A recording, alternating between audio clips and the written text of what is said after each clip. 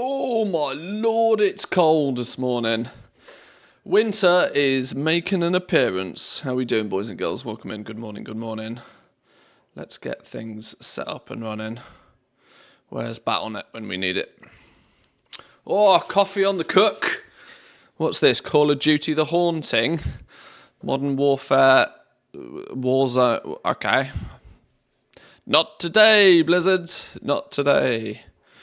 Got some PTR and some PTR and some Hallow's End stuff to get sorted today, I reckon.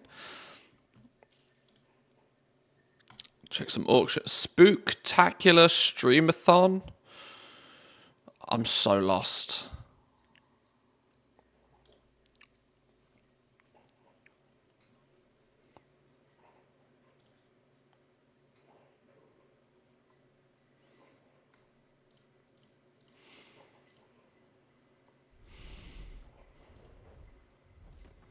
Alrighty, boys and girls. Hope everybody is well. Today, why is my background overlay? Here we go. A couple of things I want to get sorted today. I want to jump onto the PTR. I want to drag my druid over to the PTR. I want to take him over and have a little bit of a look at what the gathering situation is like in a touch more detail. Mostly because I've kind of, I'm going on third-hand information pretty much regarding the gathering side of things. We'll take our druid over to the Emerald Dream later on today. We'll have a little bit of a poke about, see what's going on. Is there any use of running Hallow's End? I have the mount already. It depends what you want. There's a couple new things added.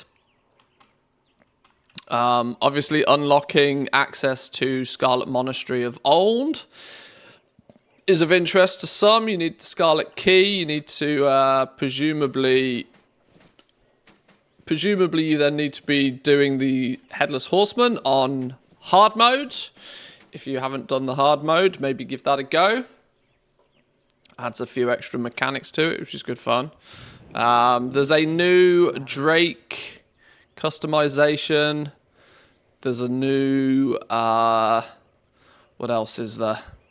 There's a few new bits and pieces. Nothing vast though.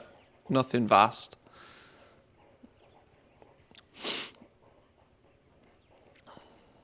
Yeah, the Drake skin puts a pumpkin on the back of your Drake, that sort of stuff. The Arthas pet.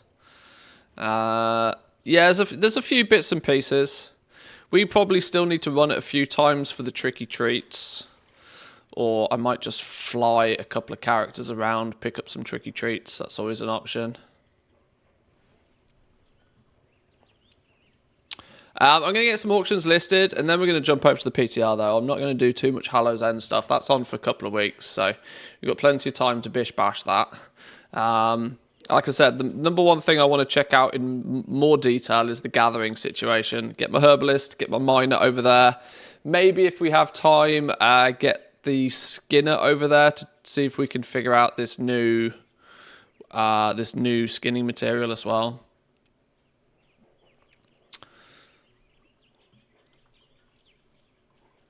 But first thing first, get stuff sold.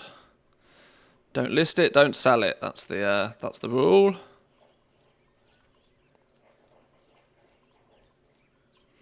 But it's seriously chilly today. We've got like minus temperatures now starting outside. Walking the dogs this morning. Even my dogs, and you've seen how fluffy my dogs are. Even my dogs were like, "Ooh, spicy meatball outside. Need a jacket on." But, you know, if I am going to live in Finland, that is what I should expect, really.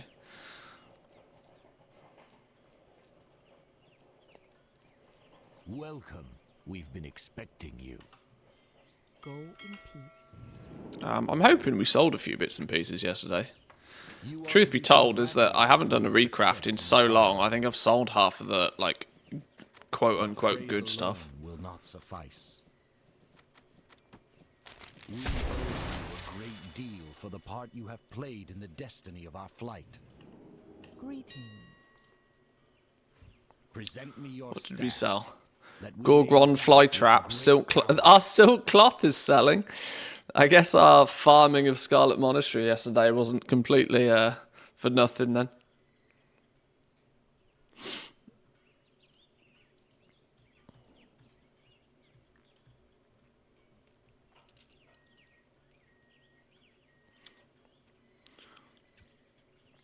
Yeah, I need to take some tricky treats over to the vendor for Finally, Hallow's End Taragosa, and see just exactly what there our is. I beloved think sister whose there's essence you have a couple of stuff from generously last year that I didn't actually has finish chosen getting as this well, so I'm spot as her kind of playing permanent catch up a home. little bit there as well. May her presence be a source of comfort and companionship to you. This is the kiss curse of like focusing on the collection side of stuff in the game more nowadays.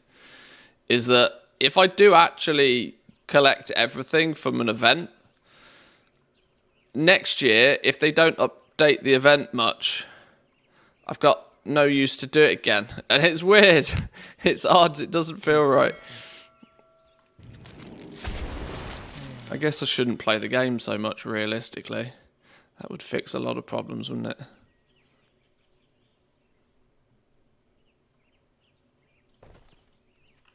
May the eternal sun. Right, is my coffee ready? That's why I gave up doing that. Yeah, I kind of get it, you know. It's the all the things curse.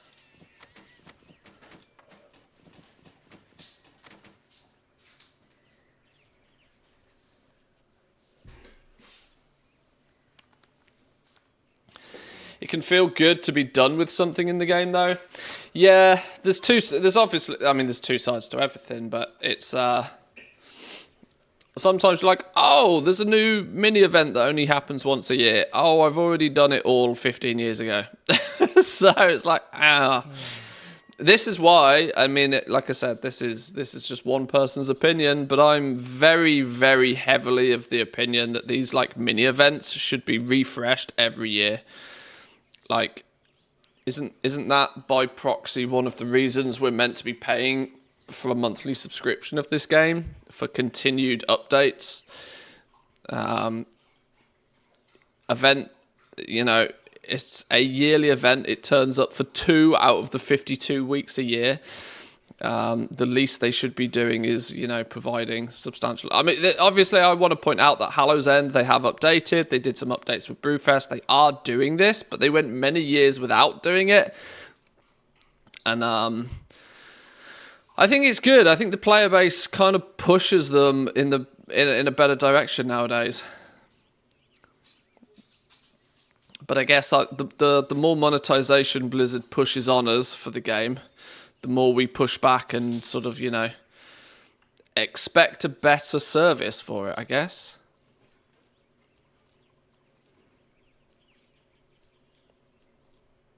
Customers paying with their wallets, casting their opinions.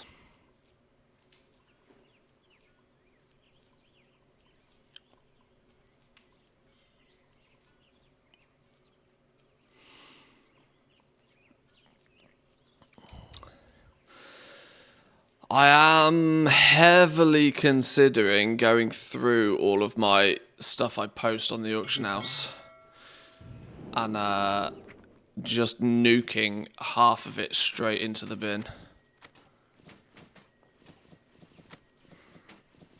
Ooh, might need to check my pet realms actually. I'm thinking it's been 48 hours since I listed all my pets again.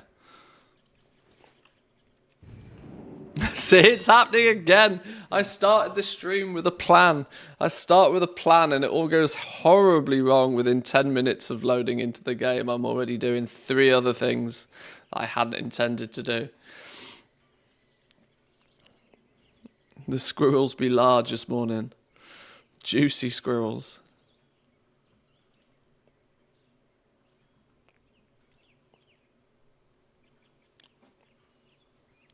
I know I do this too frequently. I threaten to do something, and I threaten to do something for days, and it takes me a week and a half to get around to actually doing it. It's not good. In-game procrastination.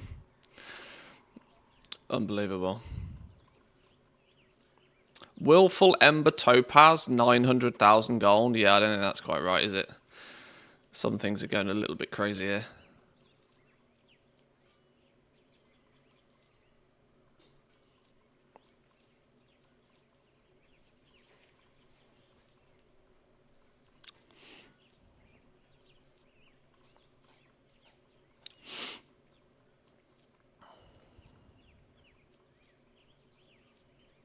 And then there's something here that's posted above max price and it says like 30 gold.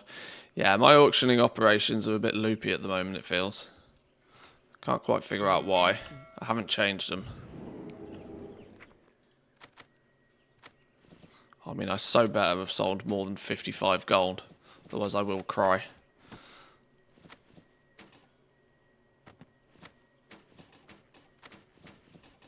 Nope, 55 gold. Genius. How may I aid you? I swear Arthas is a myth. I should probably log on to my other. If I log on to my other account and start doing Hallow's End stuff, I'll get distracted again. We gotta have some focus today. I said today's a PTR day, so today's a PTR day.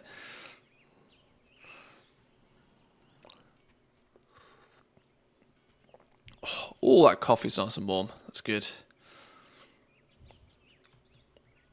What we can do is probably get the PTR up and running in the background, can't we? 10.2, go. And then do retail if time allows. Yeah, exactly. Yeah, I should prioritize my efforts. I'm thinking actually. Oh, my druid's not even on the PTR. Well, I guess that makes it easier. Let's copy my druid over then.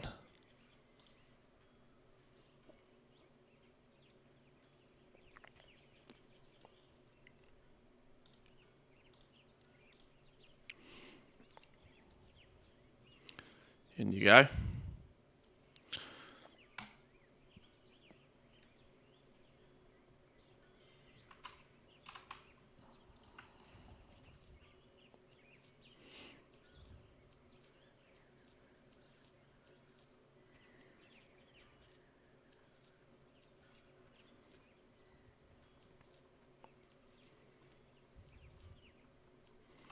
Hit posting cap. Call to the Emerald Dream.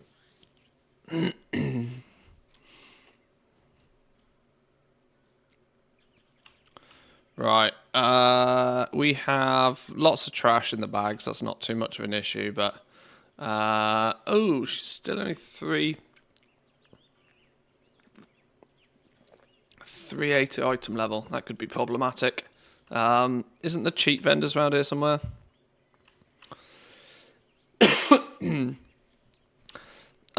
Maybe I take a quick trip back to Orgrimmar, get some cheese gear, just very quickly.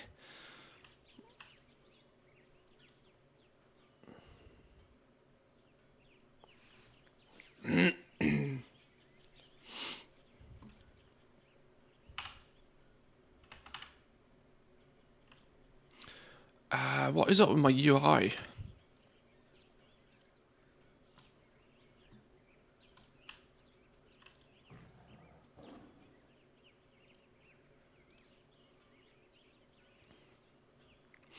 What would be nice to actually have had would have been Pathfinder. That could have been a cool thing to test.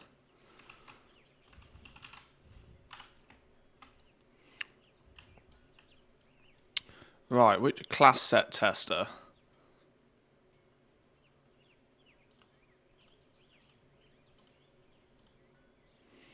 Right, let's put all of that on then. There we go. Wow, still haven't hit item level 400. With all of that gear on even, okay. Is there a PvP gear vendor around here somewhere? Can we pad out the rest of it, maybe?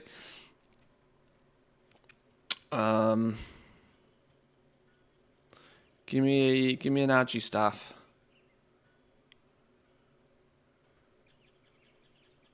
That'll do.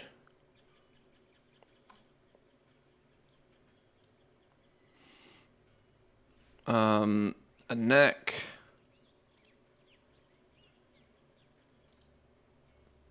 Necklace.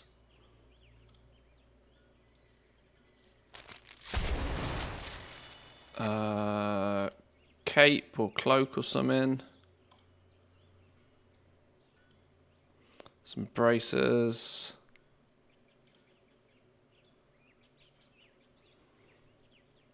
A belt.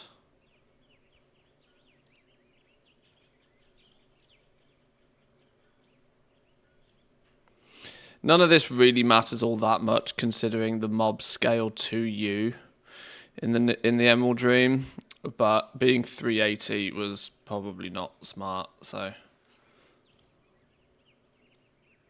and realistically, all I'm trying to do is test some gathering here. I don't need to be, you know, mad geared. Ring.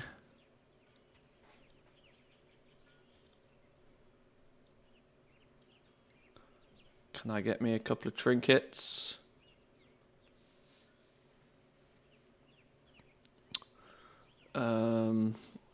Sure, lots of agility. Bunch of haste, bunch of crit. More agility. Okay, there we go. That'll do. I'm not going to bother like enchanting and gearing and doing all that sort of ridiculousness. That's crazy business.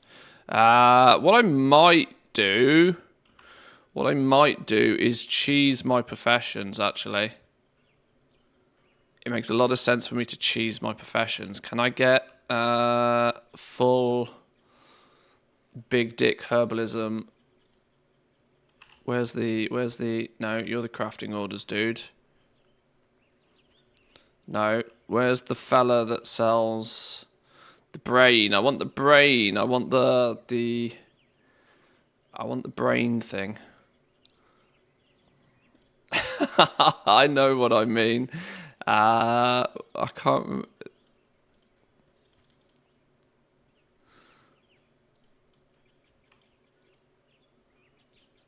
Aha, here we go.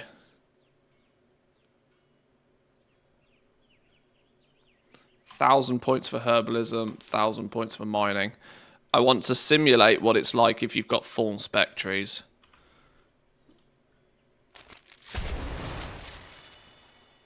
Because my belief is that by now you definitely should have.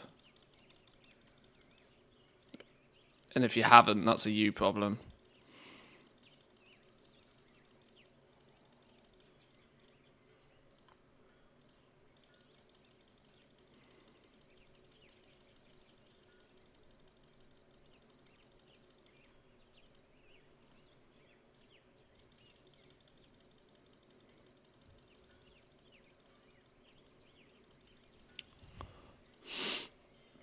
So you're saying I'm playing the game wrong? Absolutely. Absolutely.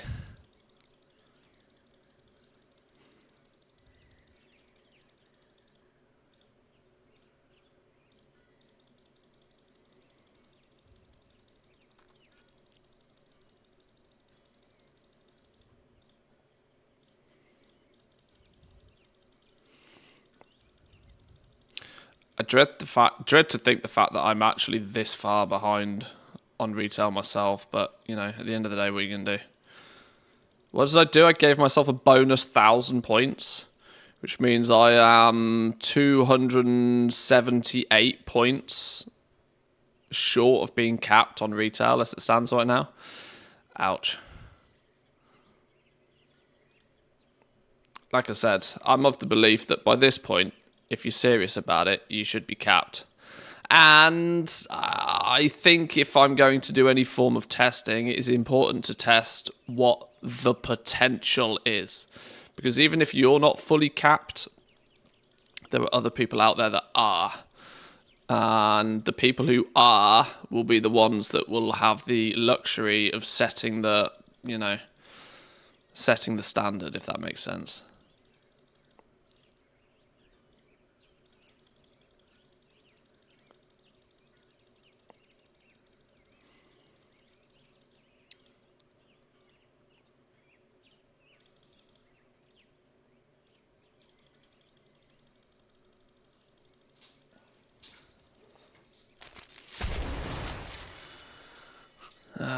Okay, oh my god. Another 120 points in here somewhere. 160 points in here. We need a spend all button.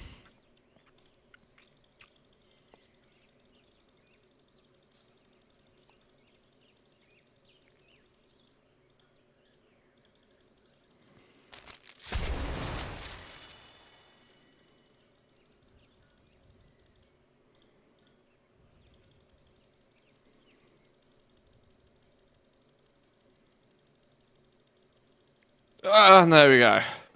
Finally, my clicking finger.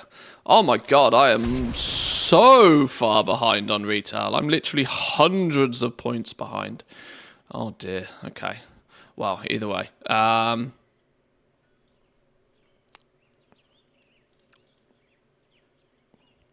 At least I've got top quality tools already. At least I had those in the bag on retail.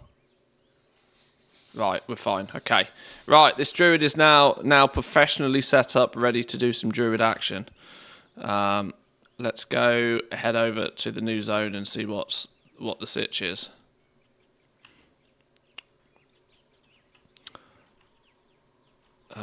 Who's stolen Valdraken? There's Valdraken.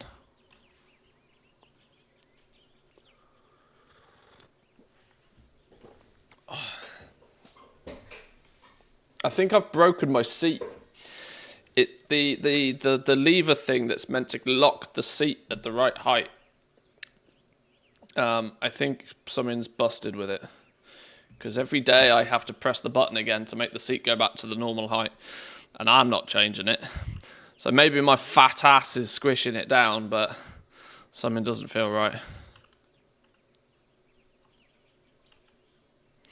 Right, Emerald Dream. How do we get to the Emerald Dream from Valdraken? Now, they added a portal.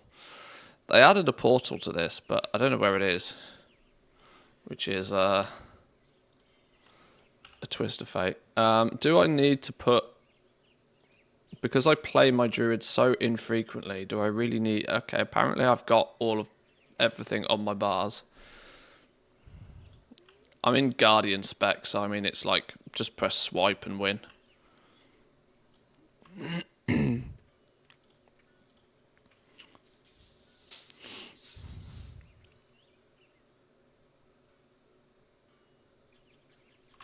Right, we should in theory just be able to fly straight there. And these are the Mythic Plus portals.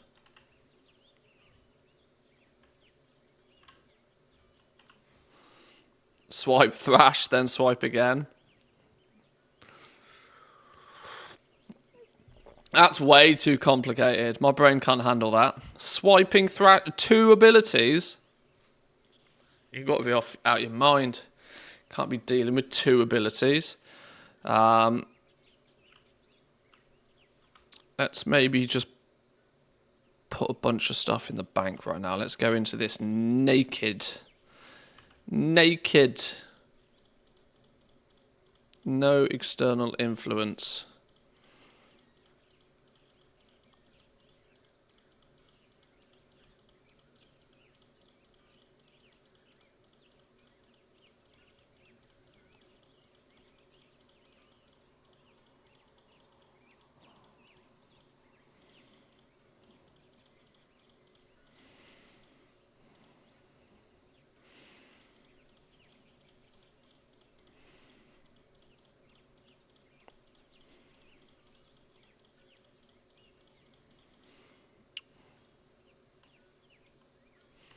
Beautiful. Right, we are ready to rock and roll.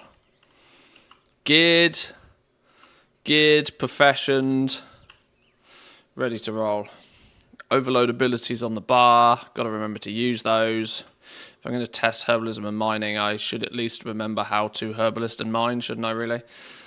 Actually, let's do a bit of... Oh no, that is the new one. Let's clean up a little bit of everything.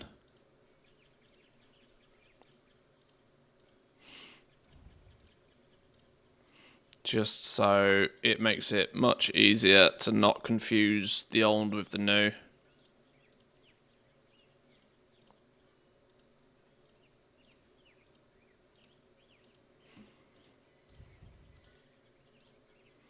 Wow, you straight up can't abandon that quest, apparently. Great.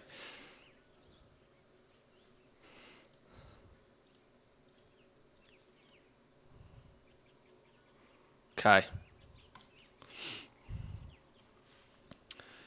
Hearthstone toy instead of physical Hearthstone gives you one more slot. Yeah, I'm totally aware. I keep it in my bags because it triggers people. And I'm just that kind of guy. During Shadowlands, I had a one-button macro that would do the whole rotation. That's quite clever.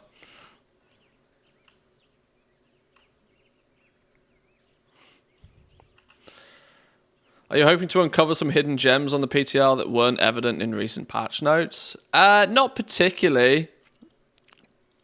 Not particularly. The PTR's in release candidate mode, which means it's feature rich and what we see is what we get come patch 10.2 now. The only tweaks and changes that will be made are things like bug fixes. So realistically, everything that should be implemented is implemented. That's kind of like the state of affairs right now.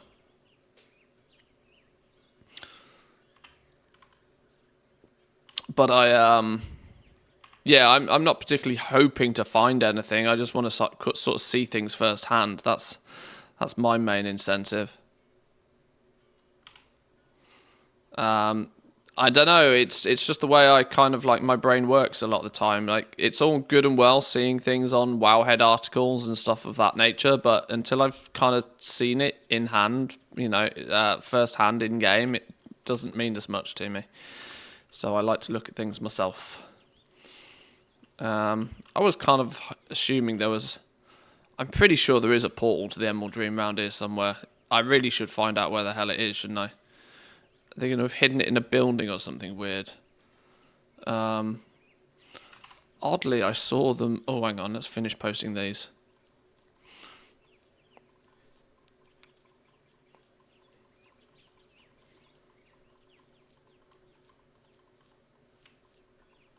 Goodbye. No, hang on. Where's it gone? There it is. I saw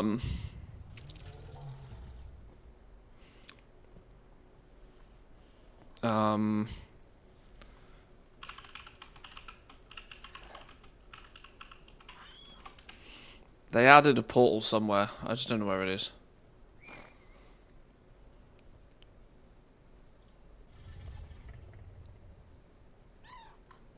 Oh no, that's the engineering wormhole thing.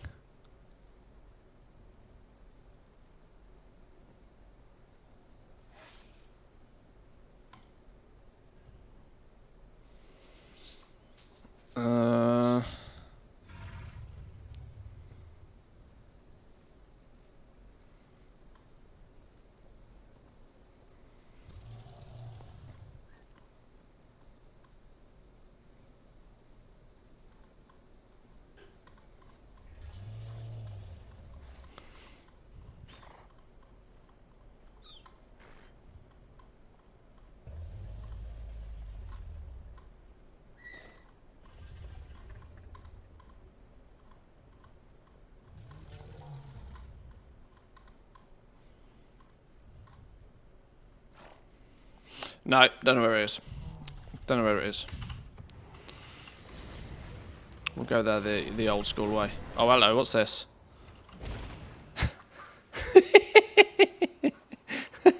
It's literally right around the corner. Okay, so it's here. I knew I'd accidentally stumble upon it. I wasn't expecting to accidentally stumble upon it 4 seconds after I spend 5 minutes looking for it. Okay, here we go. Right, central encampment. Let's grab ourselves a flight point. Now, I haven't done any quests or anything like that in the zone. And I kind of don't plan to on this character. What I do plan to do, actually, is to simulate... I'll probably give this, like, 2 days of play. But I want to simulate what it's like just playing the zone, right? Now that it should be feature-rich and all implemented, I want to see what it's like to just stroll in, play the game, see how it feels. But that's going to have to turn up in a couple of days. The shipment fellas are still not here, but apparently they turn up at a different zone, so...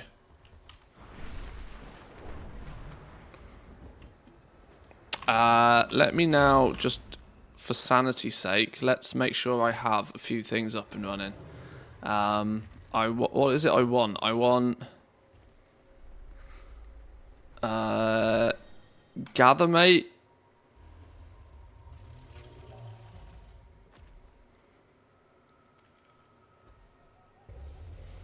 I mean, I probably don't actually want a lot switched on, but...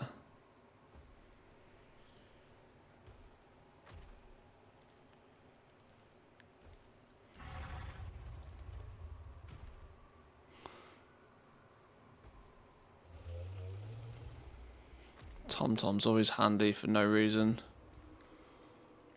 Trade Skill Master always works funky.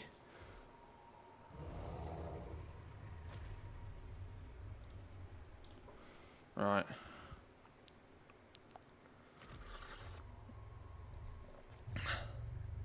Why does it put my map up there all of a sudden?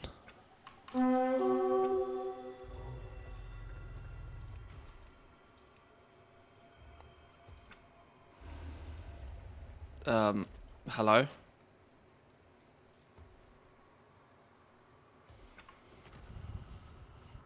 What is this bar at the bottom all of a sudden for?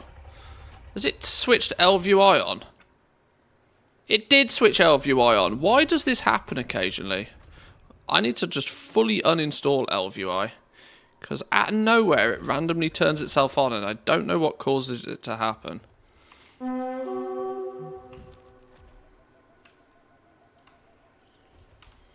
Right, let's find me some herbs. Or some ore.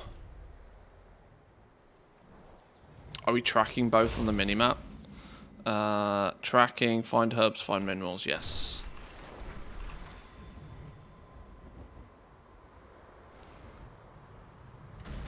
Our enemies continue their onslaught. Our help is needed quickly.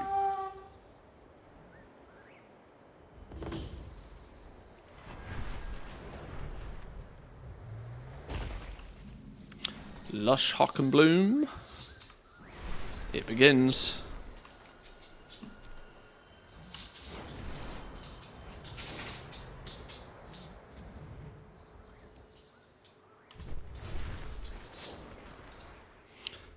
Overgrown. Isn't this the new one? I'm quite sure this is the new one.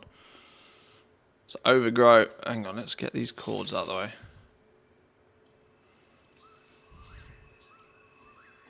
Ha!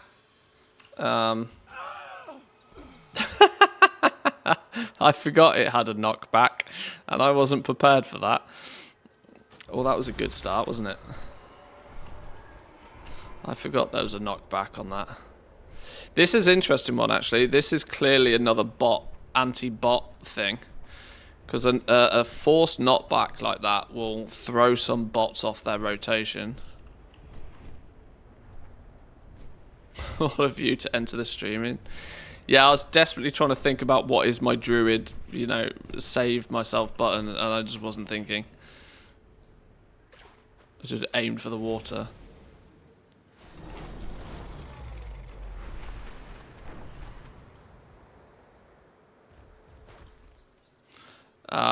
That now means that we've lost that node completely. Well, that's a shame.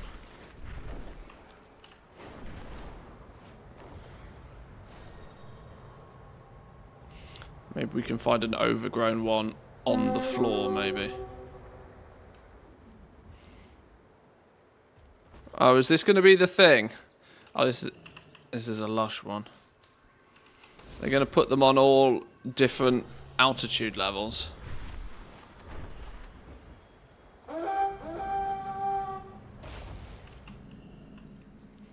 Regular saxifrage.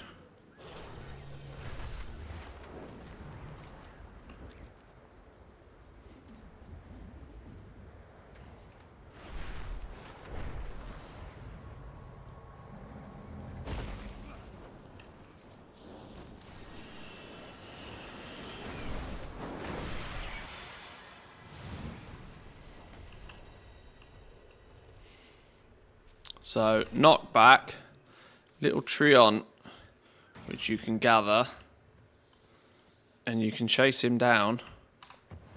I don't think you can attack him in any way, but you get a few seconds to kill him. Interestingly, I also got 1 Dragon Isle's herbalism knowledge off him.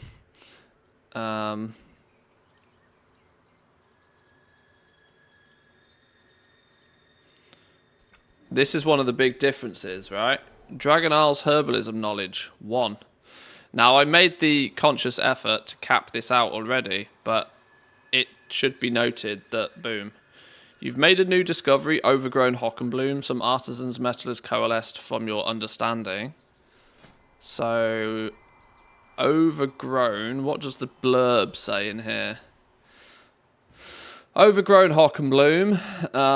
Hockenbloom's the most common herb found in the Dragon Isles. It can be found in practically any terrain, blah, blah, blah. Some herbs that grow within the dream have sentience and will not take lightly to attempts to gather them. They will uproot and flee from their would-be gatherers, but those who determined may still be able to gather materials from these creatures.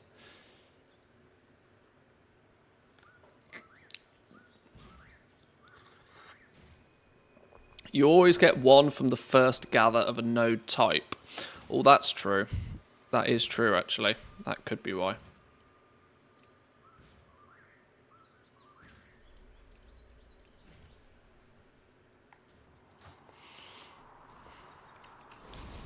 But either way, it would be nice if the overgrown ones did give you just +1.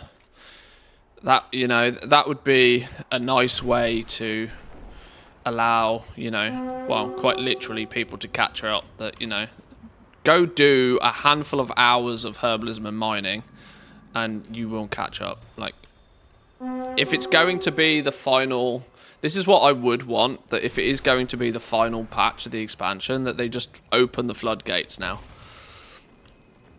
Here's another overgrown one, right? So let's dispose of you first.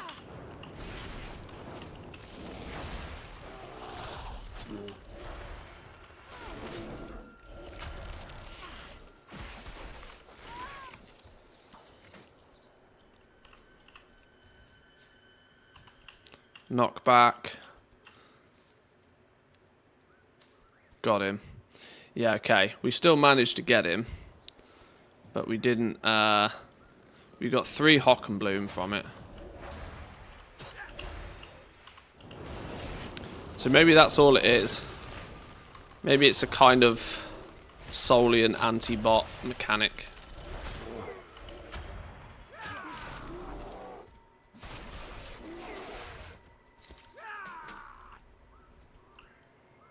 Which is clever. I'll give it that much. Searing Herbalist.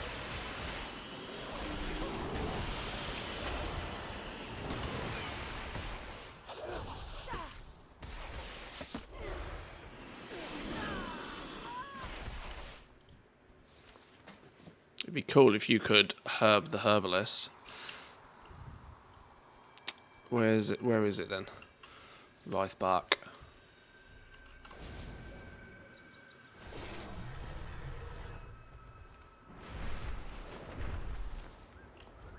I'm out of range.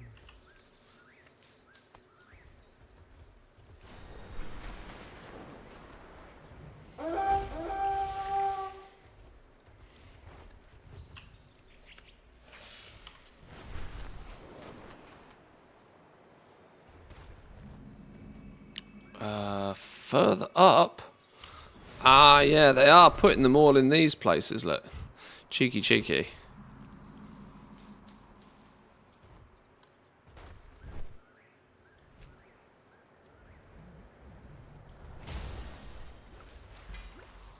Still got our dream petals. Are they still capping these to 6 a week?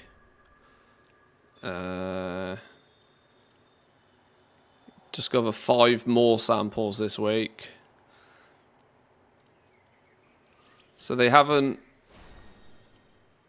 opened the floodgates for people. Actually thinking about it, would we want them to open the floodgates now? Or would we prefer them to like open the floodgates in a 10.2.5 patch or something? Maybe that would be a better time to do it.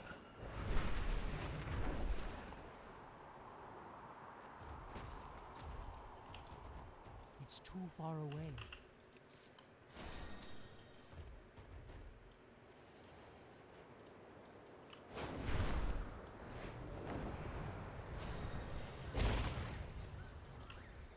I'm out of range.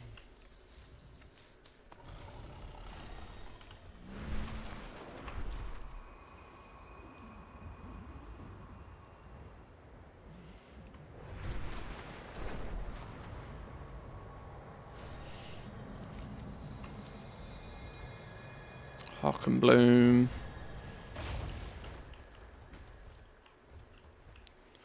Where has it gone? Now, what you probably wouldn't do on live is do what I'm doing here, which is pick up everything. And I think this is predominantly because on the PTR, I have no real choice but to do this, because nobody else out there is going to be picking everything up. When the game goes live, you probably cherry pick the nodes that you particularly want. But as I'm probably the only person out here doing this, if I want the nodes to respawn and I want there to be new things to turn up, I need to pick up everything.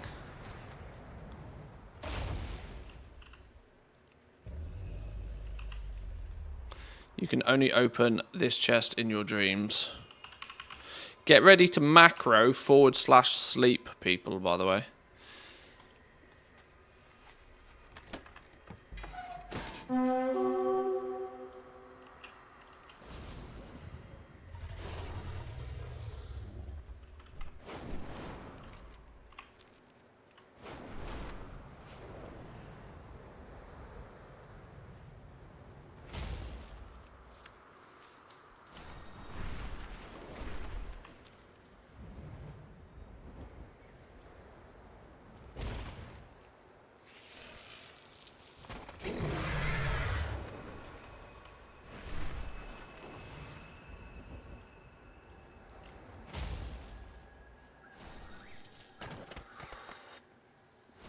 No new recipes for crafters. No, there are some. Check my latest YouTube video. There's that goes through some of the changes to, or some of the new additions. There's not a lot. There's what I would categorize as the ones you would kind of expect there to be. What happens if we overload this?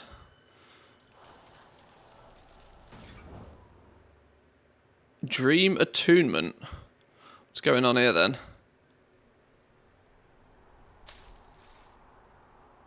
Hock and Bloom, Saxifrage, Bubble Poppy, and some Rife Bark. Okay.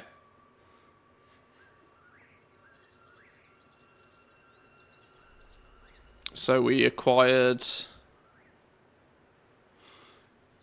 we just simply acquired a selection of quality here as well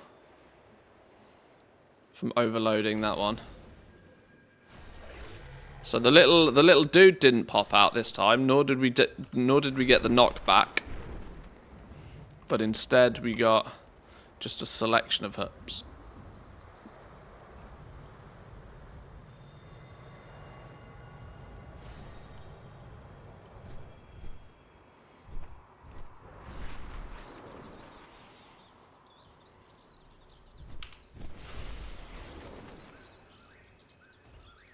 Where is it?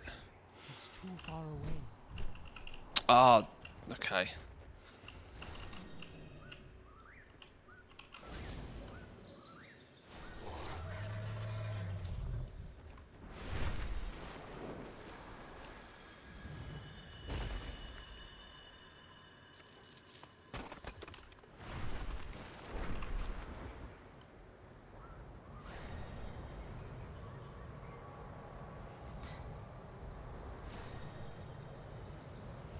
Kind of sad. 10.2 is very copy-pasty of 10.1. I hope they do better next expansion.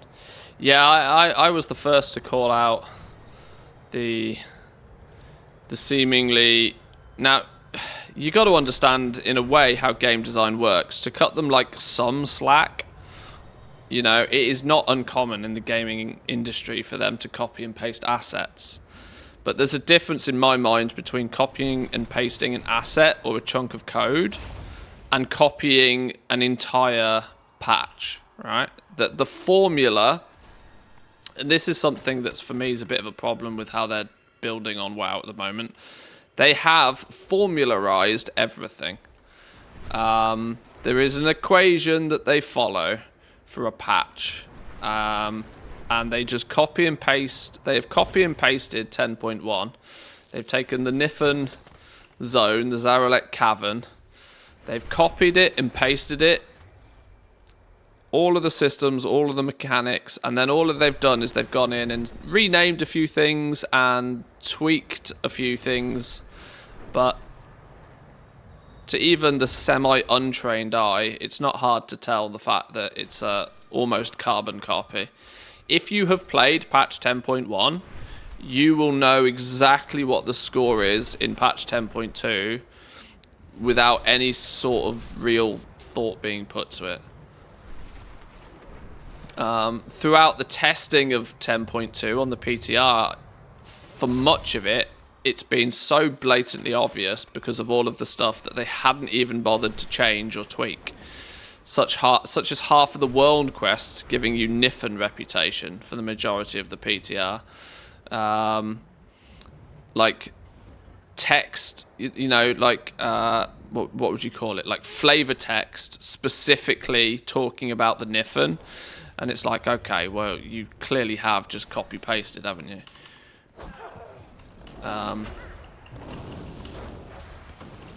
The Renown path. The new faction, the Dream Wardens, the Renown path is borderline identical. Nearly exactly the same rewards at the exact same time on the Renown path. The acquisition of reputation is once again nearly exactly the same. You mostly get your reputation by doing the campaign quests. You get rep tokens to spend. It's just absolutely carbon copy of 10.1. And, you know, they've tweaked a few things. We have super blooms this time as the zone event instead of the researchers under fire thing. But, you know, they've layered a few things on top of it. But it is, without question, nearly a carbon copy. You know, it's 99% the same. That's...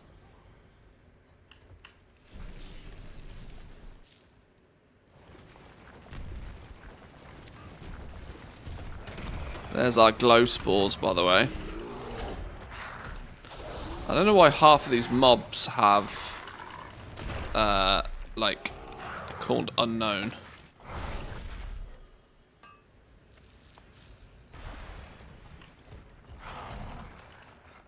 Okay, let me kill this dude real quick.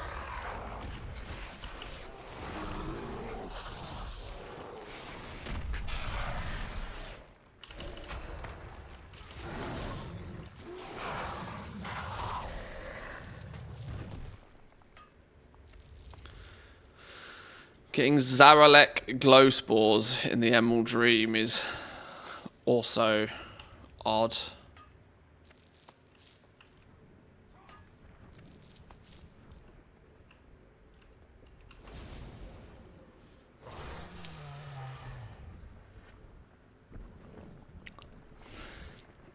Devs thinking we copied and pasted the whole game, didn't even bother with changing the names and recolor, launched it as classic and people loved it. Well, yeah, this is it. It's kind of, this is why I'm not particularly a fan of letting devs get away with shit. If I think it's something that shouldn't have been done, I'll say it's something I don't think should have been done. Because otherwise this happens.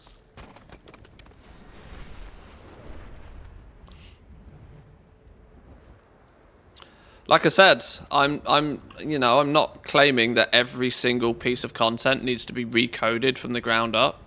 I know how software is developed in that regard, but equally, when it's obvious, when it's obvious you've copy pasted. It's really obvious you've copy pasted, and they haven't copy pasted because the formula was so fantastic. Let's not forget. It wasn't as if 10.1 has been the most fantastic patch and everybody has ranted and raved about how amazing 10.1 was. It's not like they've found the golden egg and have just copy-pasted the golden egg. In fact, most people look at the Zarelek Cavern and are like, okay, we completed this content in 5 minutes. In that regard, it wasn't really all that great. See, this is the problem, and like Blizzard buy themselves the advantage of not being able to take as much criticism at the moment because they're not actually doing anything like really wrong. They're just not doing it right, and that's the most frustrating thing. They're not. It's hard to complain about it because they're not doing it wrong.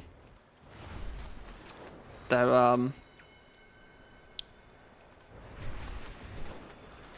You know, it was easy to pick them apart for things like player power and, you know, back in Shadowlands, the covenants being imbalanced and all of this sort of stuff. You could pick them apart for that because that was something that was clearly wrong.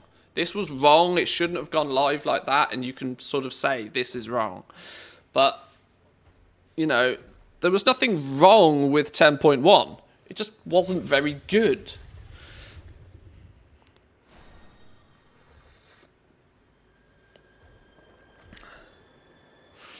When will you stream Warcraft Rumble again? The game for toilet is far more exciting than Retail WoW. I will focus a lot more on Retail on Rumble, like closer to the launch and past launch.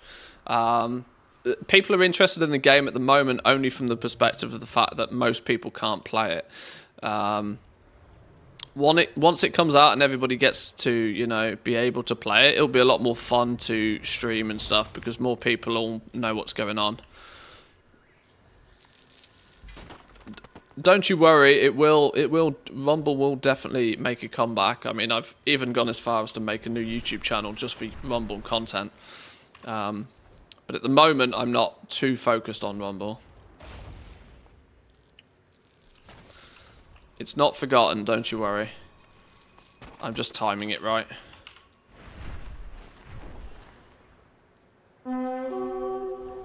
Aspects grace.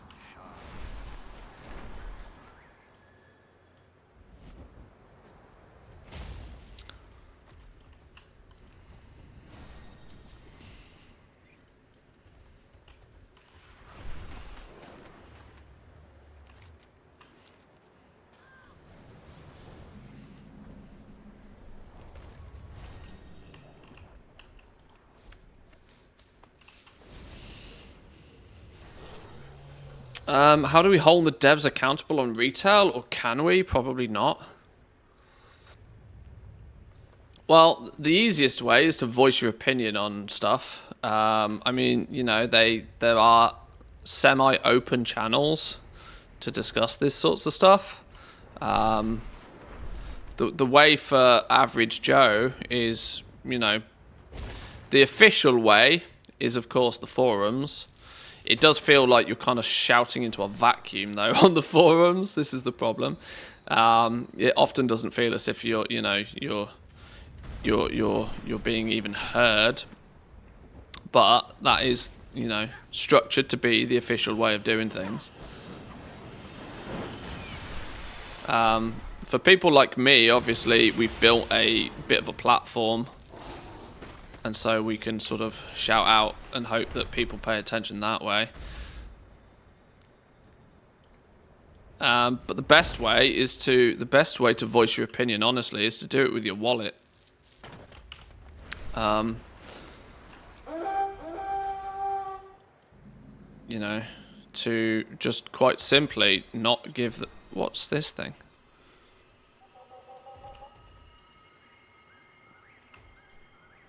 Where are you going? You just peace off now.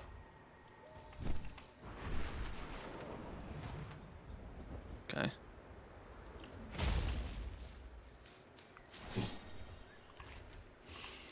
And unfortunately, that's really the only way companies truly listen nowadays.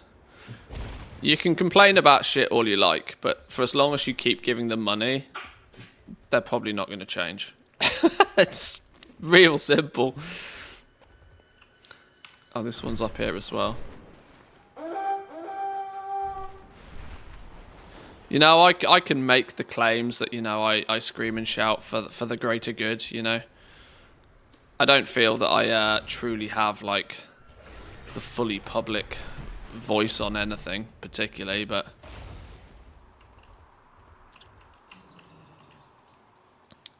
Bought enough WoW tokens in Shadowlands, so I'm paid through till March 2025.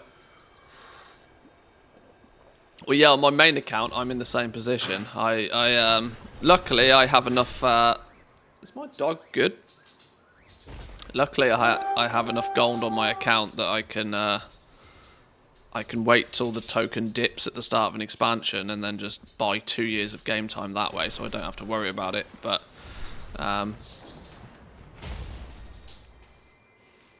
yeah, in terms of, you know, speaking with your wallet, that doesn't help. But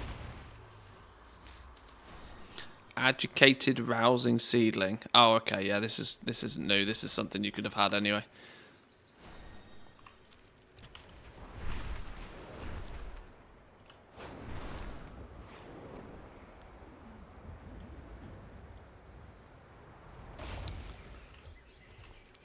Well, very early preliminary 20 minutes worth of testing, extrapolate, you know, draw a conclusion based on that. One thing I can say is whilst glow spores do exist out here, I definitely don't think they exist out here in quite the capacity that they do in the cavern. So I still think that the likelihood probably is that people are still going to actually want to do most of their farming in the cavern, because the only material that's really doing well at holding its value is the glow spores. What are they, like, still 10 gold a piece or something right now? So you tend to want to go where the most valuable of the items are, and if that's still glow spores, you're most likely to still want to be in the cavern if you're doing any of this, I would guess. A wild bear appears. How are we doing? Welcome in. Good morning, good morning.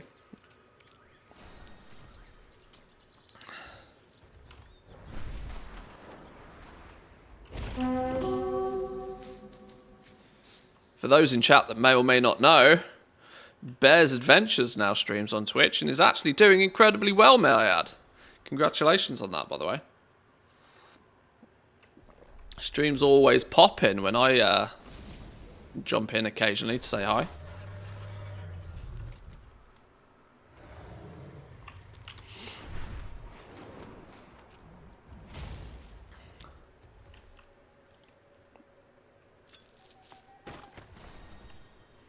Did I just get Sundered Onyx?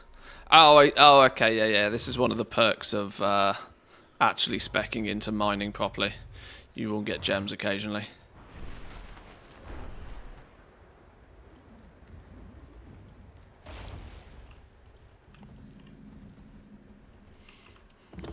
I've managed to catch a stream in a while. Have you been? Yeah, we're good. We're still doing our thing.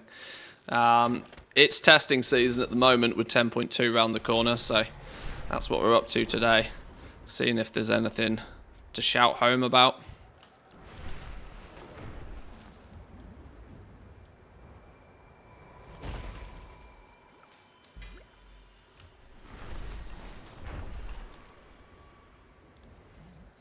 I'm doing my best to not let Ranthias come through all that often.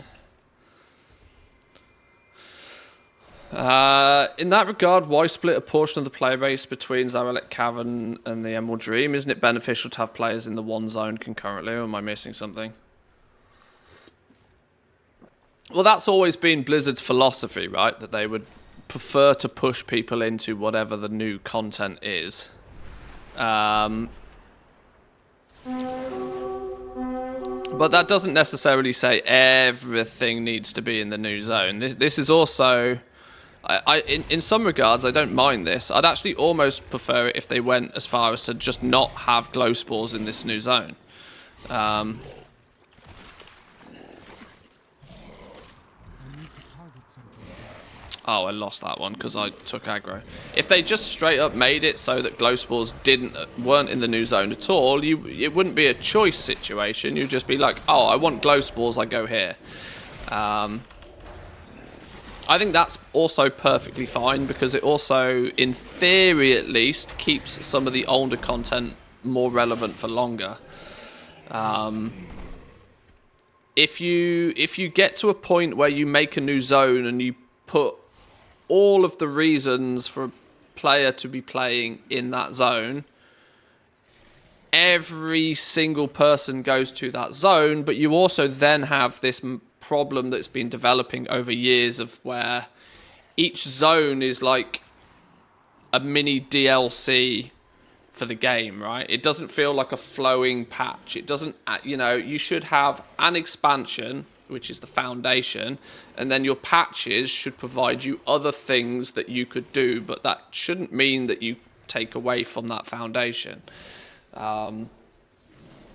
In many cases, Blizzard makes a new zone and puts everything, absolutely everything in that new zone, and everybody migrates to that new zone and completely forgets about everything else. So spreading it out a little bit, at least within the expansion, is kind of a good way to do it, I think, generally. It's fine to have a new zone, but let that new zone have a theme. Let that new zone have a reason why you go there. Let that new zone offer a few activities for people to do, but you still want to maintain people's desire to go play the other zones. So this is why I don't particularly object totally to them, still using glow spores as a key component for crafting and for crafted gearing. I don't mind 100% that the Dracothists are equally still going to be a thing, but there's arguments on both sides for that, though. Like I said, there's pros and cons to everything, but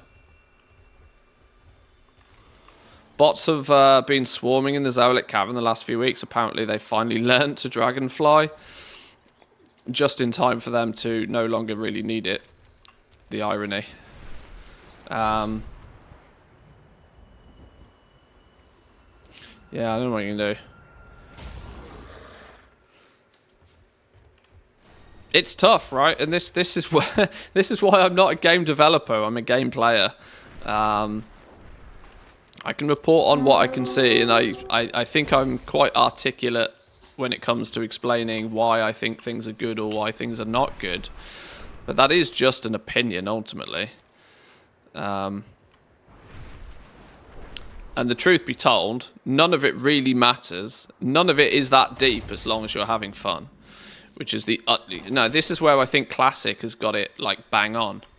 The irony being is that they kind of got it right. Their first implementation was nearly perfect in that regard.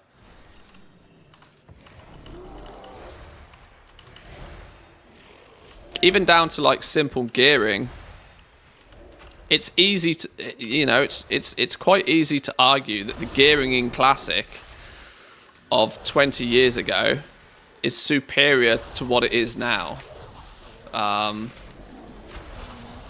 In terms of the fact that it was so much more straightforward back then. You remove none of the complications. If you want this piece of gear, it drops from this boss. If you kill this boss has a loot table. There are 5 things that this boss can drop. If when you kill it, it drops the one that you want, you jump up and down, scream and shout, and make sure your raid leader assigns it to you. It was so much more simple.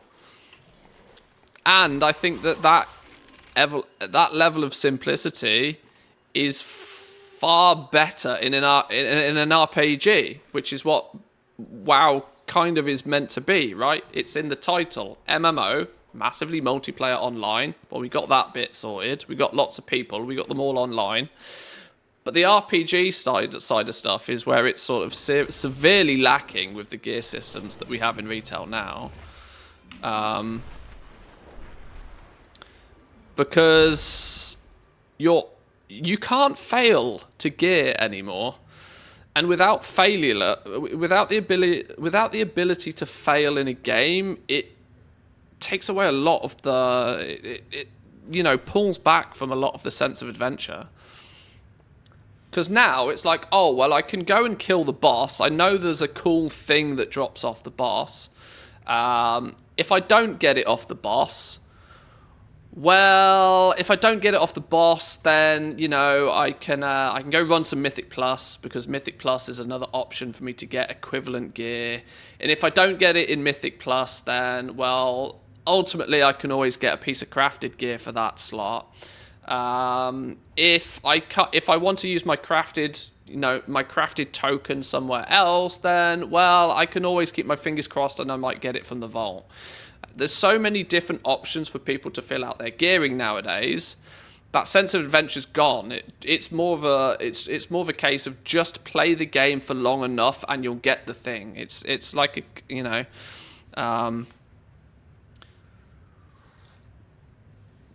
almost impossible to fail. Back in the day with the old gearing methods of you kill a boss and the boss has things on it and you want that thing on that boss, you're incentivized to keep killing that boss until you get the thing that you want. And the laws of diminishing returns means that when you first start and you're starting to gear up, any boss that you kill is GG, right? It's going to drop something and you're going to be able to slot it in somewhere. The more you play, though, the more limited the items you need. And you're like, every week, you're like, right, I still need my legs. I need to kill this boss each and every week.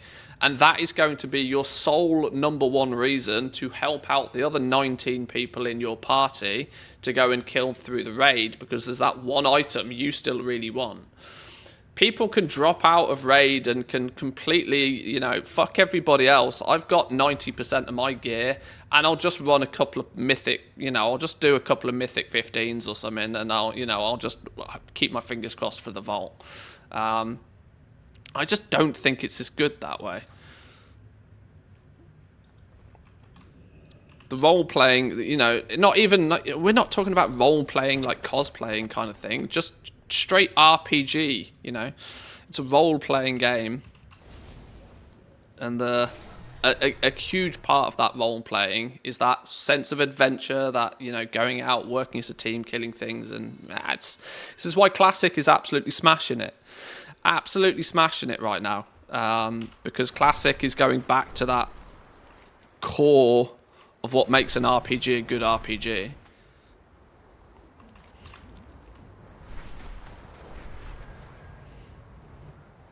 There's no real fix to it, though, by the way, so none of this matters, because you can't really fix it anymore, because you and Blizzard have had this problem like multiple times.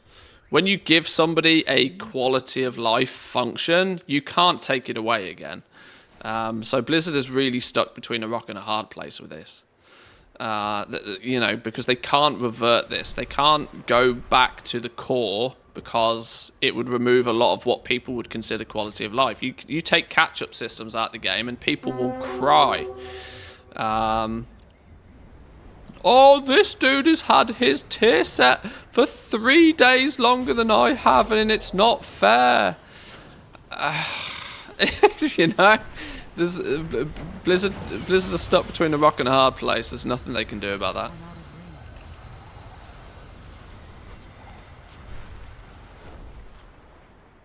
But this is why having Classic alongside is one of the best decisions Blizzard ever did.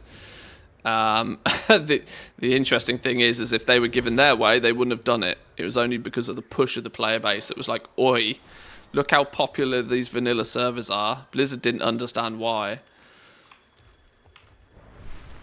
So retail is always destined to be in this sort of form. Are they doing a Kata Classic or skipping it? I think a lot of these questions will get answered at BlizzCon. I think that will be where we'll find out this sort of stuff in more detail. Because they got to... I mean, there's so much is happening at the moment. Obviously, the Microsoft acquisition will presumably find out more about that at BlizzCon. I think this BlizzCon is going to be an absolute monster of a BlizzCon. Because so much is going on. They're likely to announce... Let's look at what we might get in BlizzCon, right? So we already know that Warcraft Rumble is coming out. That comes out November the 3rd. Admittedly, it's a mobile game. It'll be a little bit like Marmite. Some people will love it. Some people will hate it. Each to their own.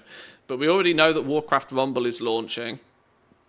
It's a Blizzard IP at the end of the day. It's got the Warcraft badge. You can't dismiss it just because it lives on mobile. We know for a fact that we are going to get an expansion launch for World of Warcraft. If we don't get... sorry, not an expansion launch, an expansion announcement. We're absolutely going to get an expansion announcement for World of Warcraft. We are most likely going to find out the next chapter, the next something for Classic. People are talking about Classic Plus all over the place at the moment. Are we going to get Cataclysm, or are they going to do something different? We'll find out something about that. The recent Microsoft acquisition, we're going to probably get some sort of integration, some sneak peeks of what's happening there. I can't imagine that they're just going to ignore the fact that they've just been bought for $69 billion. That's going to take main stage at some point. We are almost guaranteed to get an announcement of a Diablo expansion. Now, that could go down like an absolute fucking lead balloon. Let's see how they handle that one. So there's just stacks of stuff coming out this BlizzCon. So I think it could be a bit of a bumper one. My money is on Thrall revealing that he's actually the Master Chief. Maybe. He can do it in person as well.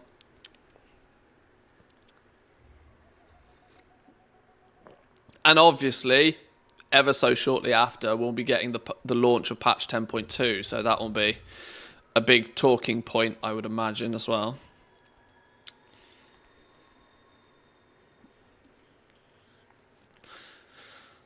I really hope this is not the last patch of the expansion, but all things do sing towards it.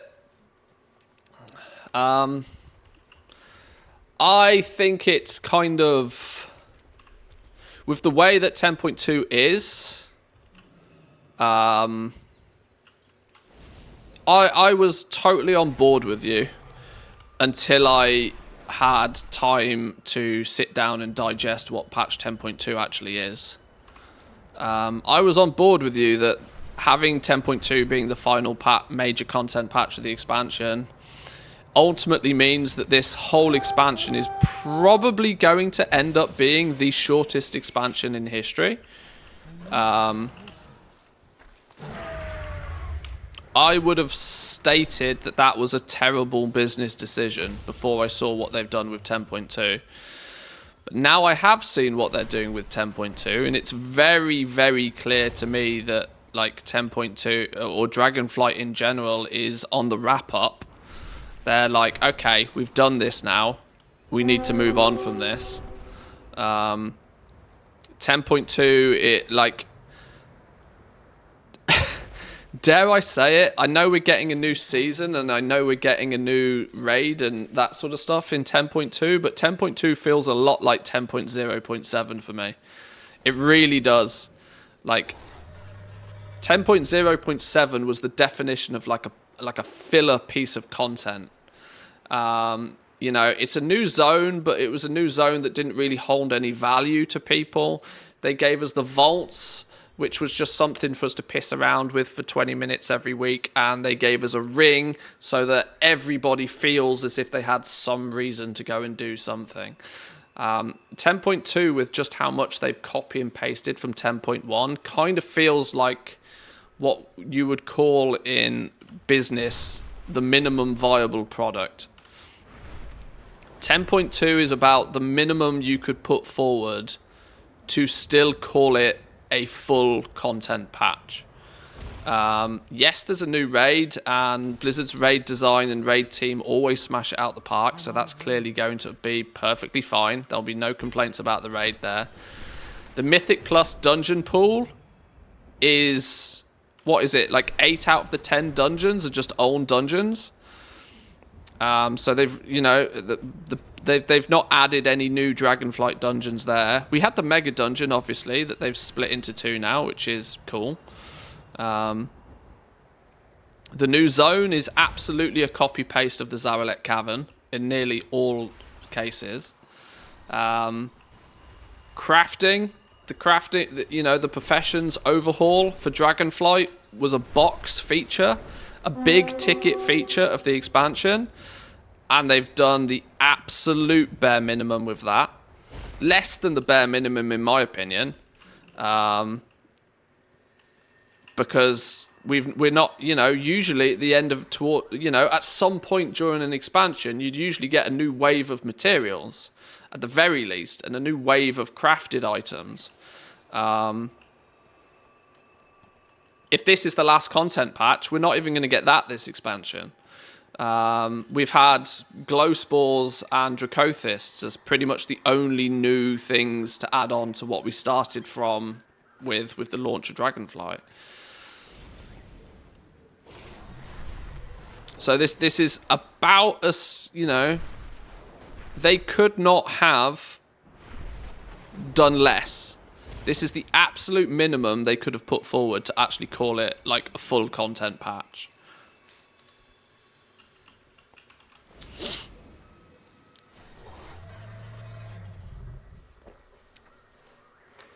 The ring was done in a few hours, not even a day's worth of content. Yeah, and that was just entirely something to, you know, give everybody a reason, right? What was it? A 424 ring back at the time when that was like borderline a mythic quality ring or something. I can't remember exactly how it balanced out, but it was a reason for everybody to go and do something in the new zone. It was odd, you know, for a 0.7 patch, it was odd that they gave us a new zone in the first place. But it was clearly because they you know, they had it, and they weren't doing anything else with it. So it just kind of made sense, right? I've still got a cooldown on this. I kind of want to, let me go grab these other ore nodes to lower my cooldown a bit first. The Joradin fires flare once again. We must stop them before they become ablaze.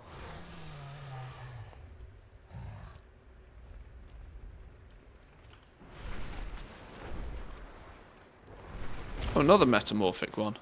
A metamorphic draconium node, nonetheless. Well, in that case then, I'll just pick this one up just because.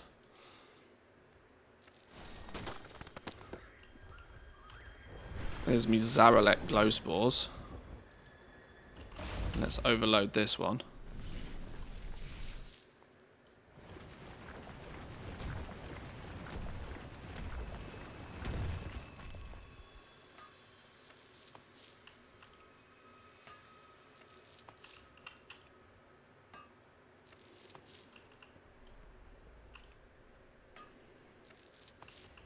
I need to get closer.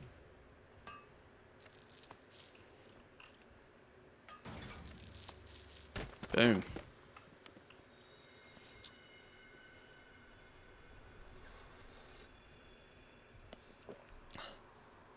I think I'm pretty good with gathering in the new zone. I can safely say at this point that whilst you can get glow spores from the new zone, you are unlikely to use the new zone as a way to get your glow spores, which will mean, for the most part, gatherers are unlikely to focus on this new zone for gathering. The best zone to gather in is still going to be the Zaralek Cavern. There are overgrown nodes out here, which is a new node type. It does a knockback, and then you have to chase a little plant and click on the plant to get your herbs. Probably just another kind of like Windswept was initially, just another node type that's annoying for bots to deal with. Not that they won't deal with it, but just another one for them to deal with.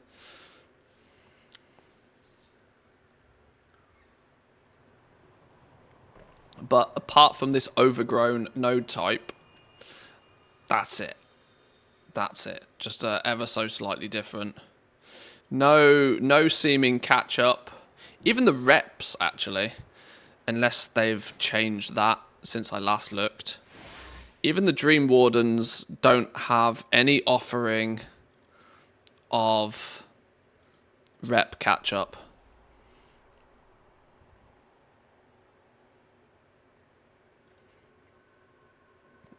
This all looks the same.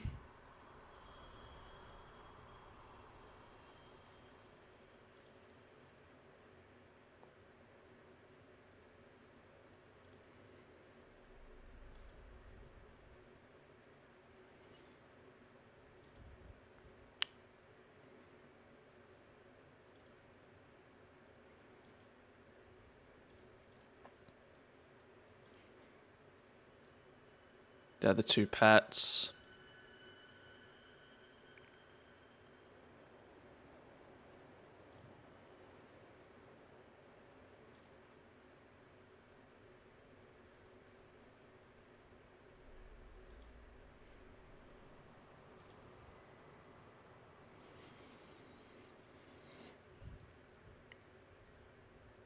Do they just call them dream seeds now, or aren't they gigantic dream seeds? Gigantic dreams.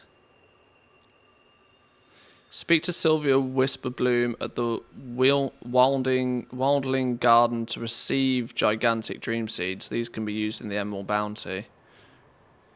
You may now purchase dream seeds from Moon Priestess Lasara at the central... Oh, this is the account-wide unlock of purchasing dream seeds. Prior to that, these are all character-specific. Oh, okay.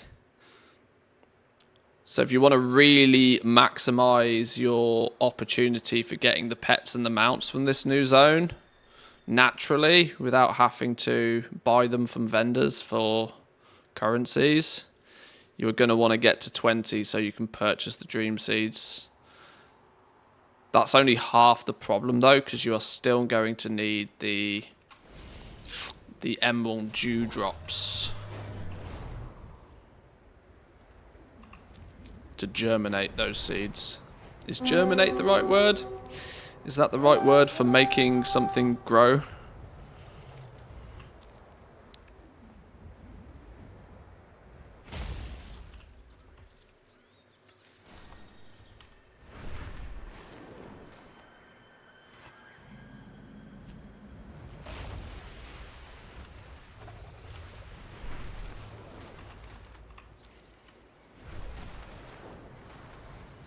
Germinate is plant sex.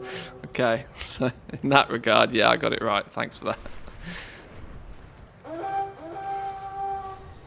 Gonna do some plant boning.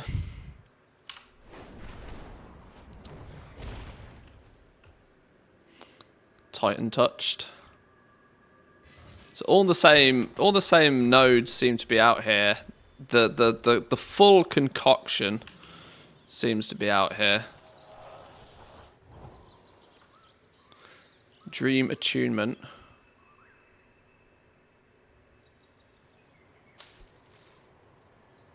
Okay. Well, that's quite cool. You overload one of the new node types and you just get a splattering of stuff.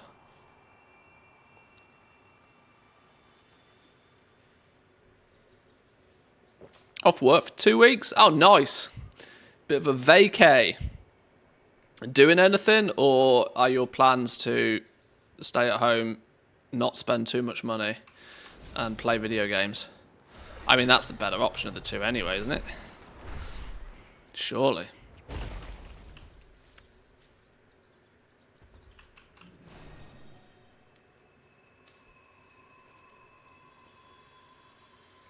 I wonder if you can catch him twice. No.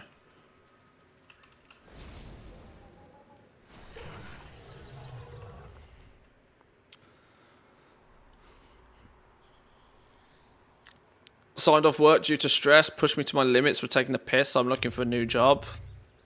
That's also understandable. Well, in that case, take it easy. In that case, take it easy, relax. Maybe sit down, play some video games. Throw the stream up. That's all. It always relaxes me. Anyway, don't let me stop you. You go do your bits. Thanks for stopping by.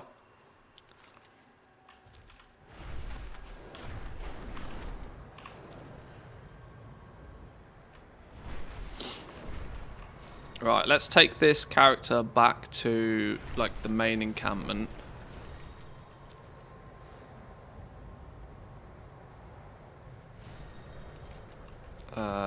Where the hell are we going? This way. Boop. Drop a character down here. What's this thing?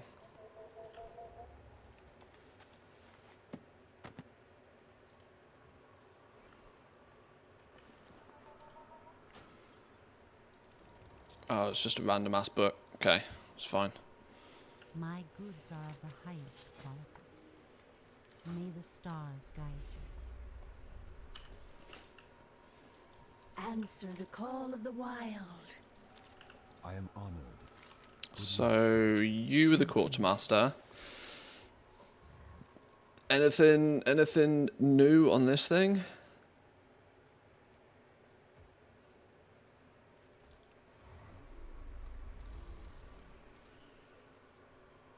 Cosmetics, you can purchase some of them. Augment rune is still 100k.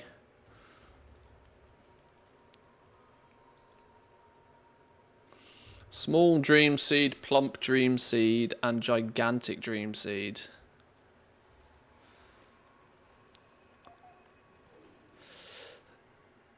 Now, okay, this is one thing they've changed. So what's the difference here then between acquiring the what? Because okay,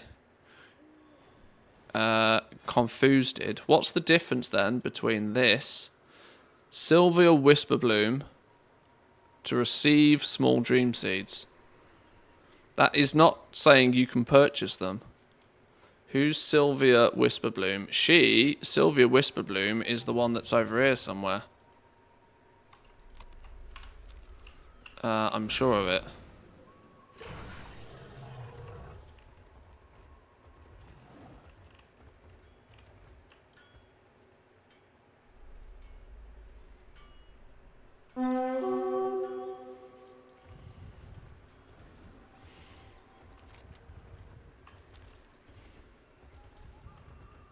Peace be with you. That's not actually where I want to go. I want to go this way.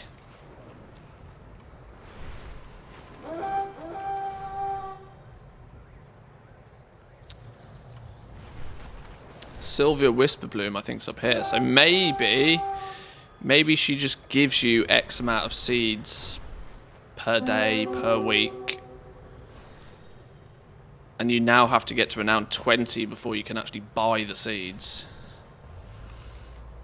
Doing bits and bobs in the zone will get you some seeds anyway, so you know, some players won't feel any need to buy them, but if you are actively trying to collect the pets and mounts, you might want to. This is Sylvia, so she is then going to...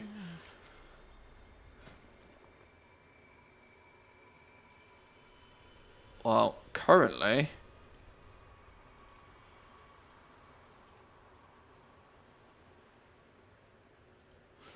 Well, currently she doesn't give you anything.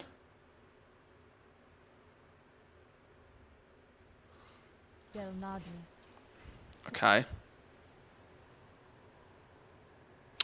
Well, one option I have got now is, now that it's kind of feature rich, now that it's kind of ready,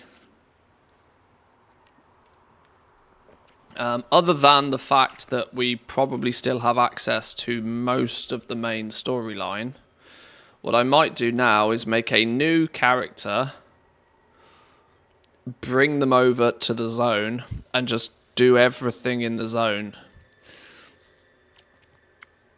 Just simulate playing the game like you would on launch day sort of thing.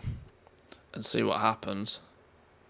In terms of like rep and stuff. I know people are already figuring out cheese for the rep again.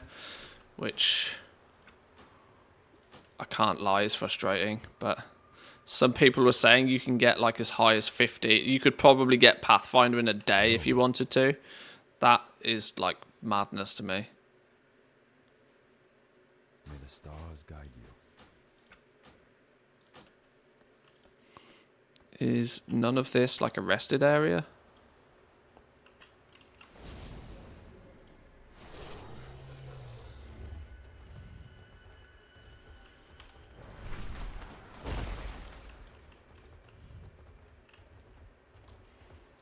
I don't know. Let's just log out.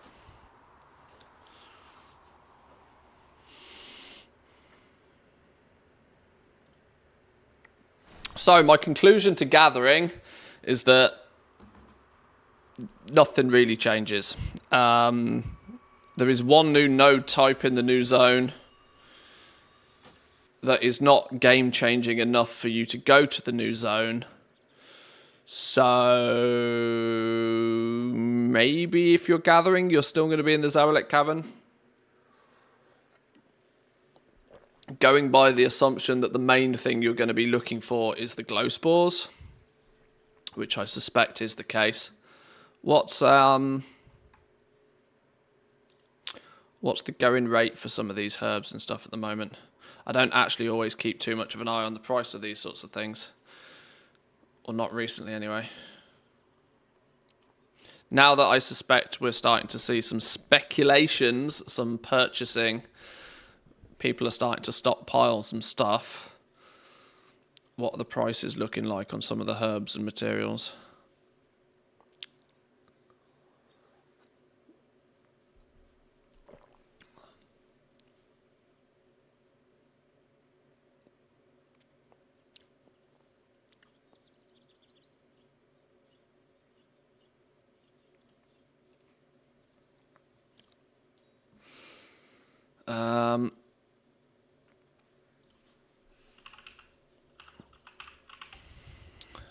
Ceravite. You'd think I'd be able to spell that one by now. So Ceravite ore, literally all qualities of it is basically free. My God, even Ceravite quality 3, less than a single gold a piece. Oh my God. Oh my God. Less than a gold a piece. Sure. It still only has a prospect value of 80 silver. That is disgusting. Okay.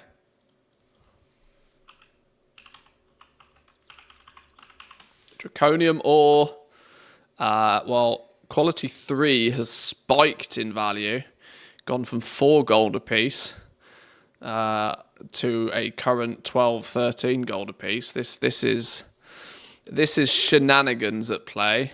This is not going to stay this way.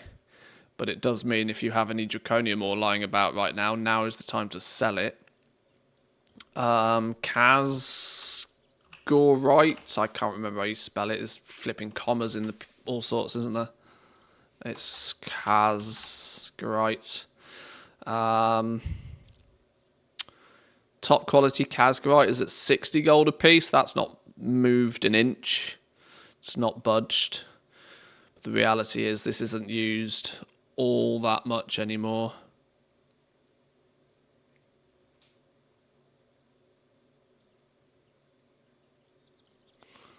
But realistically, it probably then means that it's the herbs, right? So Hockenbloom. Hockenbloom's in the same position as Ceravite ore, but just worse. 25 silver a piece for quality 3 Hockenbloom. Oh my lord. Is there legit no sync for this sort of stuff in any way, shape, or form? Because I can't believe that a quality 3 material could end up being that price.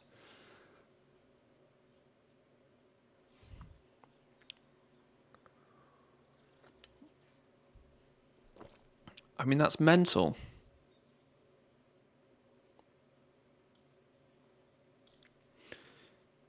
I could buy over 1 million Hockenbloom for less than the value of a token. It doesn't make any sense.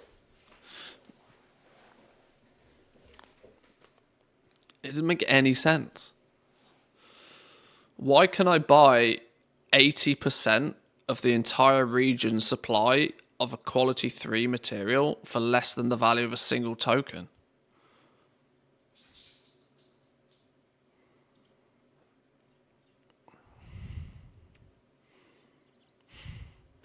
Damn. Sure. Saxifrage quality 3 is the only one that's got any value attached to it. And even then, it's 3 gold each.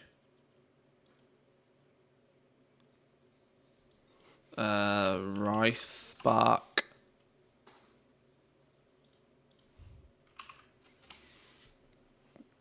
Ricebark 12 gold a piece.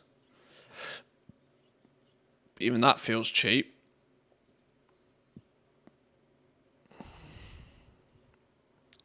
Why is there so few materials? I can't be the only person that thinks that this is like no materials, right? I don't piss around with alchemy enough to understand, but that's 100,000 Ricebark.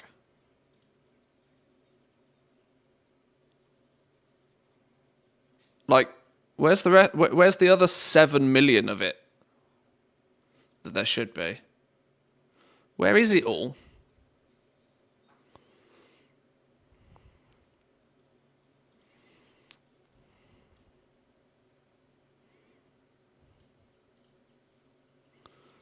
You can buy out practically the entire region's supply of Ricebark for like a little over 1 million gold. There's just so much of it, even potions that use 12 of them can't soak it up.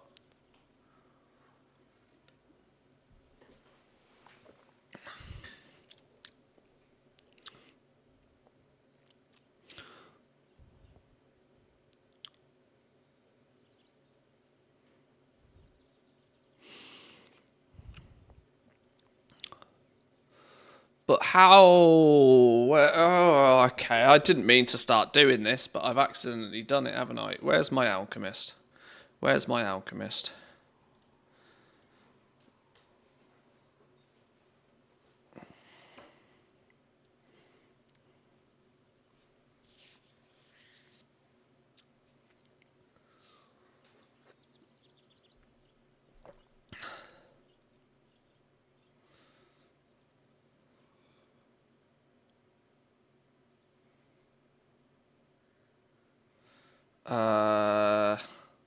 Some Doritos, I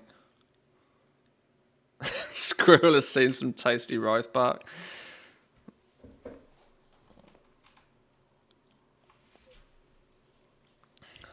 It's not even so much the price that I don't get. It's just the sheer lack of it.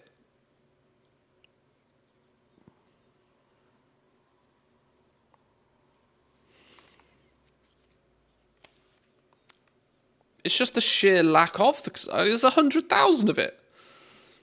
There should be millions of the stuff. Millions.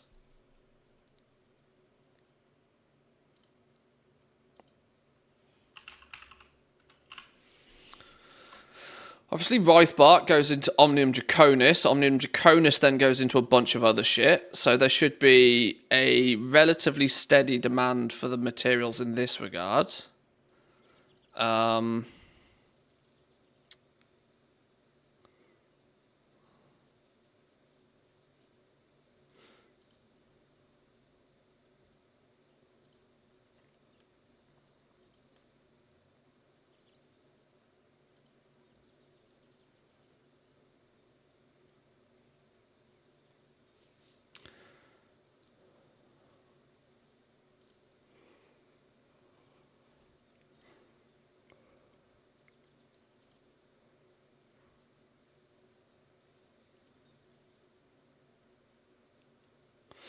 That's the problem, isn't it? It's a byproduct everywhere still.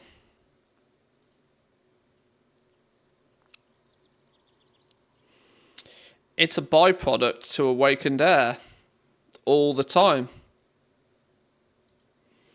The value of the item that you end up crafting is heavily based upon the value or the price you need to pay for your awakens.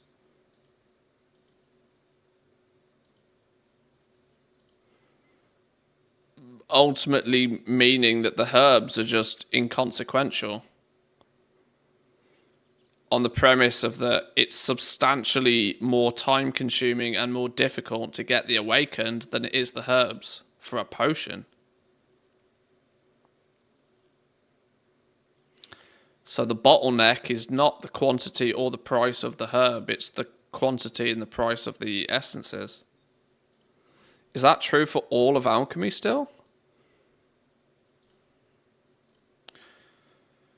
It is going to be, isn't it?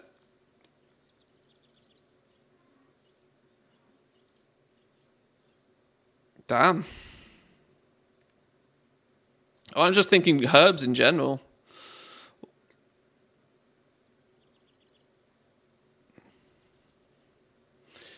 Because the economy can only move as fast as the, you know, tightest point. And the tightest point here is obviously not going to be vials, and this is hence why vendor materials are never the bottleneck, because they are fixed price, purchase as many of them as you want. But there is nothing to... Yeah. Huh. Okay, yeah. No wonder herbs are basically free then.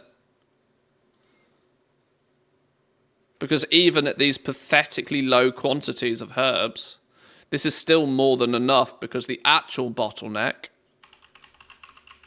is here.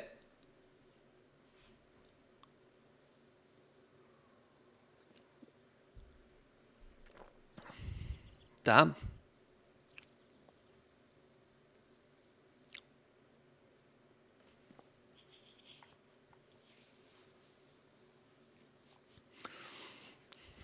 What a shame. No surprise it makes the herbs basically free.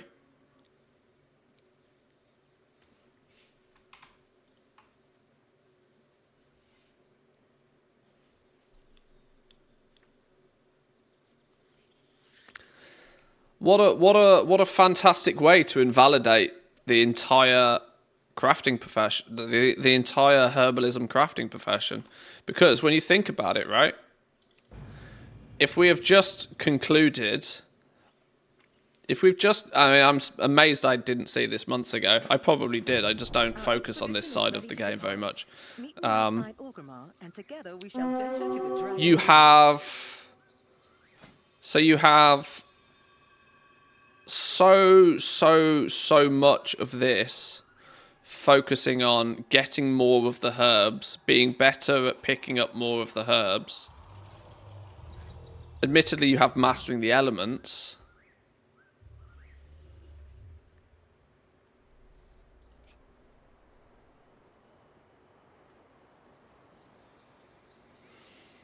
But they somehow managed to make the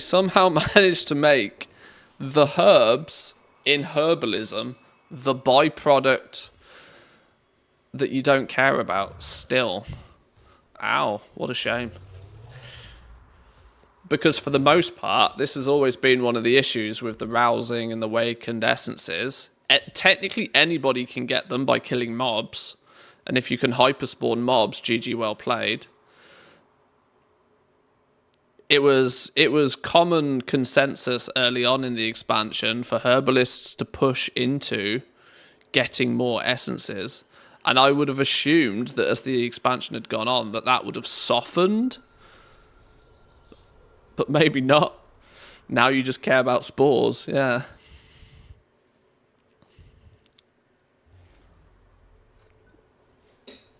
But you see how all of this effort that's gone into putting spectries into this, all of this is entirely invalidated by the fact that the material that actually dictates the price is something that's barely controlled by any of this. All of this is just busy work that doesn't matter because the herbs don't matter. Oh, that's really sad. It doesn't work quite as much with ore because you've got jewel crafting, blacksmithing, and engineering that are all pulling from the ores. But the ores are still in a similar position. Damn.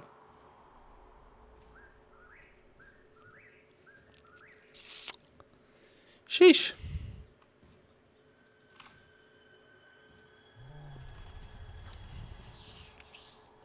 So yeah, that is going to ultimately lead that there's just this gluttonous expanse of spare herbs that nobody ever needs many of them, because the limiting factor every time they go to press the crafting button is the awakened in every single situation. Apart from yeah, of course we looked at this. Even the new healing potion that's turning up pulls from Rousing Frost.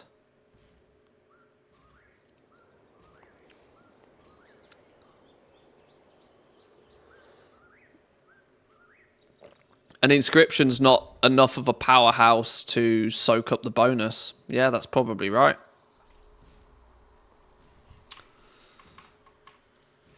Inscription is going to, have a few bits and pieces here and there, but it's not the powerhouse it once was.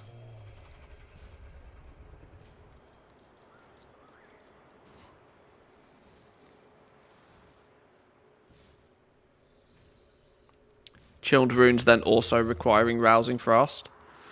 So yeah, even if you then can't soak up the bonus herbs via inscription. You can't sink your bonus. You can't sink the extra supply of herbs into inscription because they are also pulling from these awakened.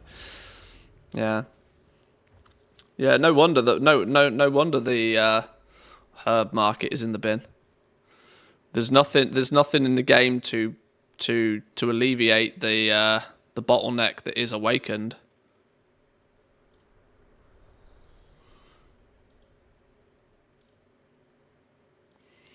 Because all of your inks are taking awakened in multiple stages. Ruined Wraithbark takes air in the first place. Your chilled runes are taking frost. And making your okay, yeah. There's nothing in the game.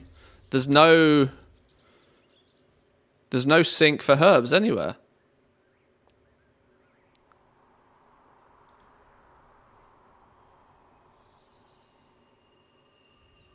Every single scenario where you might want to use a herb is also being strangleheld by the fact you also eventually need to use an awakened alongside it. And so the bottleneck that is awakened still will continue to stranglehold the value of the herbs.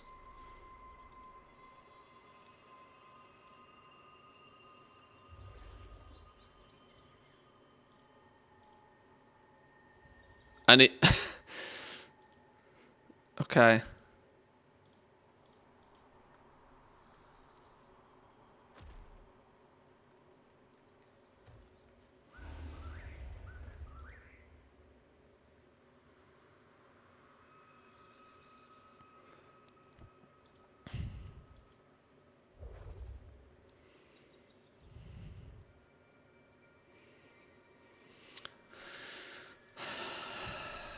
Is do fortune cards? Is this about as close as you can get to a vendor shuffle?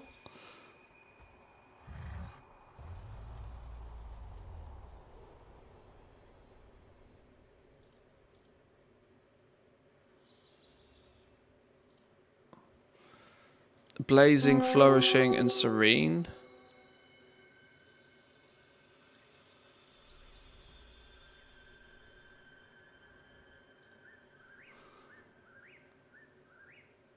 Okay then. So you're...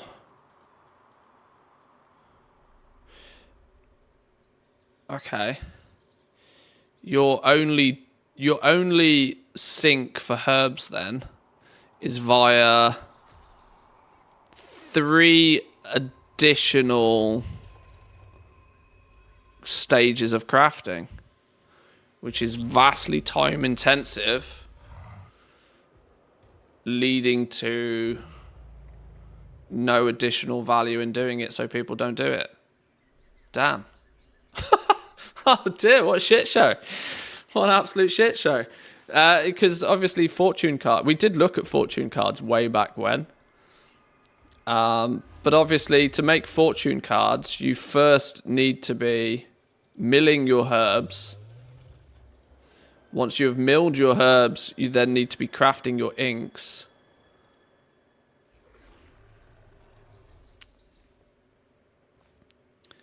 Once you have finished and your inks, let's not forget, have 2 vendor materials attached to them in terms of your draconic vials and your iridescent waters, which are likely to shave off most of the value you then get from the fortune cards.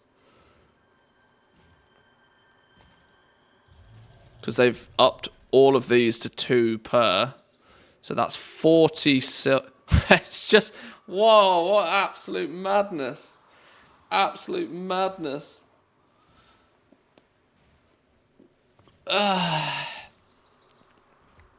Well, yeah, okay. No wonder herbs are free. No wonder herbs are free. There's nowhere for them to go.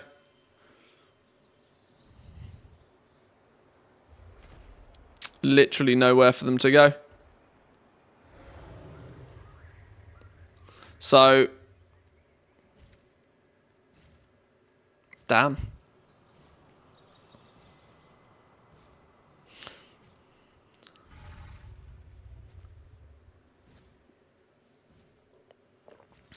This is the closest to satisfactory you can get in the WoW.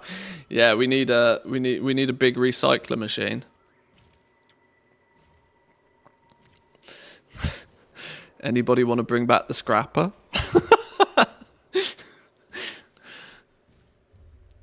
Damn.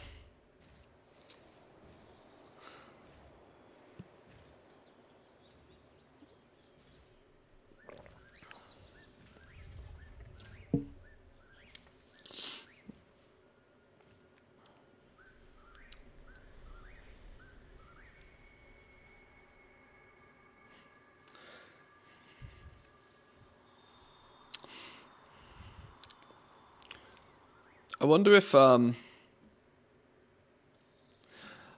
Blizzard even realizes this, or if Blizzard even cares about this. This actually works to their favor, doesn't it? It works once again in their favor of the less accessible it is for people to make gold, the greater the chance is of them buying tokens.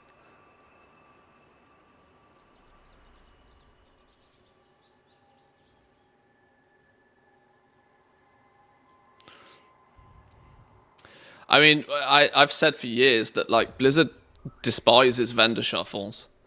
And the reason Blizzard despises vendor shuffles is the number one thing it does is create new gold. New gold is the biggest problem in the economy. And this is why they very carefully control the amount of new gold. Because new gold creates direct inflation. And you don't want to have too much inflation, otherwise it spirals out of control.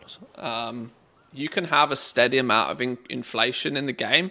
So as time goes on, people slowly get more gold and things get a little bit more expensive here, there and everywhere. That's fine. That's actually healthy. But it's when it gets when the amount of new gold that gets created gets above a certain value, it starts to just it just starts to spiral out of control. Give me a Brutus or drop 5 mil out of the economy insta. Well, yeah, I'd say goodbye to 10 mil gold happily if I stumbled across the long boy in the black market auction house. Yeah, no problemos. You'd have my 10 mil before you could even blink.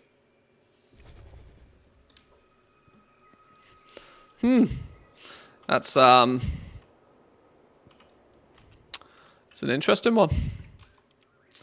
Once again, another squirrel in a direction that I entirely didn't plan to go on, but now it's just so disappointing because it's completely it's counterproductive. You know, at the launch of Dragonflight, dare I say it, even I, Mr. Goldmaker, who pretty much despises farming, was actually somewhat excited for the implications of herbalism spectries, mining spectries. But the truth be told, none of this matters because it is all strangled by the value of Awakened. Still, to this very day.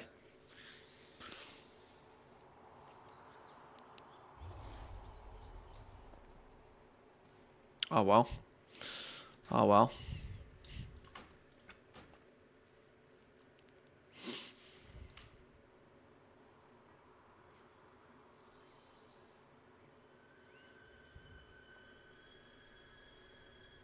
Considering they do not care about crafting in general, this expansion, yes, they probably know. But yeah, C.1, yeah.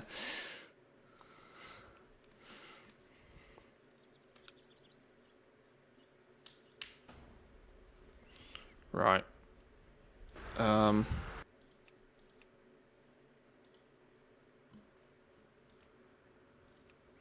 Let's bring over.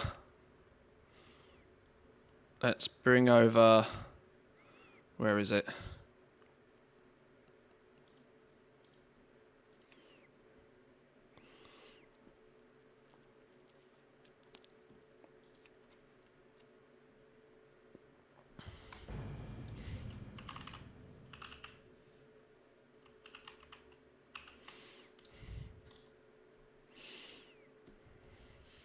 Right, let's simulate what the game looks like on launch day. Let's just take our character as they are right now. We're not gonna gear them up anymore. We're just gonna take them as they stand. Why am I here? Oh, I'm here from last night. Of course I am. Let's take this character. Options, edit mode, retail UI, there we go. Let's take them over to the new zone and let's see what happens.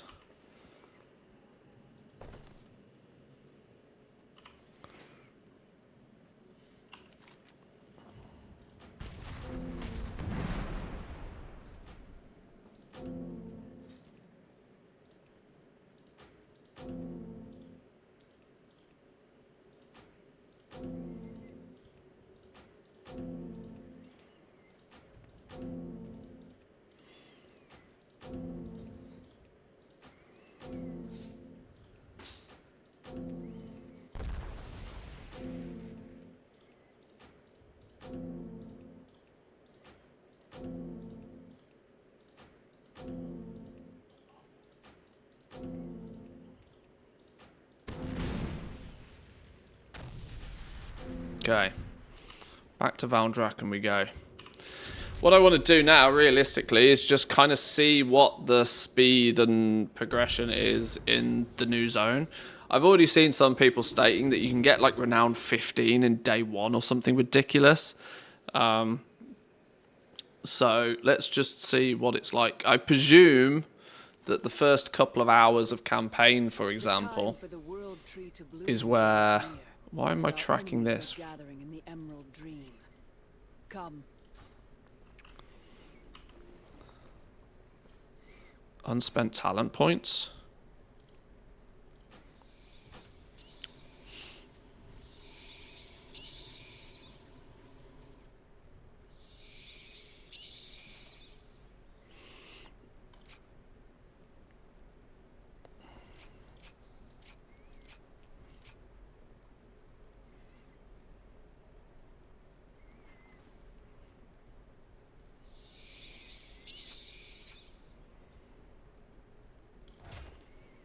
Two more points. One of you.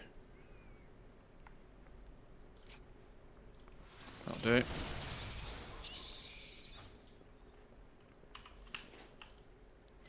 Right. Come here, Stinky.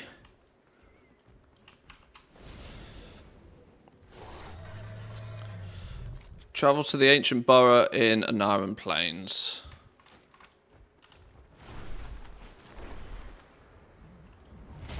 Ours is a solemn burden. The aspects have returned. Hello? The Isles have awakened. Well, this is a good start. We protect the Isles. Hello? Right, okay. We'll go there by ourselves then.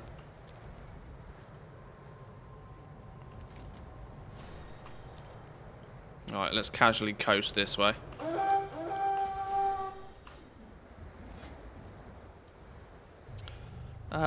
So the best gathering profession is picking up enchanting for the increased rousing drops.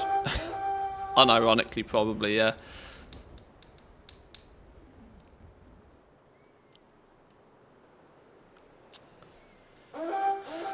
I felt from the start of Dragonflight that a lot of the intermediate materials should have just used rousings instead of awakened, but Blizzard cares about tokens. Yeah, I don't think awakened should have been so predominant, because it has, like I said, it's ultimately led to... So in a couple of scenarios, right? Fuck off tackle boxes. Hang on. Let me just turn off rare scanner. It's led to this kind of odd situation right now where everything is balanced on the price of awakened, meaning that both herbalism and mining are fucking uselessly pointless, right? So jewel crafting, you would think that the gems and e.g. the ore for prospecting the gems would be your main priority and main concern when it comes to crafting gems. No, it's the price of awakened. Alchemy, you would expect the herbs to be the primary component in making potions and vials. No, it's awakened. Like nearly everywhere where you would expect the core component to be the gathered material, it's not, which is arguably the terrible way of doing it. You know, if you want to add a bit of flavor to the recipes needed when crafting things, you sprinkle in a few awakened here and there, but you shouldn't be making... If you're cutting gems, the core component should be the gem, right? The quality of the gem should matter substantially more than whether you have an awakened essence attached to it. Like, in that regard, it doesn't make sense. Dreams guide you. For a Mirdrasil. Same for leatherworking, all of the special hides take awakened. Yeah, literally everywhere you look at, like, well, what should be the core component of this? And your logical brain is like, oh, well, if I'm making armor hide, if I'm making patches of leather, then the quality of leather should matter most, shouldn't it? If I'm making gems, the quality of the gem should matter the most. If I'm making potions, the quality of the herbs that go into it should matter the most. But for some reason, it's all heavily dominated by the value of awakened, which is a resource that in theory can be acquired by anybody, but is not attached inherently to a gathering profession in any way, shape or form, which ultimately just makes the gathering professions invalidated. Their purpose is invalidated because they're not responsible for the value of the crafts. So the synergy's missing. We kind of knew this was the case going into the expansion, but my expectation was not that it would still be the case now. It was not my expectation was that Awakens would be... What did I go... I'm trying to remember. I vaguely remember when we were talking at the before Dragonflight launched, I vaguely remember quoting Awakens being at like 250 gold to 500 gold for the Awakened order. That was my expectations for like the first major content patch. And then for them to dip. Now they've dipped to sub 100 gold for the most part now. I just picture you making a conspiracy board full of red circles and all the strings leading to Awakened. Well, they do. They genuinely do. Now that concept was sort of fine to begin with. But it should now be super, because look at it like cloth, for example. Cloth is a great example of something that everybody can collect, everybody can pick up, everybody can gather cloth. And so, generally speaking, cloth is substantially cheaper than the materials that you need to specialize into being able to pick up. And that is kind of played out pretty much the way that it is all the time. What they should have done to make herbalism and to make mining more impactful in the professions is they should have massively ramped up the amount of Awakened that people get. That everybody gets. And I'm not talking about just herbalists or miners that spec into being better at it. Every man and their dog should get Awakened far more at the same level of which they get cloth, to dramatically reduce its overall impact on the crafting. And they haven't done that. And so it's caused herbalism and mining to basically be in the bin. Oops.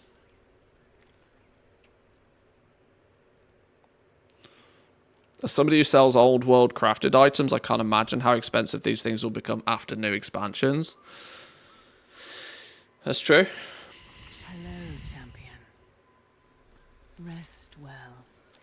Oh, you want me to see a movie? Our flight stands unified once more.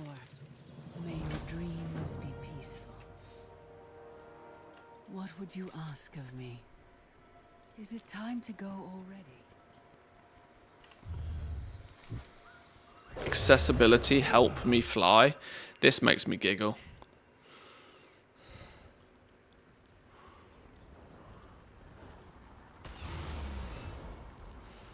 If you don't like dragon riding, there's an accessibility option for your dragon riding quest where it just does it for you. Look, no hands.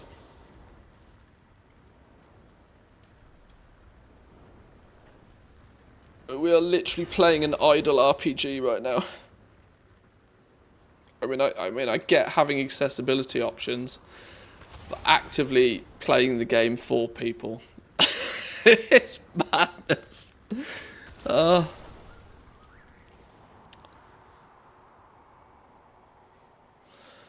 I hope next expansion we get BOE again, not all this bind on pickup stuff. Bind on pickup was only implemented to promote the crafting order system. That's the only reason it's done. I mean, I'm very sure they understand the impact of everything being bind on pickup, but they did it very deliberately. Because if it was bind on equip, people would have flat out 100% ignored the crafting order system.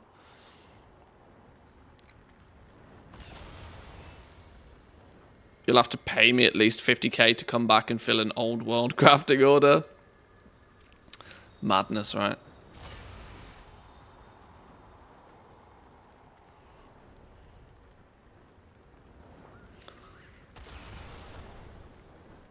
I don't anymore consider the crafting order system to be in any way, shape or form attached to crafting. I think it's an auction house add-on that they have forcibly created engagement for, when realistically it shouldn't have been that way. But because it's crafting and not endgame progression, there's not enough people to stand on their soapbox and shout about it, so they get away with it.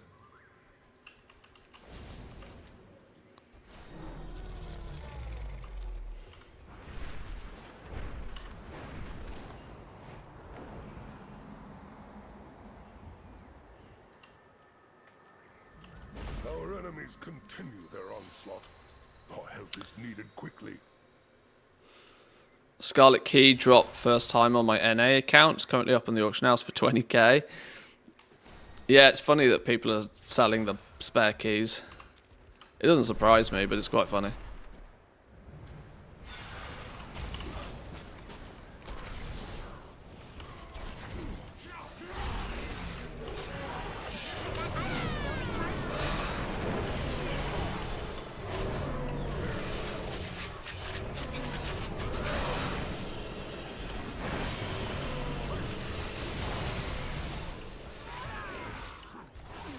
I don't have a target. There were still people who've never placed a crafting order. Oh, without doubt. There were some people that have just completely flat out ignored the entire system because it's dumb in its current form.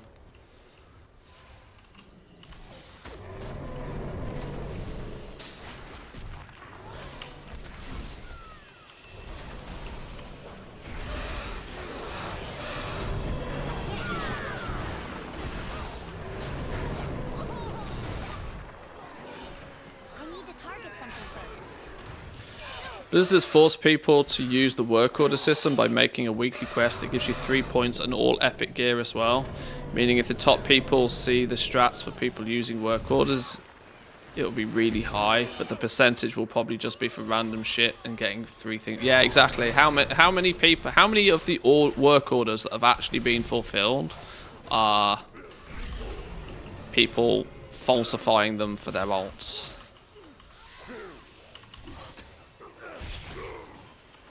I mean, pet's dead. Oops. Should have paid more attention.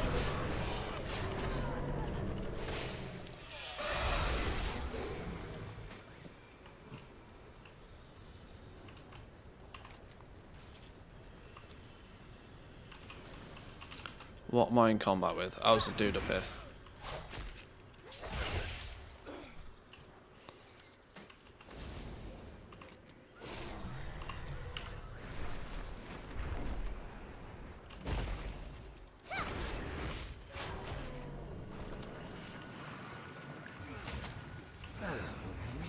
Your dream now.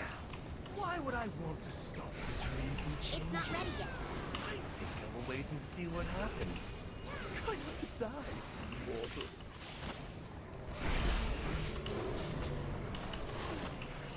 mortal. I'm kind of hoping we should be getting some rep for these intro quests, but it doesn't feel like we are. Are they going to do... Are they going to... Okay. It might be, once again, that they're going to just give you big chunks of experience. Oh, I got rep there. 125 rep with the Dream Wardens there. Arguably, I should probably be introducing myself to the dudes in the center here before I do this. This isn't truly representative of what's going to happen on day one because I've already unlocked a bunch of stuff. But I've never really gained any renown levels, so this is relatively new.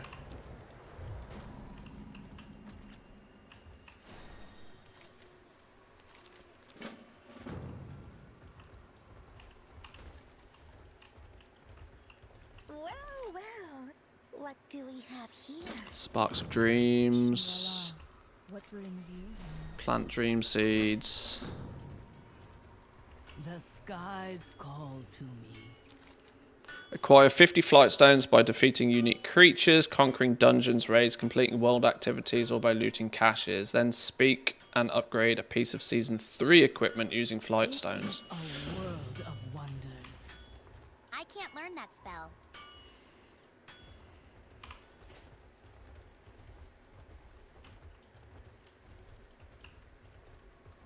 Speak your mind. Until next time. Vishnu Daldir. Elune be with you. Plant 5 dream seeds. 1500 rep. Okay.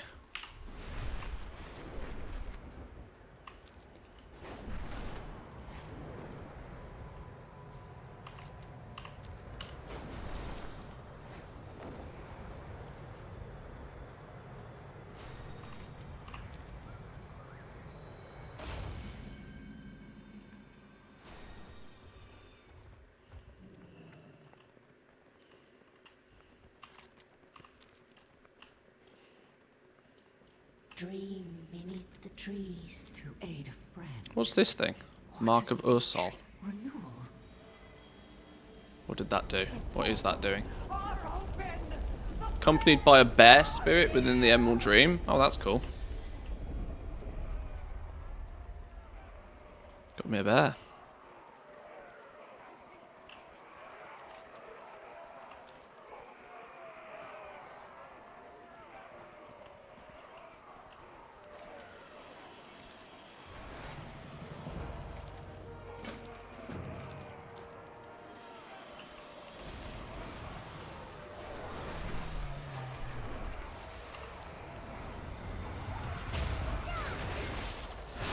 Right, let's go. Pew pew.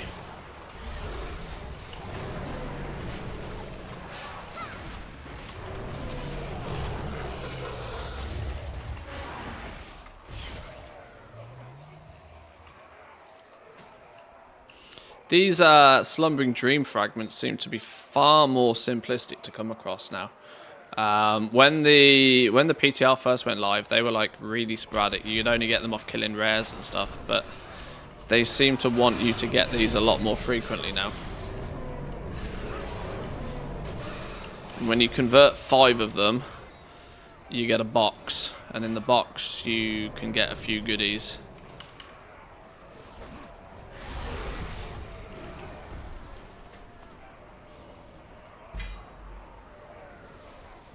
This is going to be one of the ways you get some catch-up gear, either for yourself or to sell. So this is bind on equip still.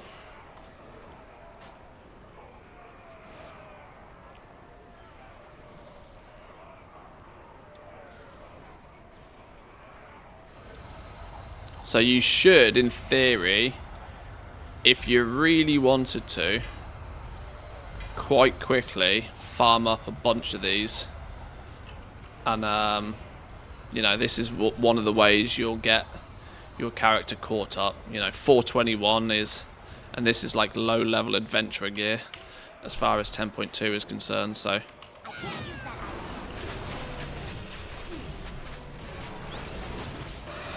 Is there also profession knowledge catch up? No, nothing of that nature. Not that I've found anyway.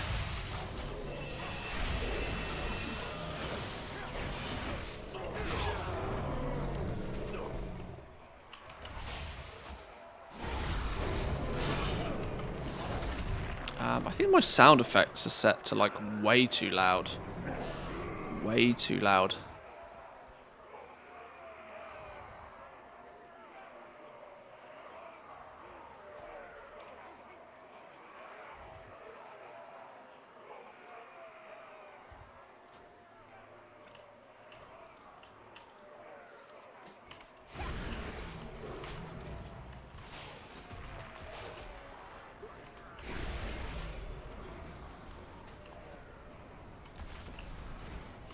Even this like first little area, for example, you could just farm up these mobs quite easily. Build a few boxes, get yourself some 415, 420 gear within like literally minutes. This is why I'm not like overly concerned about any form of like the Dream Surge gear, for example. It's cool, it gives you 402 gear, which is great as if you've just dinged level 70. But if you played the expansion at all, don't worry about gear at all. You'll get flooded with a new set of gear the second you enter this new zone. Mysterious Seeds. Windwolf Helm. And as it stands at the moment, this is all bind on equip, so.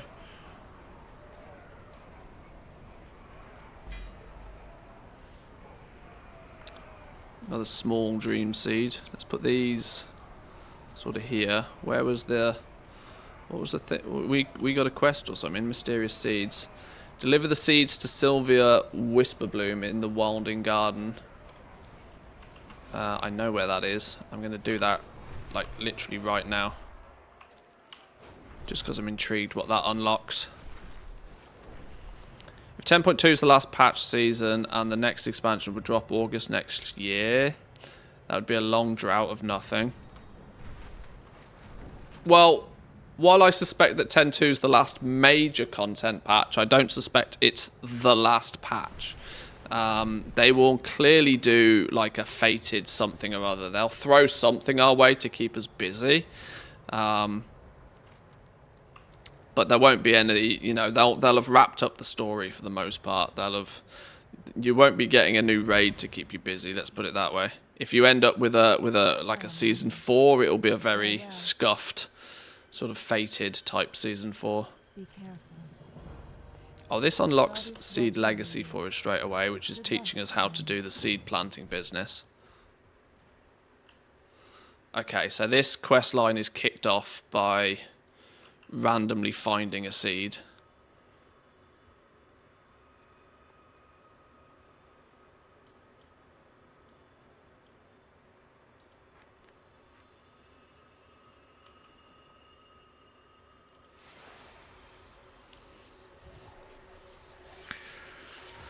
This is why I'm, I mean, the hopium is huffing here, but this is why I kind of half think if they're going to announce that 10.2 is the last major content patch and that they announce a new expansion, I cannot imagine that it would be that long before we start to see an alpha for the new expansion as well.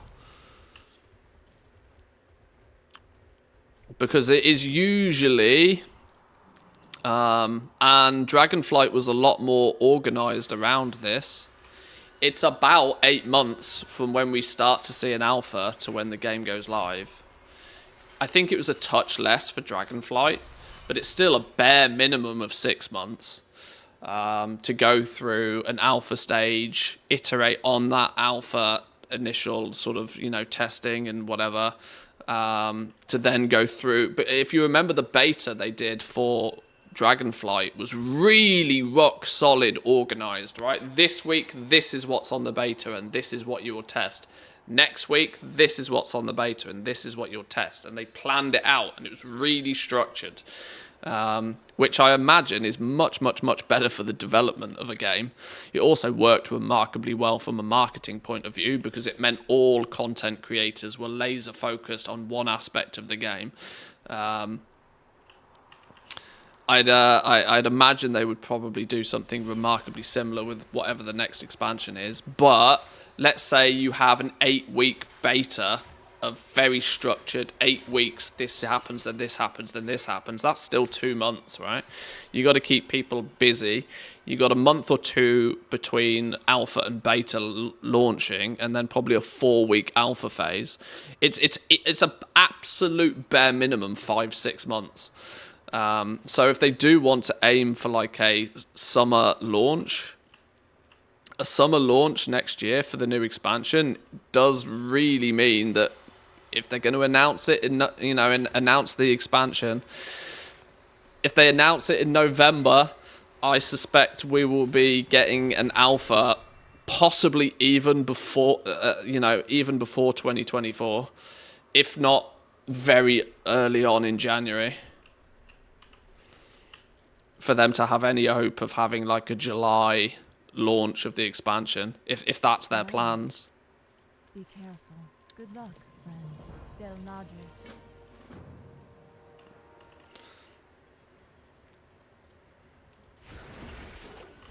I require a target.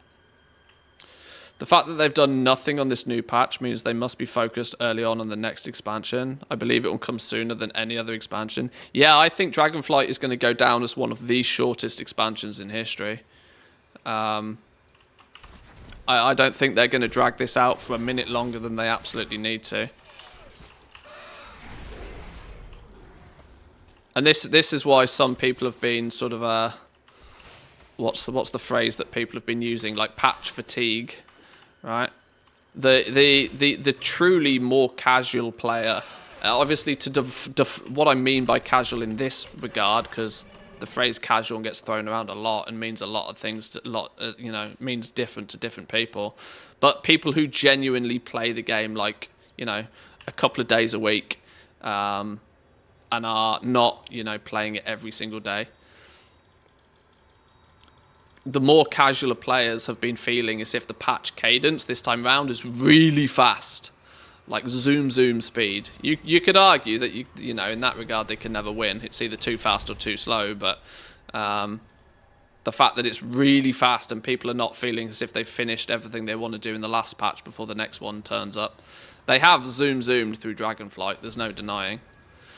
But at the same time, for somebody like me who plays the game practically daily, the issue I have is that I feel as if I finish the patches like super fast, because there's not actually that much to do in them once you throw a few hours at it. But yeah, I don't think they're gonna mess about with closing Dragonflight and launching something new. Goddess watch over you. Farewell. It might also be a strong indication that they don't have that much planned for Classic, because let's not forget they would probably be more than happy launching, like, let's say they do Cataclysm Classic or they do something new for Classic, they'd probably be quite happy launching that in the summer to then have the normal Q4 November release of an expansion. But if they don't have anything up their sleeves for next summer, maybe this is why they're even more concerned about pushing the next WoW expansion, so that they don't, you know, have a quarter with just a dead quarter where then nothing's happening. Microsoft didn't spend $69 billion to not release a game, you know?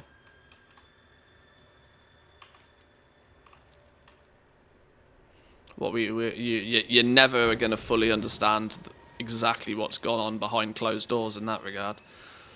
What's been said, what's been done, what's been planned for. Ishnu Allah. Good luck, friend. Don't know why they gave up on Dragonflight. It could have been the GOAT expansion. It's too safe. Dragonflight's been too safe. Like I've mentioned, it's hard to criticize Dragonflight because they've not strictly done anything wrong, but at the same time, there's a lot of stuff they haven't done right.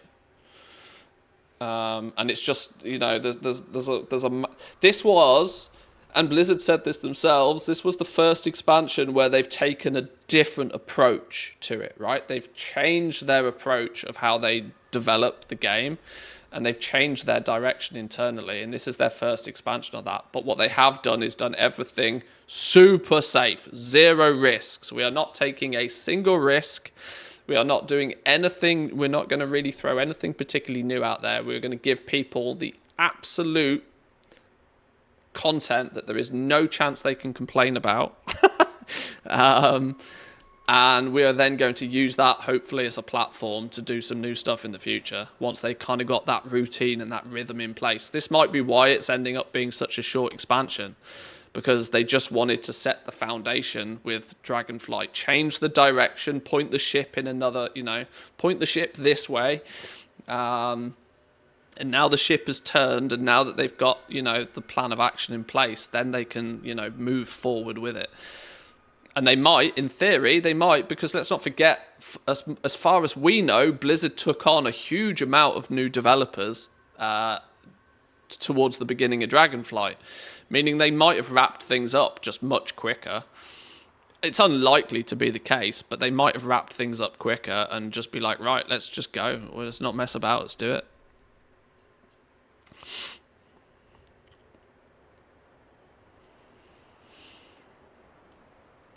Or they know they'll make so much money from Rumble, they don't need WoW to be the cash cow anymore. Well, there is that. Yeah, sure. The lore sucked. We need to go back to big dudes fighting. A good story sells expansions, there's no denying. A big storyline goes a long way. And if they have a big storyline, they really need to focus on actually, you know, telling it properly. That for me is one of their downsides right now. I'll take a quick ad break for 2 minutes, boys and girls. I'm going to, you know, grab myself a drink. I'll be back in 2.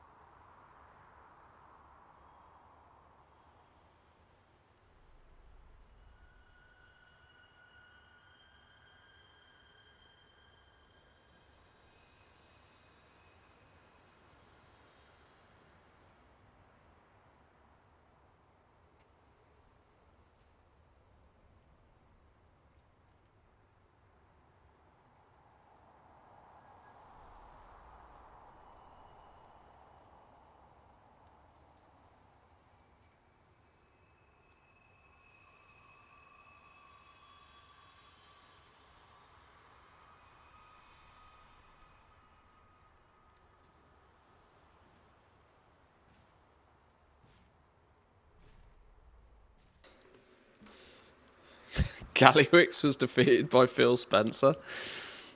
Plot twist, Gallywix is Phil Spencer.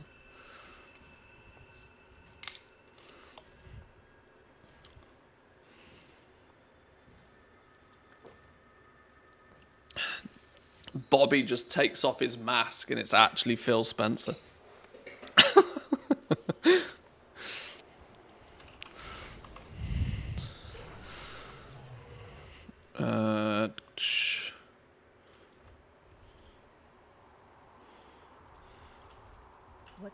What was your quest? What did you want me to do? Emerald Bounty.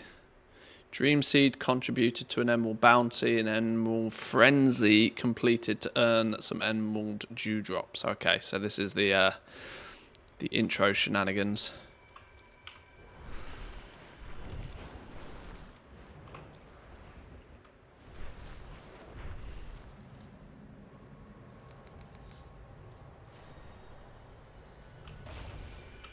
How may I help?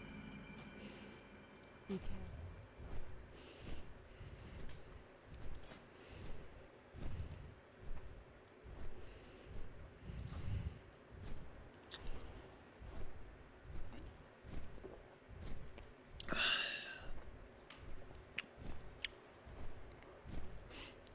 I bit a hole in my tongue yesterday. I was eating dinner. You know those occasions where you randomly bite your tongue? Sometimes it's like the worst pain ever, and then sometimes you're like, oh, that didn't really hurt. It was just an annoyance. But the side of my tongue blew up like a balloon, and it still hurts today. Odd how it didn't hurt when I did it. You know, sometimes you nip like the edge of your tongue, and that's like it's like when you stub your toe. It's the worst pain in history for about 3 seconds, and then it disappears completely. This was the opposite. It didn't really hurt at all when I did it, but now it just aches. I don't know. Maybe my tongue's gonna fall off, or maybe I talk too much. That's also entirely possible. Maybe I should shut up for 5 minutes. Where's the quest we're meant to be doing? I'm meant to be going and doing these. Oh, there was another quest there. What's this? Kalandu and a plump dream seed. Okay.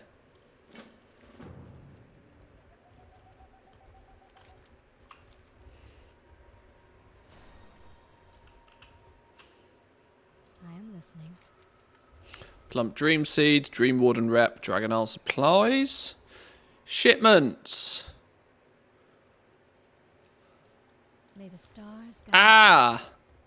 Well, that's where they are then. They're hiding in a hut down here now. They've got a house. They've got a house. They moved them down here, look. No wonder I couldn't find them last time. Hello. So...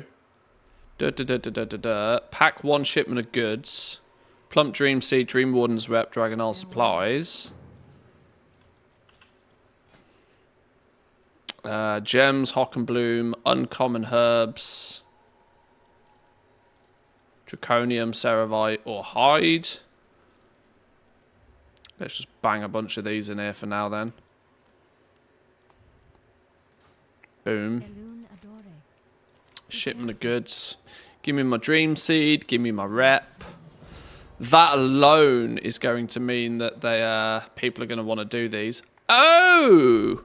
Fancy. I did try and wonder what was going to be the incentive for handing in 5 more of them every week. So, if you do it once per week, you get your 250 Rep and you get a plump Dream Seed. If you then pack up and send off 5 more, you get your gigantic Dream Seed. So this, obviously there are people that are going to be chasing the Rep either way.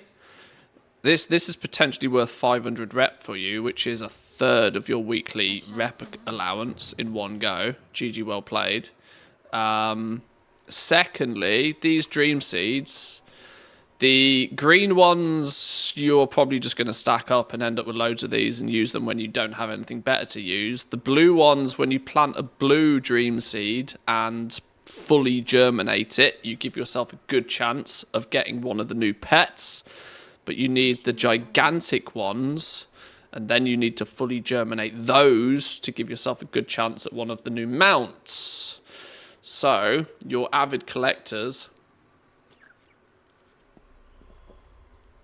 are absolutely going to be doing presumably 6 shipments a week then in that case.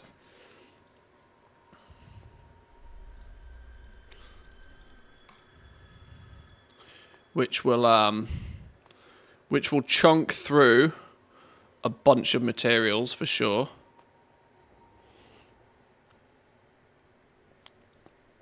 Help hoover up the trash if nothing else. As a goblin though, there's not much you can do to plan for this. There's not much shenanigans you can do because of the variancy in what you can turn in to get your shipment. It's not like 1 week, oh, buy out all of the Ceravite ore, because, you know, if you do that, then annoyingly, based upon what we were talking about earlier, about how Awakened was the bottleneck for flipping everything, the same's going to be the problem here, is that even if you're turning in 100 Ceravite ore, 1 Awakened Earth is going to be double the value of that 100 Ceravite ore. You're still 2/3 of the cost is still going to be the Awakens again. I don't think we really needed another sink for Awakened particularly. That's annoyed me. We don't need another sink for Awakened. What we needed this to be a sink for the overflow of raw materials. They've done fucked up again here.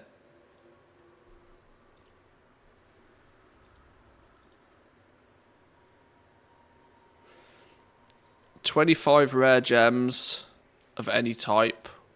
Well, that'll hoover up the cheap shit gems, at least. At least this one, yeah, okay. Yeah, why have they put that? Why have they done this? Why have they put Awakened on all of these?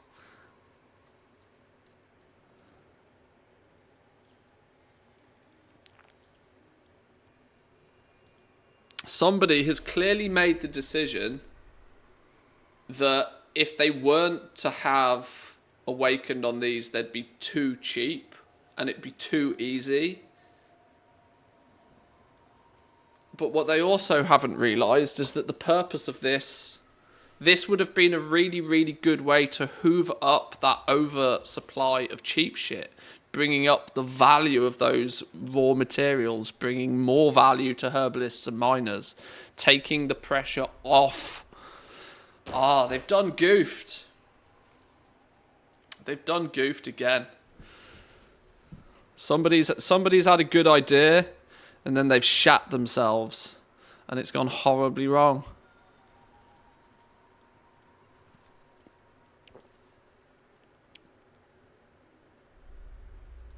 Bang a Dracothist on them, that'll up the price.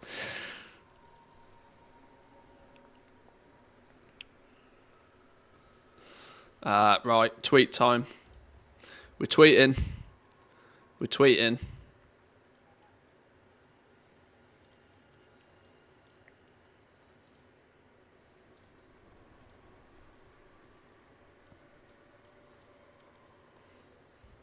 We're tweeting.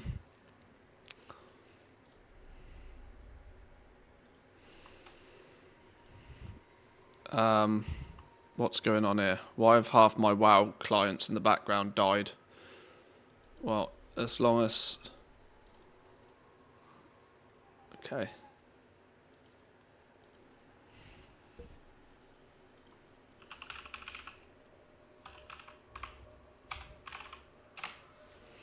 We're tweeting.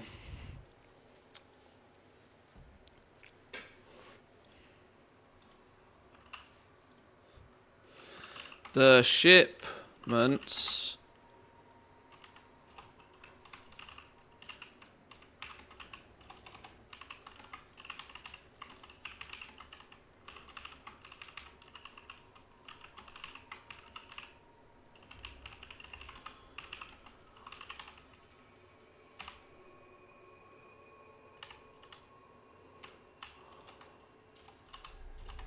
Where's the and button gone?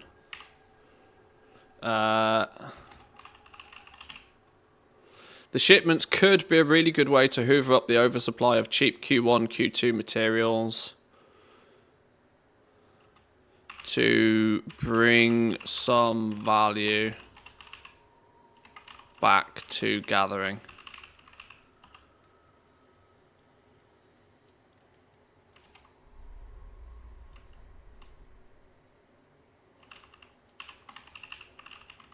The addition of awakened Hello there. as part of these turn-ins only adds more pressure on. No, people aren't going to get that.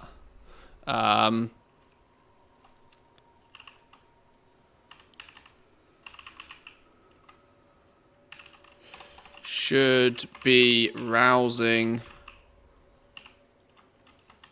at most, or better still, none. You say goofed, I say they don't care. You have the issue report button, just send it in. Twitter's more powerful.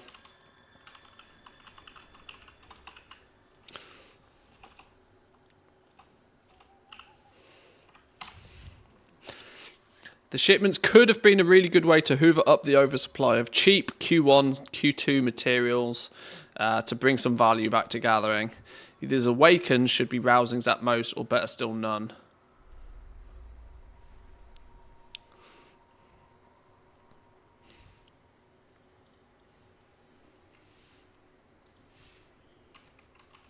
Crafting is already bottlenecked by awakened.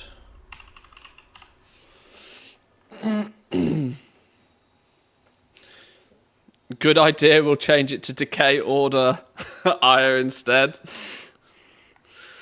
Yeah.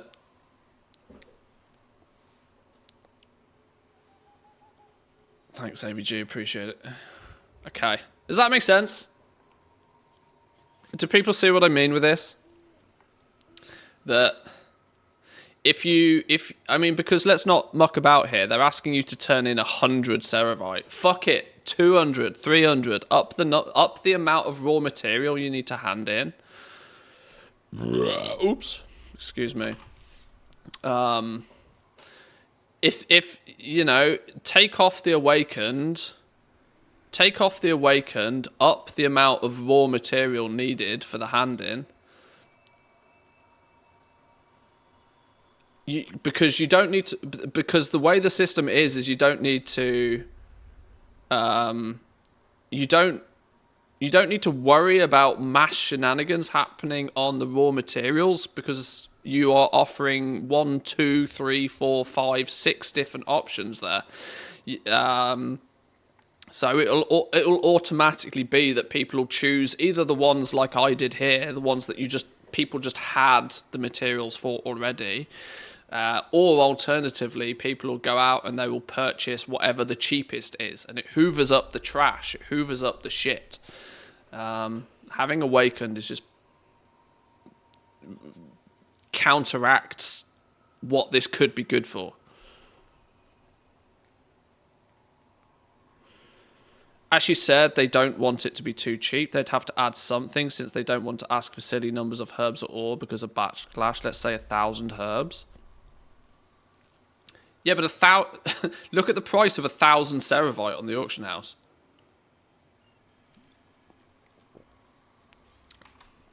You got to put it in. You got to put it into perspective. What's 1,000 Ceravite on the auction house right now?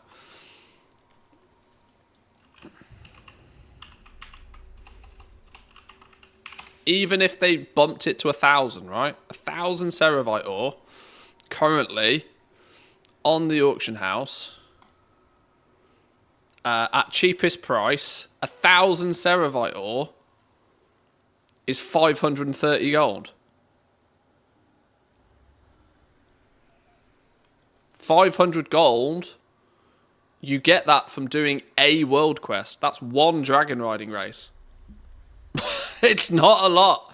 Like, this is the point, right? This is the problem. Like, the whole point of this could be a really good way to hoover up the cheap shit that's just in abundance, that nobody really needs, and is just a surplus thing that is just there.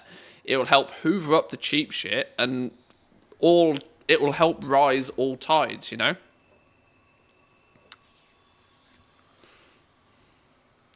If it was 2 awakened of your choosing, that would at least take out the cheapest awakened available. But the awakened is the bottleneck already. There is not an oversupply of awakened in the first place. There is a gluttonous amount of spare herbs and ore and leather and core crafting materials. There's already way too many of those. And so this shipment system could and should be a really good way to hoover up the cheap shit that nobody really needs for crafting, put it in a box, use it as a shipment, give people a bit of rep for it, let people do it a few times a week if they want to try their luck at some pets and mounts, if they want to get some reputation. Hoover up the cheap shit, brings more value to the stuff that people need, gives people more of a reason to go out and gather some of it again. It, rotates the economy much, much better. Even 1,000 Ceravite ore, 500 gold, 1 dragon riding world quest at the moment. 1,000 herbs, a Hockenbloom, even worse. Hockenbloom right now. If you were to say 1,000 Hockenbloom, that's 100 gold.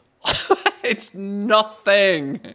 This is the point. There is this huge glut of cheap stuff because the bottleneck to crafting is awakened essence.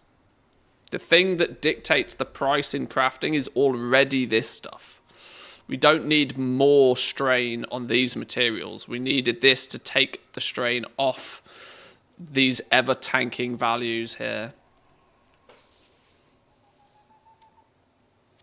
So, I mean, yeah, the better suggestion would be to take 100 Ceravite and make it 500 Ceravite. Or Hockenbloom, take it from being 100 Hockenbloom, which is that's 10 gold. That's 10 gold. You get that by completing 1 quest. Right? It's like 10 gold of Hockenbloom. What's the point? It doesn't do anything.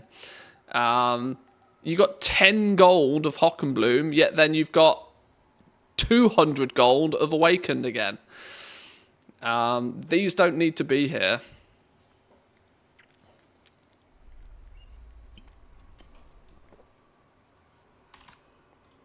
Where's me tweet? Where's me Twitter gone? Where's me Twitter action gone? It was here, wasn't it?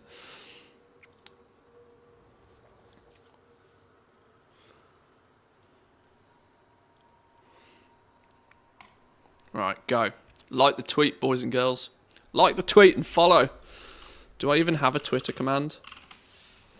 Oh god, I don't even have, hang on. Where's Streamlabs? Where's Stream? Oh, I don't even have a Twitter command. x.com/Mantheus. Go.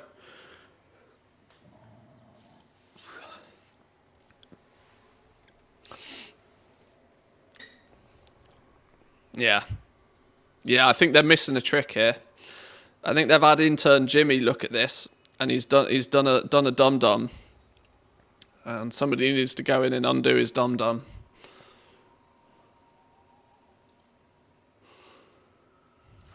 What brings you here? May the stars guide you. Because this, for reference, is a once-a-week thing for people, right? You can turn in up to 6 a week. You get 500 rep. You get 2 seeds.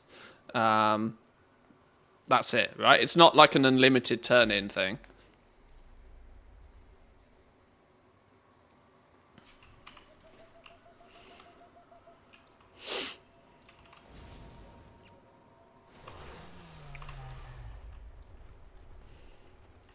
or having awakened on there, all that does is puts yet more strain on the supply of an already sought after bottleneck material. I have been expecting you. Azeroth faces many threats. Alright, let's go do some more. Whoa, now 60 gold of Hockenbloom. Calm down, yeah.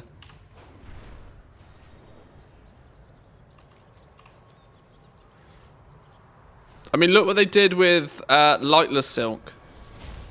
Didn't we need 400 Lightless Silk at one point? And people lost their fucking minds.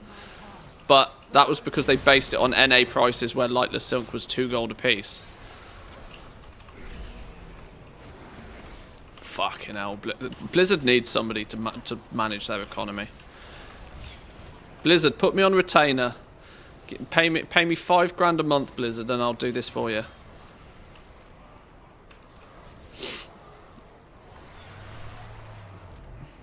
Put me on retainer.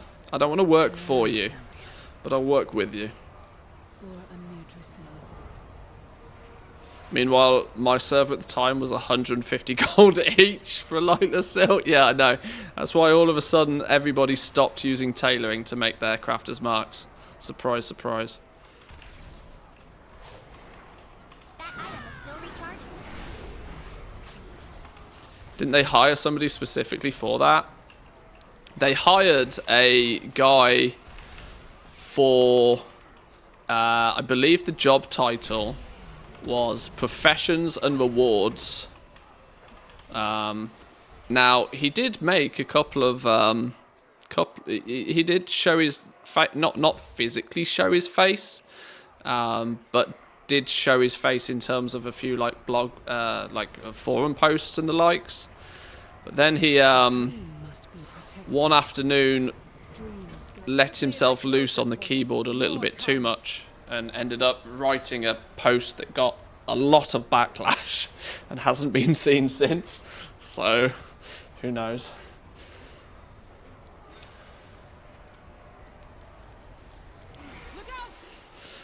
Didn't do any Legos during Season 2 since I had tailoring and enchanting. Yeah, you'd have been shit out of luck in that scenario. Behold the weapons of Shadowflame and your end. Follow me. Take the portal. Now.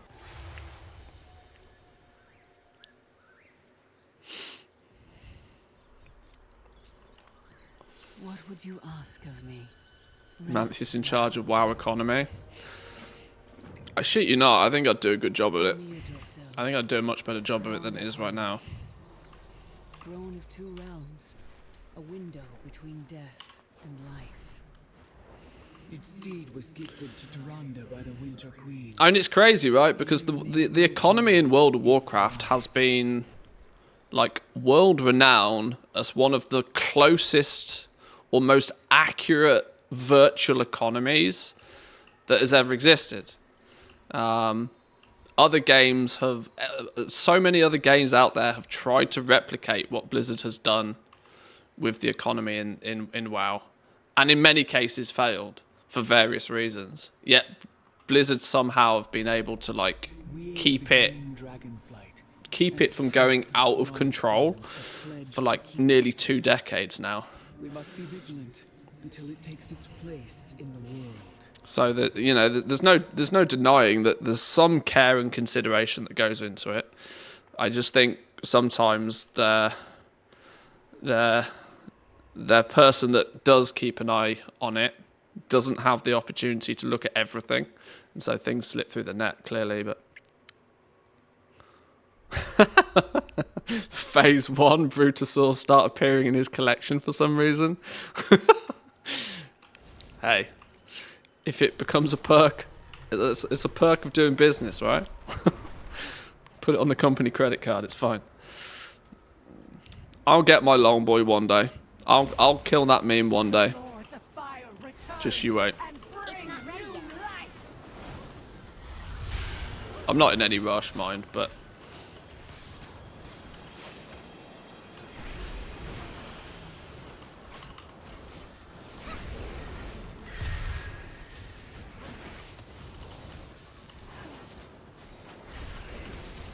How we doing, Pack B? Welcome in. Good morning, good morning. Longboy and Lariat head to head. I mean, I could have the Elemental Lariat at a moment's notice if I wanted the recipe.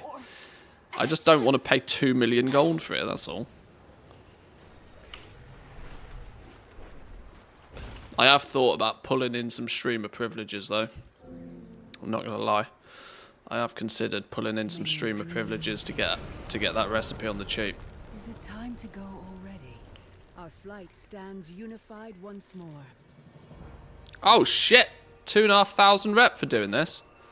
Ah, this isn't a rep token anymore. This is a better.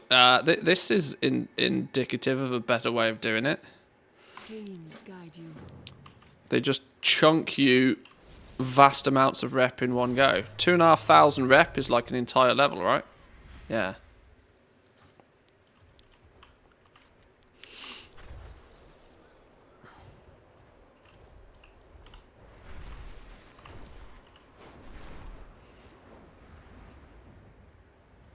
Difference is I have the long boy.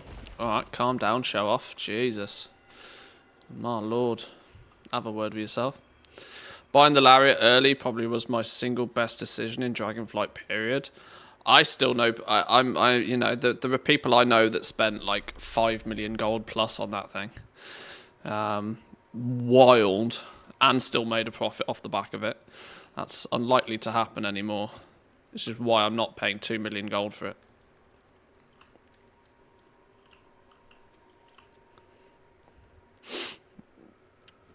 Tell me of No tokens equals no using the Dream Surge buff to multiply it. rest well. It's true.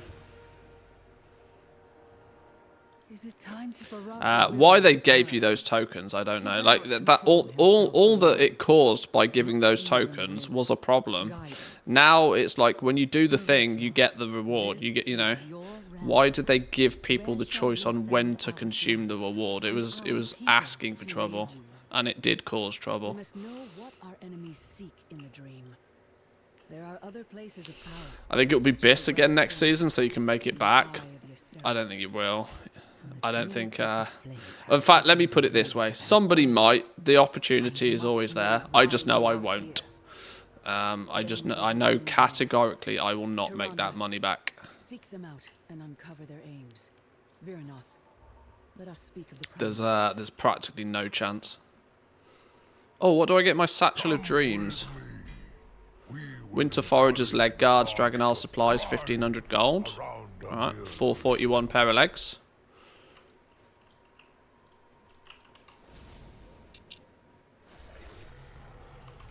Has the Super Bloom just started? I should probably do this, shouldn't I? Consume your dream fruit for the journey. For every 200 bloom you earn, summon a powerful creature that when killed earns you more bloom. Your helpful abilities have a chance to trigger a healing surge, healing yourself and your target for 22k every second. Allows you to assist withering dream beings. Let's go with that one. Lone Wolf Insights. Spruce Crown admires your courage. Earn bonus bloom while progressing the Super Bloom with few players.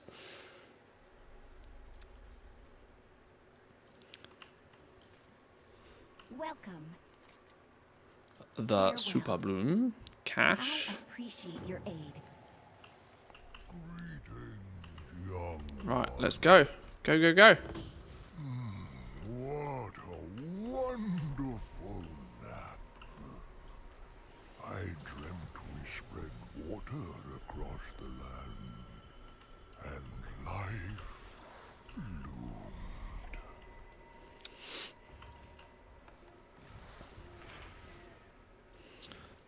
No Longboy, no Lariat. The two L's I do have. Yeah. Me and you both. They're not really L's I mind too much, so it's fine. To slumber.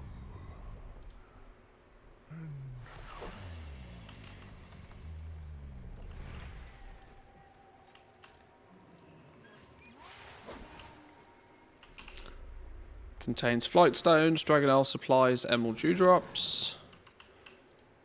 This all looks much of the same. Other than this time, you can't just run over them. They've made it so you can't just run over them, that you do actually have to stop and click each one now. Which I think is better, to be honest.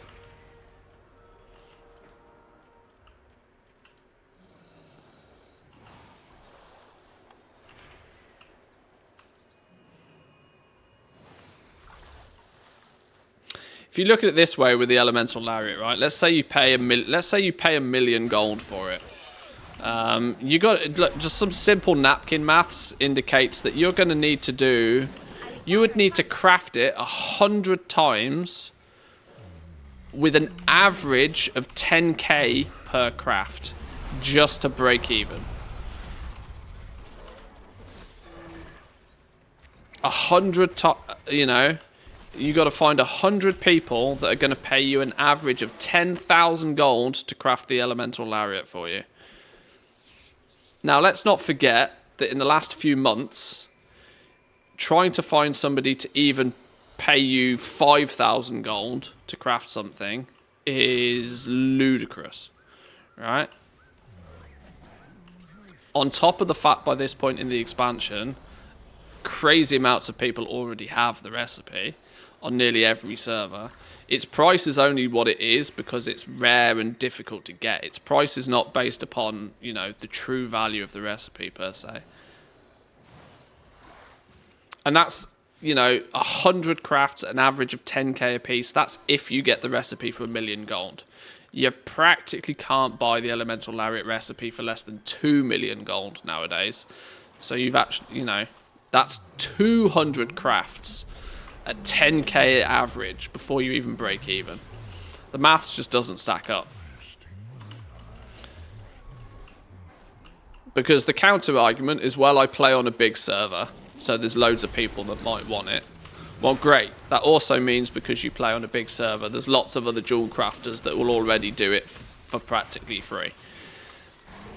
And if you play on a dum-dum level small server and end up being one of the only few people that has the elemental lariat, well, then you've got the problem of that you are not going to find 200 people that want it then. So it just, the maths just doesn't work for me. It doesn't make sense. That item is still recharging. I don't have a target. So yeah, my even if it does go best in slot again, even if the elemental lariat goes bis once again, I will not be paying that sort of silly money for the recipe. I'm never going to make it back. I would be amazed to even make it back. Never mind make anything on top of it.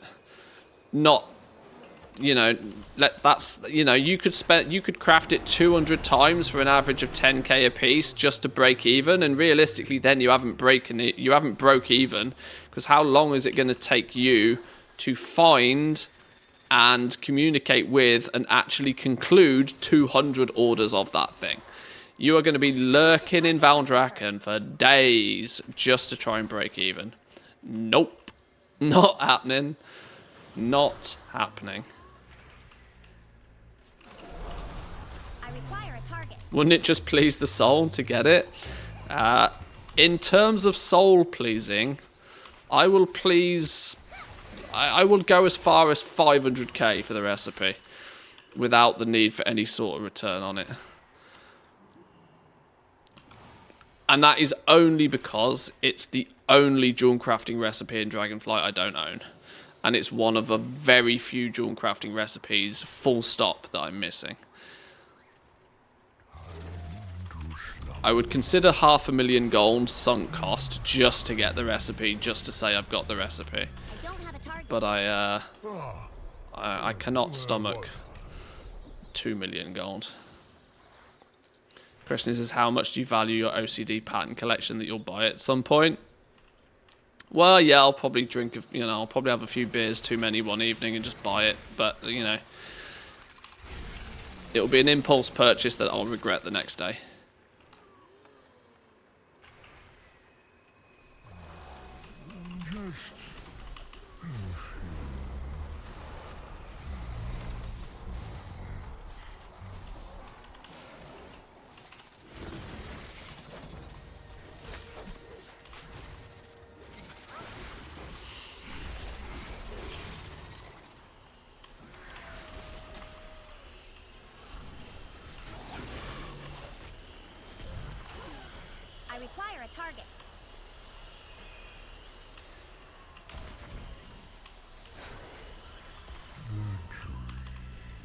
can't use that item yet. I can't work out if they've made the primalists easier to kill, or whether this is just the effect of gear scaling. Because I haven't cheesed gear on this dude. And he still, I wouldn't say he feels powerful, but he doesn't feel squishy. Weirdly, last time I tried this, I cheesed gear on the character and had like 460 item level gear, and felt squishier than I did when I strolled in at 415.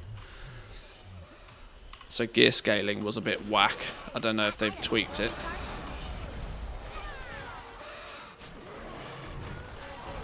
It's not ready yet. Still managing to kill my pet though, mind. I can't use that item yet.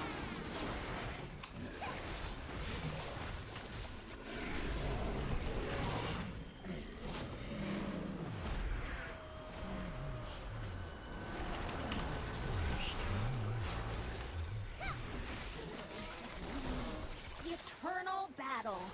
Pull those nasty vines out before they choke the roots. I read something about them adding a buff for doing group content solo. Not sure if that's related. There's this thing up here somewhere. Where's it gone? Spruce Crown admires your courage. Earn bonus bloom whilst progressing the super bloom with few players. I do think they're trying to make it more easy to solo this stuff eventually. So, you know, look at like... well, the rifts are a good example of this, right? You used to be able to AFK the rift and still get your purple box. Now it's difficult to get your purple box even if you are like fully hardcore zerging the damn thing, because there's just not enough people doing it to accumulate the reward. So this time, finally they're learning their lesson and they're implementing something to make it more friendly for solo players. Or small groups of players, which I think is good.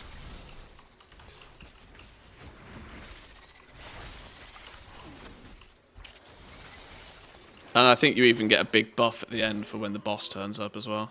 We might see in a minute.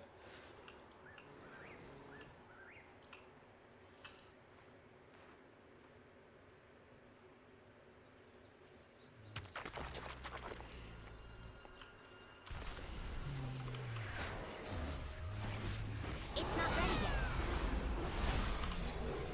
A snore? I heard a snore. Stay aware. I require a target.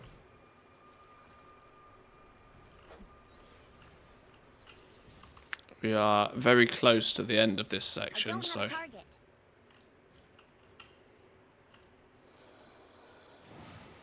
Although it does still claim we've got 2 minutes to go.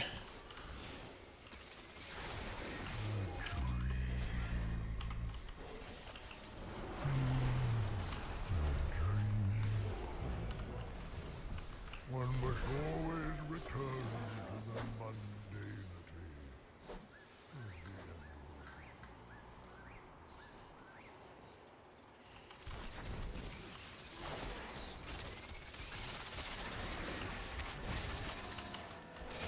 Where's this dude going? I don't remember us going this far before.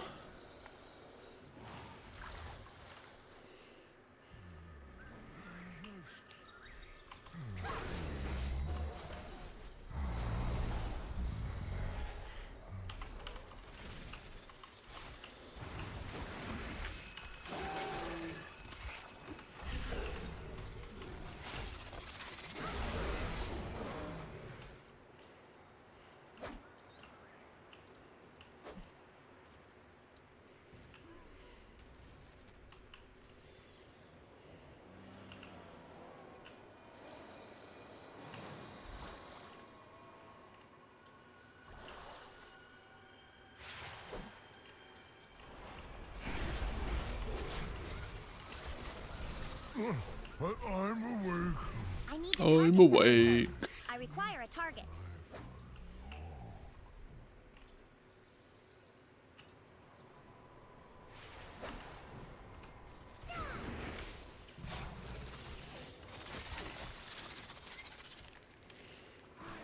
Still looks like you might need, you know, more than 2 people if you actually want to get like a good outcome at this, but I can't attack that target. I suppose we do still have a minute to go.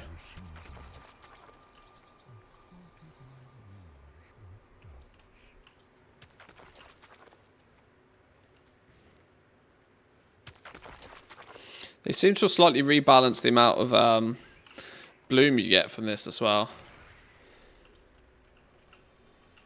since I last did it.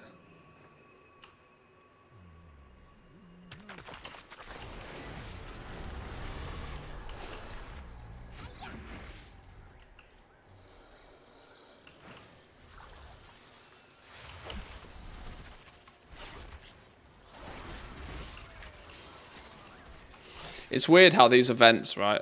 Most of the events I've tested on the PTR before they've gone live, it's crazy how they feel so different from when you're like a couple of people doing it, to when you end up with like half a server doing it in one go. It's crazy how different they feel.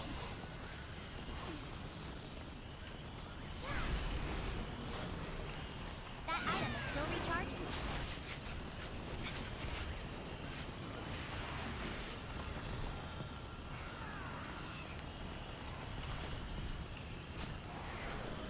I need to target something first.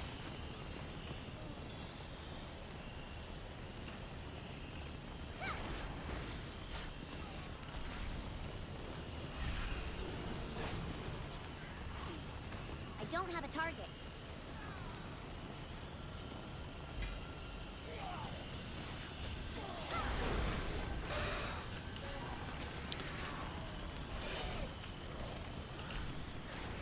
I need to target something first.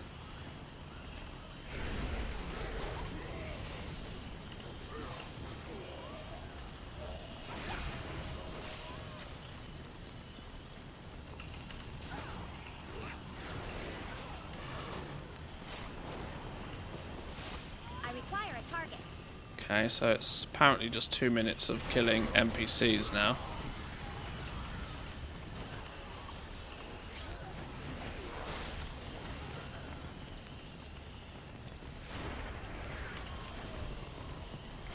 Did we just get rousing air? We did. Where did we get rousing air from?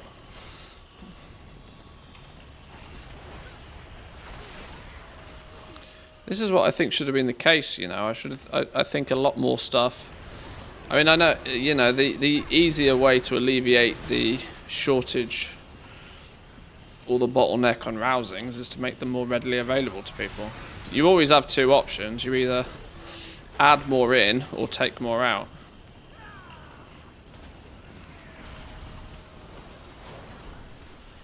I don't have a target.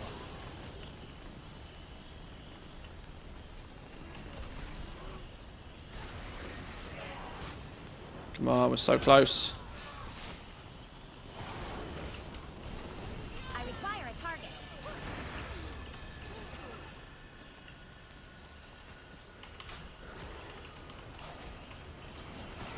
So close. Let's get the rare one. Hey, there we go. Something first. Blooding Dream Trove. We got the rare one. We're not going to get the epic one. We've only got 10 seconds, but... Wow! 35 Dragonelle supplies. Talk about underwhelming. Target. Oh well. Oh well.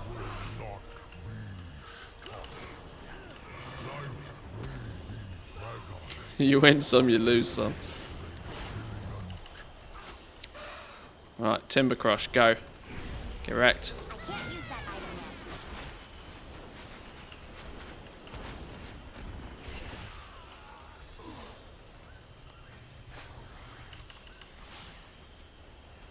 Yeah, look, here we go. Lone Wolf Courage. Spruce Town... no, come back.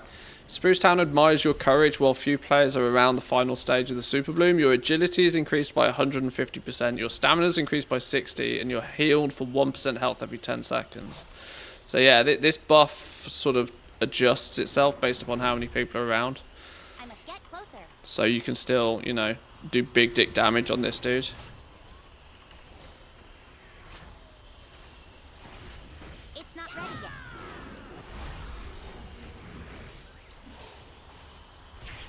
more in the spirit of, you know, I think the concept is rather than reducing the enemy's health, making it feel like a, you know, less of an achievement to kill him. Giving you a buff. Super duper bloom. Complete a super bloom at epic bloom quality. I didn't think we did we? We didn't. Okay. Well, maybe it claims we did.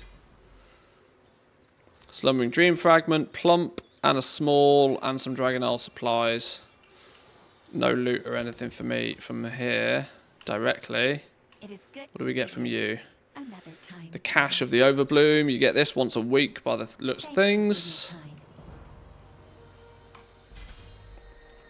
Rep. 1,000 rep token. Bind on pickup 1,000 rep token.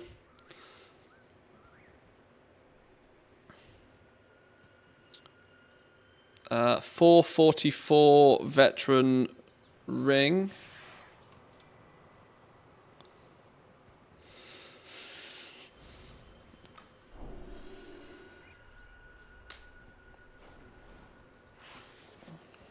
Okay, now we should have the where is it gone? That's a good question. Where is it gone? There should be an emerald bounty.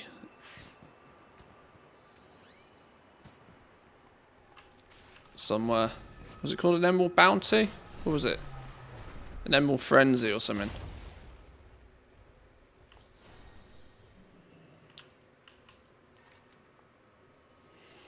I can put my gigantic dream seed in this to get a gigantic dreamy bounty. Boom. And then let's big dick the whole thing.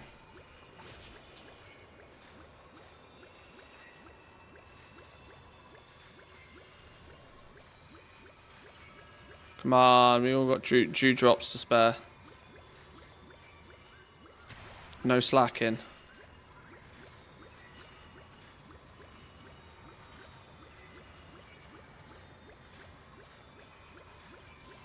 $96? Oh shit. Go, go, go. More dew drops. Can't finish on 96.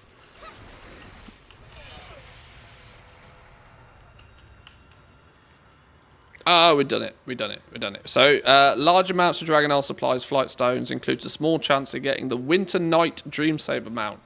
And a gigantic dreamy bounty contains a unique mount or a large amount of profession reagents.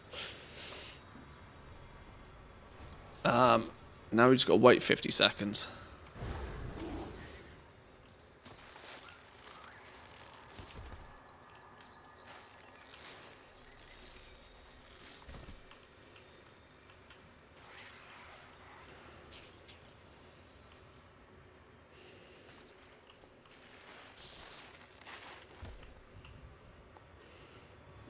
I'm cautious of going too far from the thing in case it decides to just do a madness and not actually give me the rewards.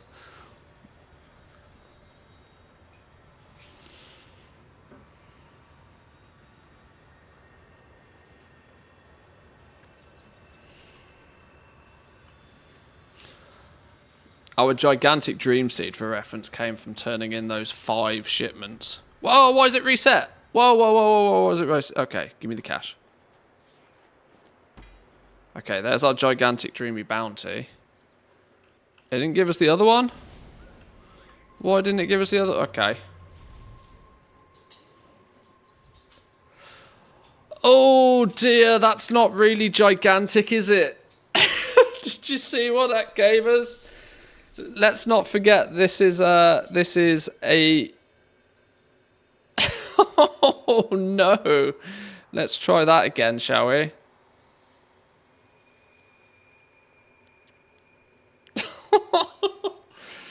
Oh no. Large amount of profession items. Large amount of profession items.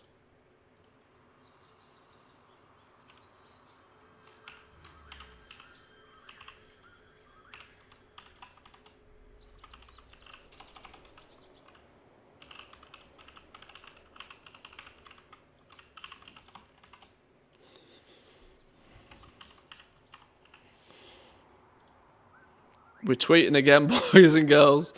We're tweeting again. We can't have that. That is shocking performance.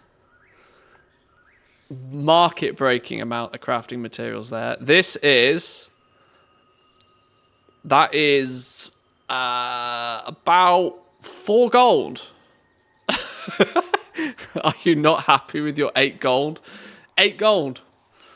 Once a week. Okay.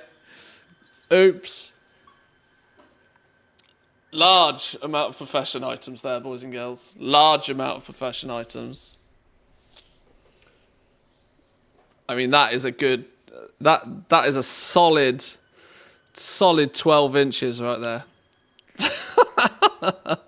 Oh, no. Oh, no. Okay.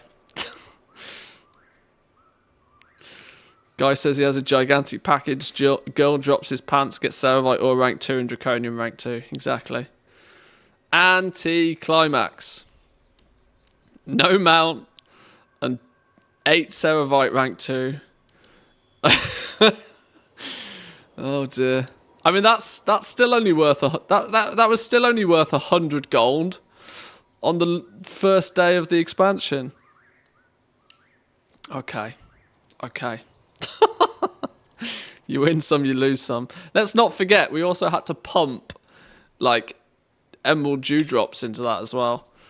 Woo! Spicy meatball.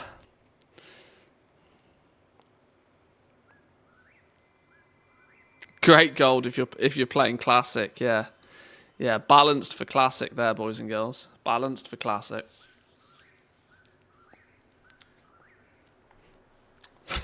Promise big.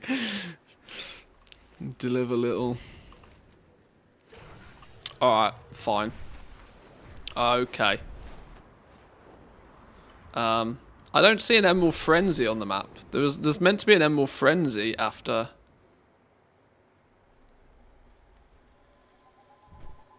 There's an Emerald Bounty. Are the Emerald Frenzies not meant to come to life? Well, last time the Emerald Frenzy was over this way somewhere. I even have a quest to complete an Emerald Frenzy. So it used to have an icon on the map. Does it just not anymore? The dream has such diverse wildlife. Could you help us catalog the denizens of this land?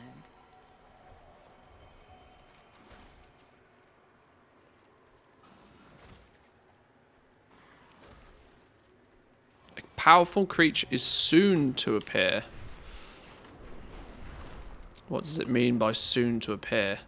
And it also has a rare that has a progress bar.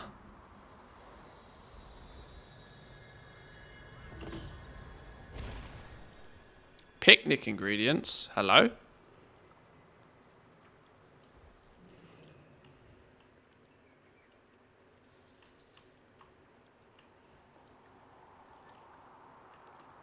Gather and deposit ingredients for the picnic.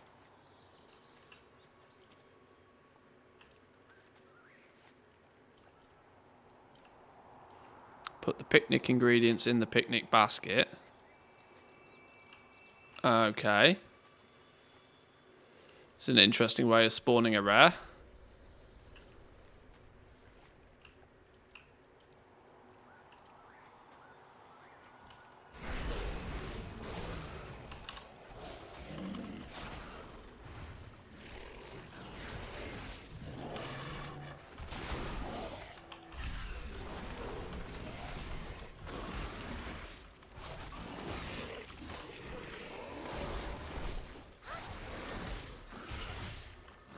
I need to target something first.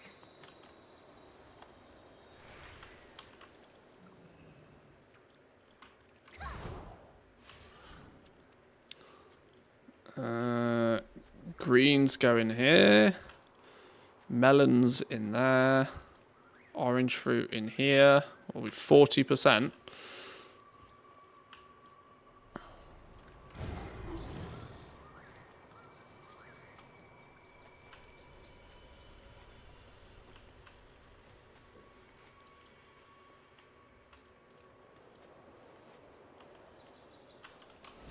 You also seem to only be able to hold a limited amount of each one.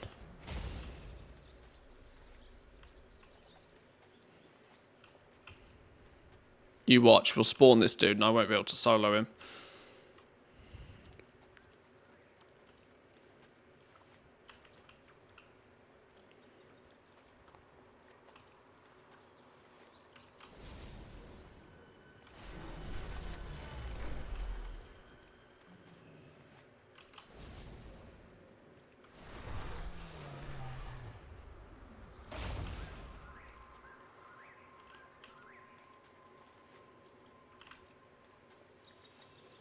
What are we up to now? 88.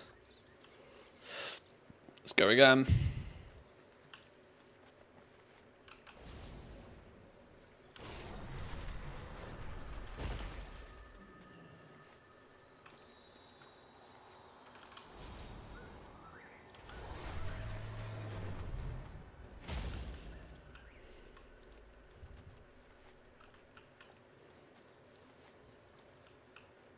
Okay. Greedy Gezi slain. Casual 17 million health. I mean, I can give it a go. Too far away. I worry I'm going to get my ass handed to me. 17 million health. Where's my solo buff now, Blizzard? I spent all the time picking the picnic stuff. Don't do me like this.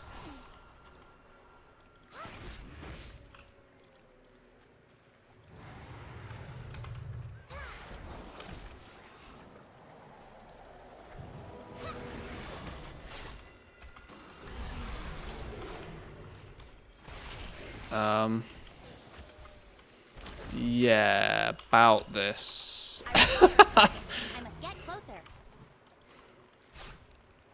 We're not getting him down anytime soon, are we? He doesn't do kill a single target damage. You can kill it. It's just going to take a while. Wow, yeah.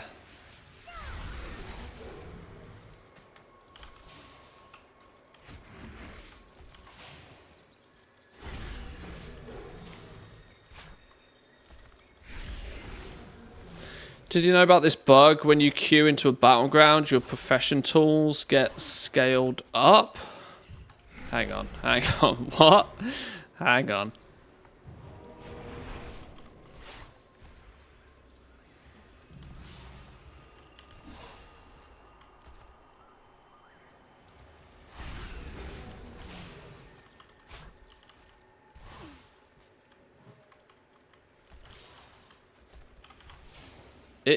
Oh no, it ups the item level from 372 to 385.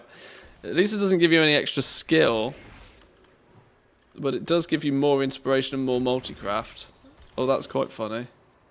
I didn't know about that bug, no. That is quite funny though.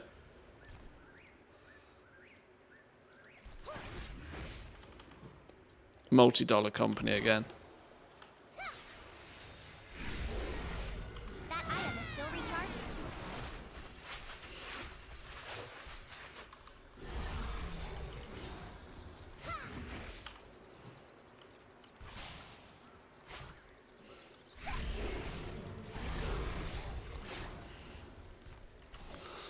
And now if only there was a portable alchemy table, yeah. If only.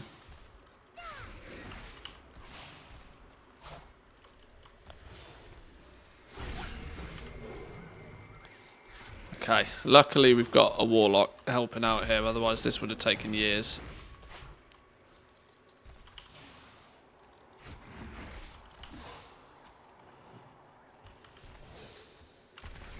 You have to be inside the BG. Only tried it with the brawl though. Either way, it's just funny. I don't think it's a marginal advantage at best. But you know how people do love their 1% bonuses.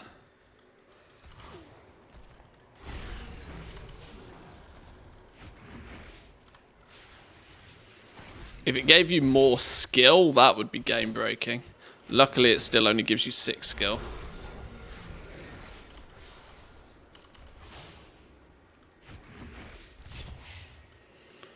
Oh my god, this dude better give me something cool.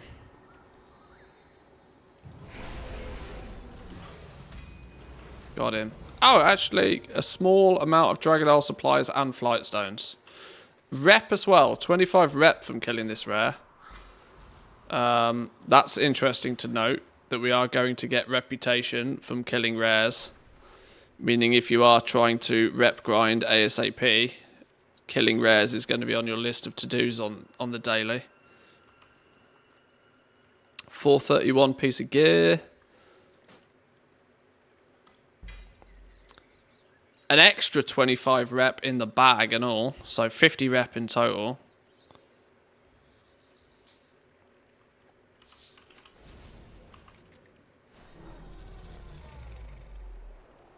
Oh, now the Emerald Frenzy's on. Pissing hell. Have they changed this Emerald Frenzy then? Have they made it... Oh no, it does just legit say 6 minutes left. This used to kick in straight after the Super Bloom. Maybe they've changed it, so...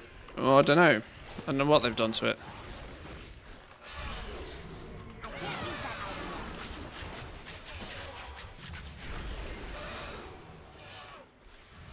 I don't have a target.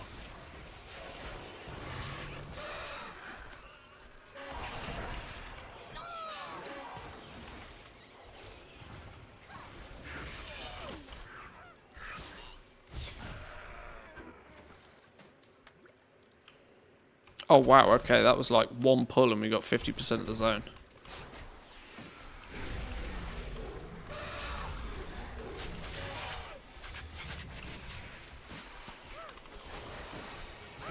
Oh, are they going to limit the amount of Emerald Dewdrops we can get via this event? Oh, are you going to stop getting Emerald Dewdrops once you finish the bonus objective? Or are you going to be able to continuously grind it out until the timer finishes? Ooh, that could be an interesting twist. Previously, you were able to farm this until the timer finishes and get bonus dewdrops. I require a target. And considering just how many of them you need to fully max out a germination on one of your seeds... I don't have a target.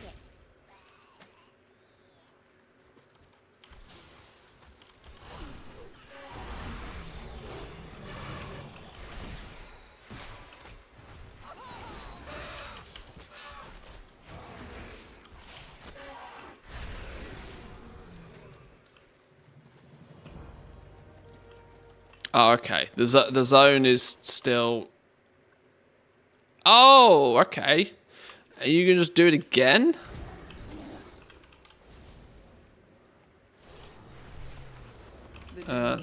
Let's kill this dude. Could you help us catalog the denizens of this land? It's not ready yet.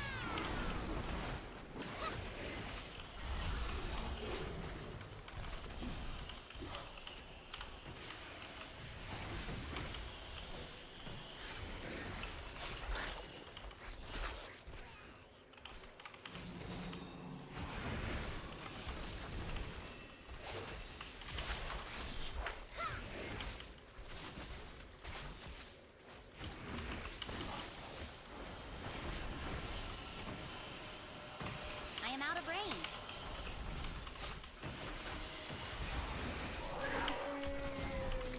I'm getting my ass handed to me here. I require a target.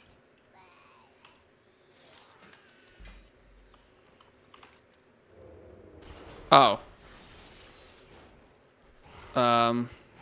Now I don't seem to be making any progress to it somehow.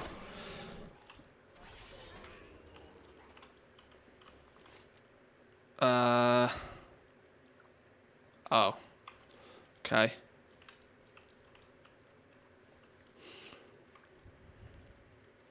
I need to target something first.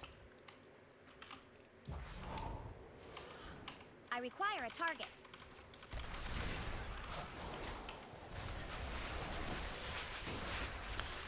Can I still get dewdrops from these lot? Oh no. Now I stop getting dewdrops from these.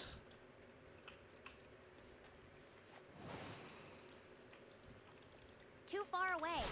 Ooh, that's quite a change.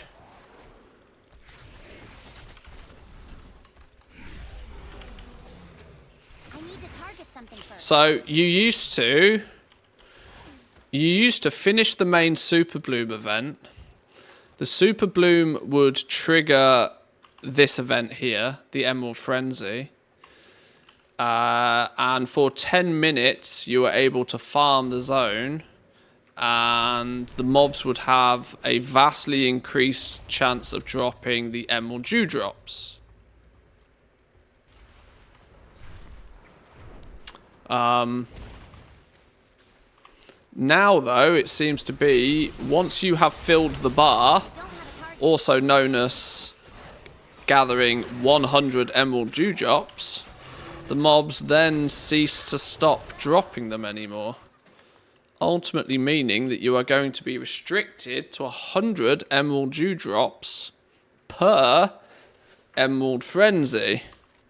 It's not that frenzy-ish, is it, really? If you can get 100 and then it stops you.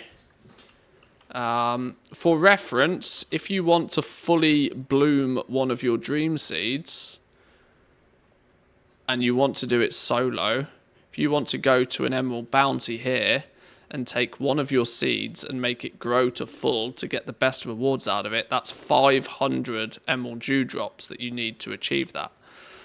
So that either needs you and 4 friends to all put their 100 in, or you need to have 500 yourself. And if they're capping the amount of dewdrops you can get per frenzy event... Oh God, Blizzard, why do you do stuff like this? Why do you take something that was, like, not gross and make it gross?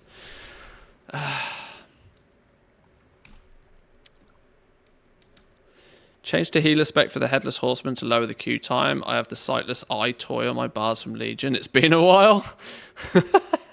Yeah, I guess healers are probably insta-queuing on that thing right now, right, surely? Since it's a bit tough on the healers. Because you actually have to maybe throw out a heal or two. Wow, okay, so they're capping your dewdrops to 100 per Emerald Frenzy. Damn.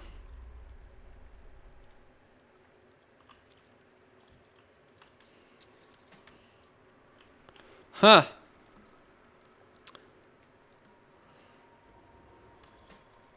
Another subtle change which has only been done to slow you down.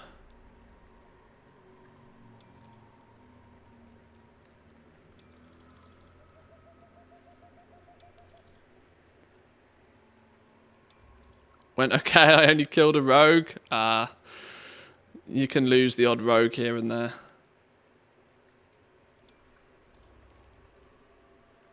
Blame Bobby only for one reason, because you can, yeah.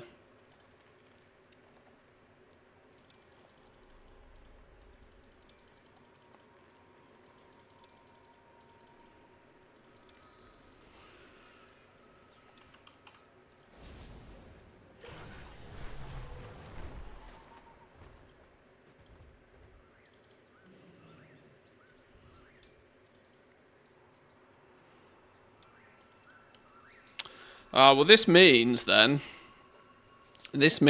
you are not going to be able to utilize these Emerald Frenzies anywhere near as effectively as you would like. They will give you 100 dewdrops relatively quickly, but you are still going to need to go out of your way to just be randomly and mindlessly killing things in the zone at the chance of dewdrops.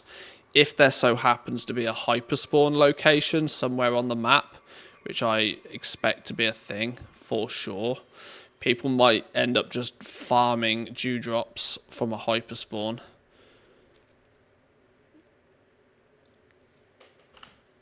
Yeah, please don't tell me they've done anything gross like put a cap on how many of them you can get. No. So you can stack as many of these as you like, but they have limited how many of them you can acquire.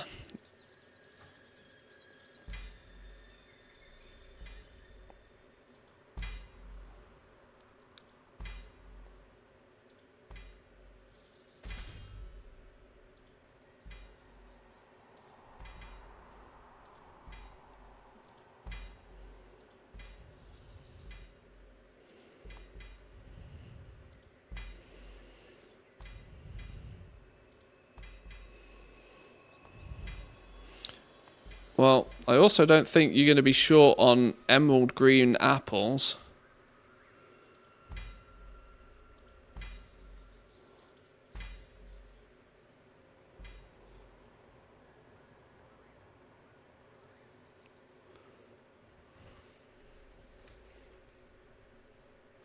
$4.24 Explorer epaulets. I mean, they have leech on them.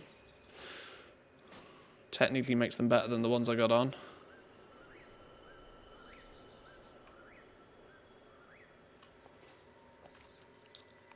Okay. This is interesting. I like finding these subtle little changes that they make.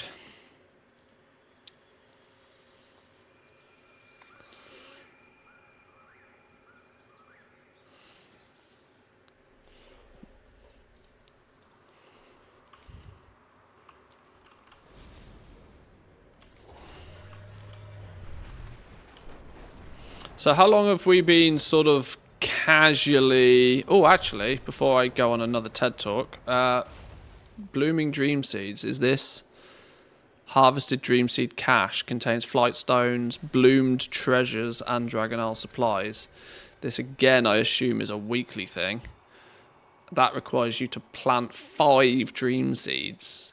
Now, if you want to plant that, like, worst case scenario then, if you want to plant those 5 dream seeds, and you want to make sure that each one of those planted dream seeds grows fully, you need 2,500 emerald dewdrops to make sure you're getting the most value out of these seeds.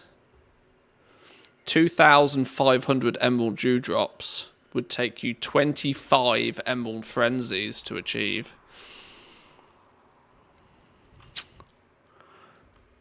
Whereas previously you could have done it in about 4 or 5.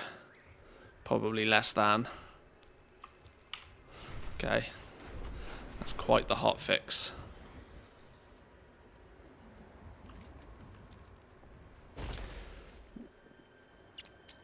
Mote of Dream and Emerald something to be changed for new Dracothis mats 3 days before the patch.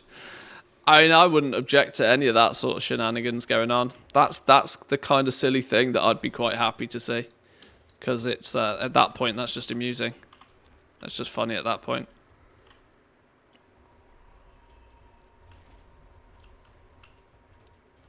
I can't find much of a problem with that, honestly.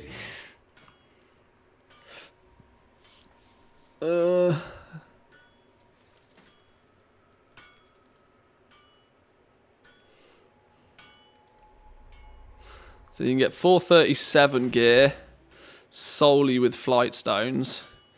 You're going to start needing your Whelpling crests from 437 plus.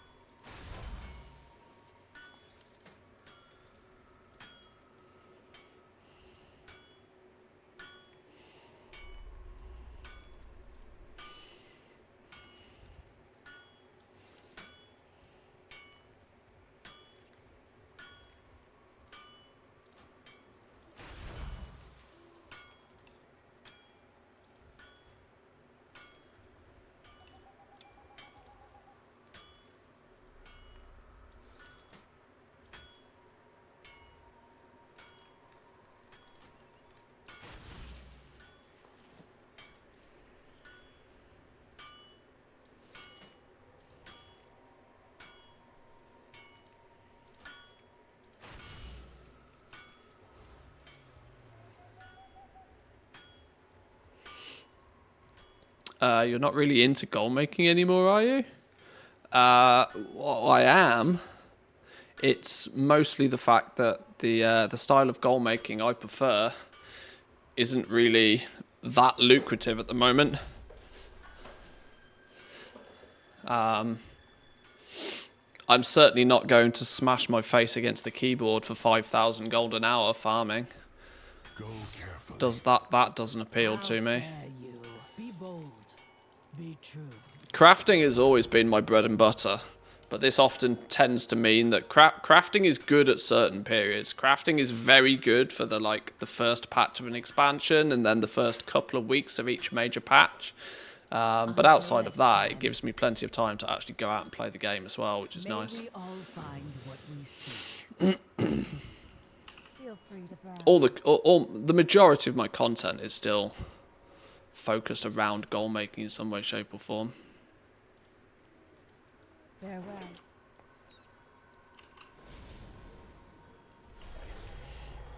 Is it another no, another Super Bloom's not quite up yet. The dream must be protected. Who's this? Lazy Druid? Is that lazy? We meet again, champion.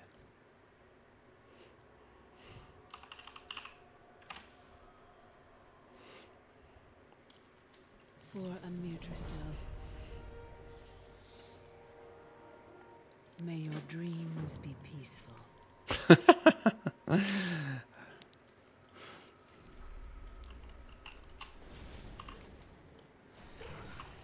Burning Barrow. In fact, what's going on here? I would speak to Rathian in a minute. Dragon mats are crap if you farm old content that farms for 15 to 20k an hour. I'm very sure there are. I'm very sure there are. I'm lucky in regards that I can cherry pick as and when and what I want to do. I've never been a fan of farming. Like, you've really got to throw something special at me to get me out farming. Simply because it's just not an aspect of gameplay I enjoy. Heed the voice of Elune. And I'm kind of lucky that I don't make gold in the game because I need gold to continue playing the game. I have plenty of it. It means I can be slightly more selective about the farming I do.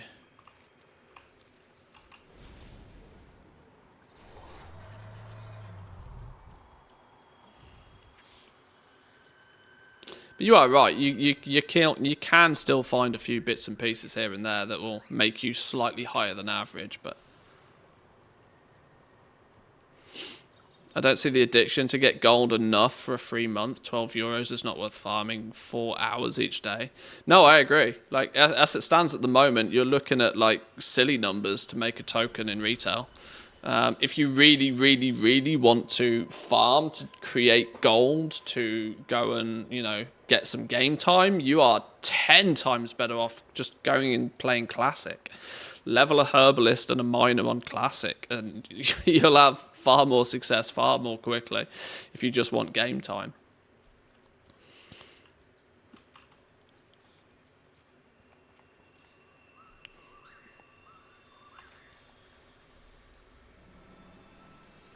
Like I said, for me, it's mostly I get most of my I mostly enjoy the crafting side of things, and crafting and collecting are my main big two. I found it hard to make gold in this expansion as a casual player compared to previous expansions. Yeah, I tweeted this out the other day that Dragonflight is what did I tweet? Dragonflight is missing. Yeah, Dragonflight is missing a simple goal making method for new players. No tables. Gathering is now time gated by knowledge, just like crafting is. Region-wide crafting is like skinny profits. Crafted gear is all bind on pickup, so it basically turns it into a service rather than a crafting system. The service being you stand in Valdrakken and you try and find customers. If you find customers, great. If you don't, get fucked. Crafting cooldowns requires you to have a huge amount of alts. and then some of the other more fruitful ways of making some gold that people have put together. Mass world quest completion, stacking dream surge buffs, still all of this sort of stuff, dragon races, running knacks, all requires huge amounts of alts, not particularly beginner friendly. So yeah, if you started in Dragonflight, get your credit card out. And, you know, I can't help but think that that's not by design.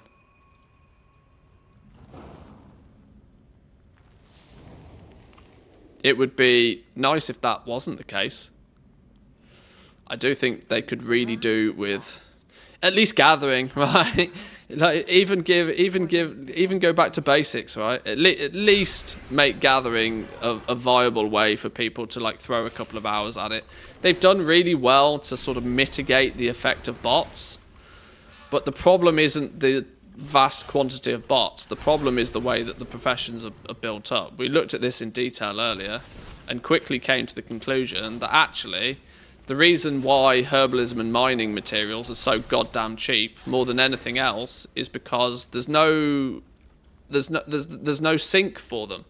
Every time you try and use a herb, or every time you try and use ore to craft something, you get presented with the additional need for an awakened or a rousing, which causes the issue that the bottleneck is no longer the herbs or the ore, and so they just stack up and get cheaper and cheaper and cheaper, whilst the value is maintained in the awakened air, earth, fire, this sort of stuff. Something which is far more difficult, or not really, you know, heavily farmable, particularly outside of like 2x4 like world quests occasionally and little silly things like this. It's neutralized any sort of like long-term value in gathering, which is why most of the materials, I don't think there's a single material outside Kazgrite ore that's above 10 gold anymore, which is pretty wild.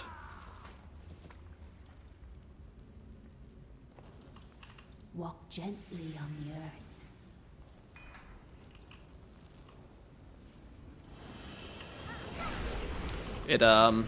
It kind of makes me kind of pretty thankful that I don't need to rely on farming materials to make any gold in the game or to have fun in the game.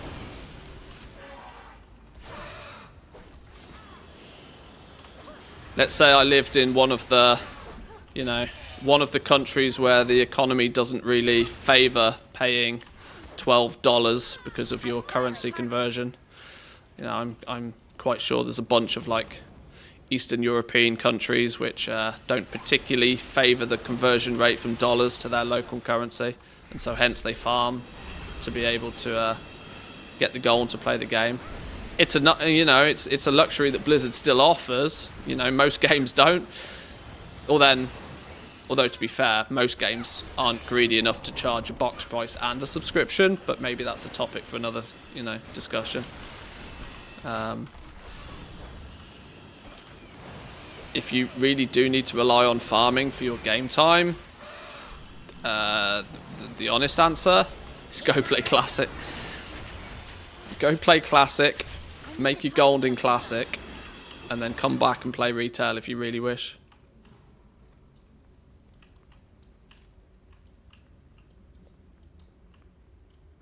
Life is all around us. It's a pretty gross approach when you break it down like that, but I don't make the rules. You mean Wrath of the Lich King? Yeah. Any version of because the token is in Classic, it's far easier to make the gold you need for a token in Classic than it is to do it in Retail. Like by a long way. It's not even close. It's not even competitive. You could probably make a token's worth of gold in like, a handful of hours over on Classic. Admittedly, there's a little bit more of an upfront startup time and effort probably, but I'm quite sure if you even remotely know what you're doing in Classic, you could make your token much faster.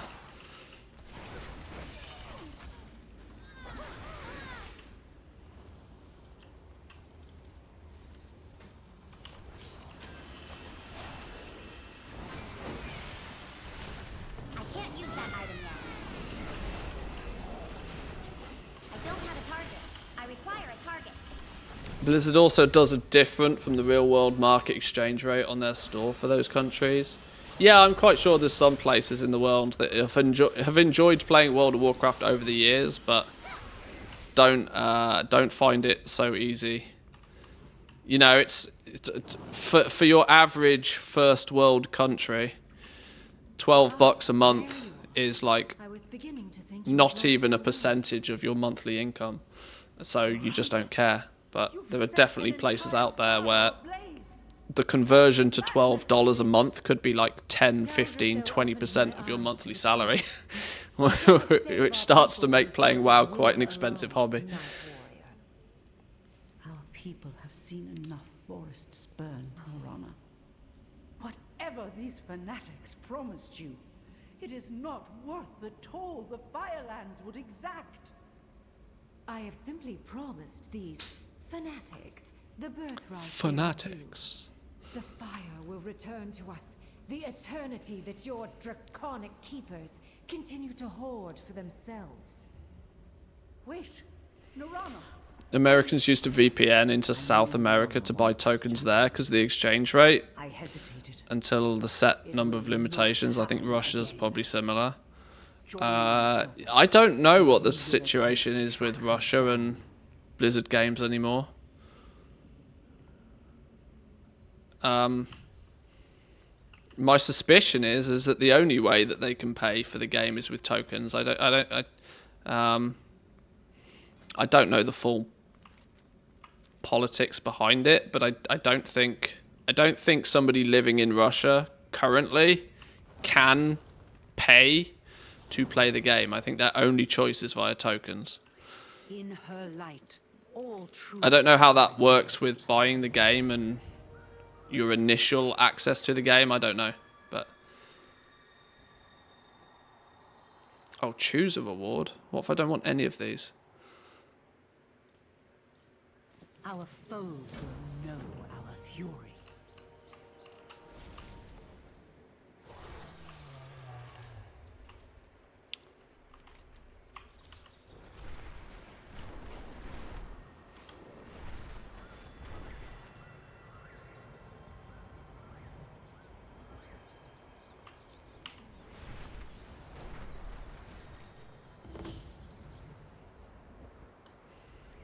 Where do we turn this in then?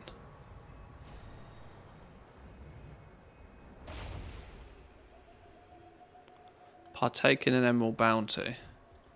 Wasn't this from over here somewhere?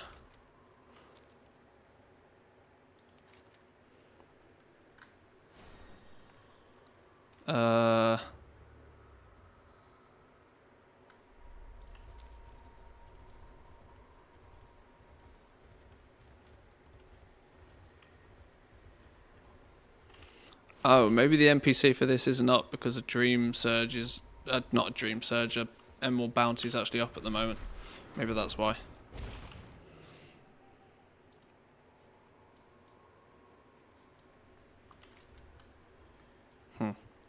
Alright, well, boys and girls, I'm going to leave it there for today. We've been playing around on the PTR a little bit. At the moment, all I'm trying to do is just kind of try and simulate what the game's going to feel like roughly when it goes live. See what the progress and speed and stuff is. We've basically got to Renown 3 without really any effort at all. Couple of hours of just dilly-dallying about. What I don't quite know yet is just what the pacing of the campaign is going to be. Because what people are doing at the moment is they are blasting through all of the chapters of the campaign on the PTR, and they're saying, oh, I can get Renown 15 or Renown 20 in a day sort of thing. But I suspect that a lot of the campaign quests that you can do on the PTR right now, you'll be gated from doing very quickly. You might only be able to do a couple of them in the first week or something, which will slow people down a touch. But world quest, killing world quests, rares, doing all this sort of stuff is offering reputation as well. You can see 75 with Dream Wardens, 75 with Dream Wardens. Rares were giving 25, 50, 100 with Dream Wardens. I don't think getting reputation is going to be all that difficult, to be honest. So you know, spending a day or two on the new zone, you'll probably be in a good standing, and you'll have started unlocking a bunch of stuff. How quickly you'll be able to cheese your way to 18 if your goal is to get the augment rune, or even if you want to get 20 just to, you know, have easier access on your alts for getting the pets and mounts and stuff. I'm sure with 7 days of sort of freedom before the season launches, I'm sure most people will have a lot of this bashed out in the first week. And I suspect we'll be able to do a lot of the same. For me personally, my gold making efforts aren't really going to kick into play until the season actually launches. Since for me personally, I'm going to be diving after the Dream Tender's Charm will be one I'll be after. Obviously, the recipe doesn't exist until the raid comes out, though. So, you know, there's not much to worry about there. Secondly, for leatherworking, the Verdant Conduit is another one I would like, but same scenario. The recipe for that doesn't even come out until the raid launches. So, the first week for me is going to be playing the new zone, probably figuring out how we get our hands on a few Dreaming Antler fragments ahead of time, which we can take a little bit of a more look into over the next few days. This is skinning. This comes from skinning. We tested herbalism and mining for those that missed that earlier. The conclusion for herbalism and mining is you are still going to be in the cavern. You're unlikely to spend much time herbing and mining in this new zone with the way that it looks right now. Assuming your number one item is your glow spores, you're going to continue to just live in the cavern. You can get glow spores to drop in the new zone, but the nodes don't seem to be anywhere near as plentiful. Now that could just be because it's the PTR and people aren't picking stuff up and it's not rotating, they're not respawning very often, or who knows. But the reality is you can get glow spores from this new zone, but you're probably going to have a much better time doing it in the cavern, considering you already know what you're doing there, and I think they're probably more plentiful. So 14 times headless, he should be renamed the Keyless. Oh dear.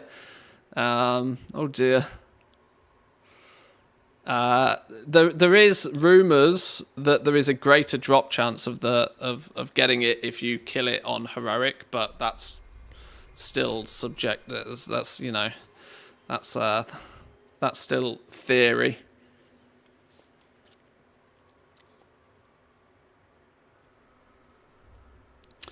Anyway, boys and girls, yes, that is going to be me done for the day, though.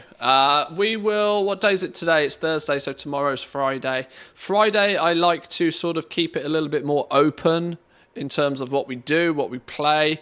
I haven't really decided. The chances are, at the moment, we'll be playing some World of Warcraft, but whether we're on the PTR, whether we're on retail, I haven't quite decided. But yeah, thanks all for joining. Hope you enjoyed. We'll be back again tomorrow. Hit the follow button if you haven't already. Come say hi over on the Discord if you're not there already. And yeah, have yourselves a good day, boys and girls. I'll catch you next time. Peace.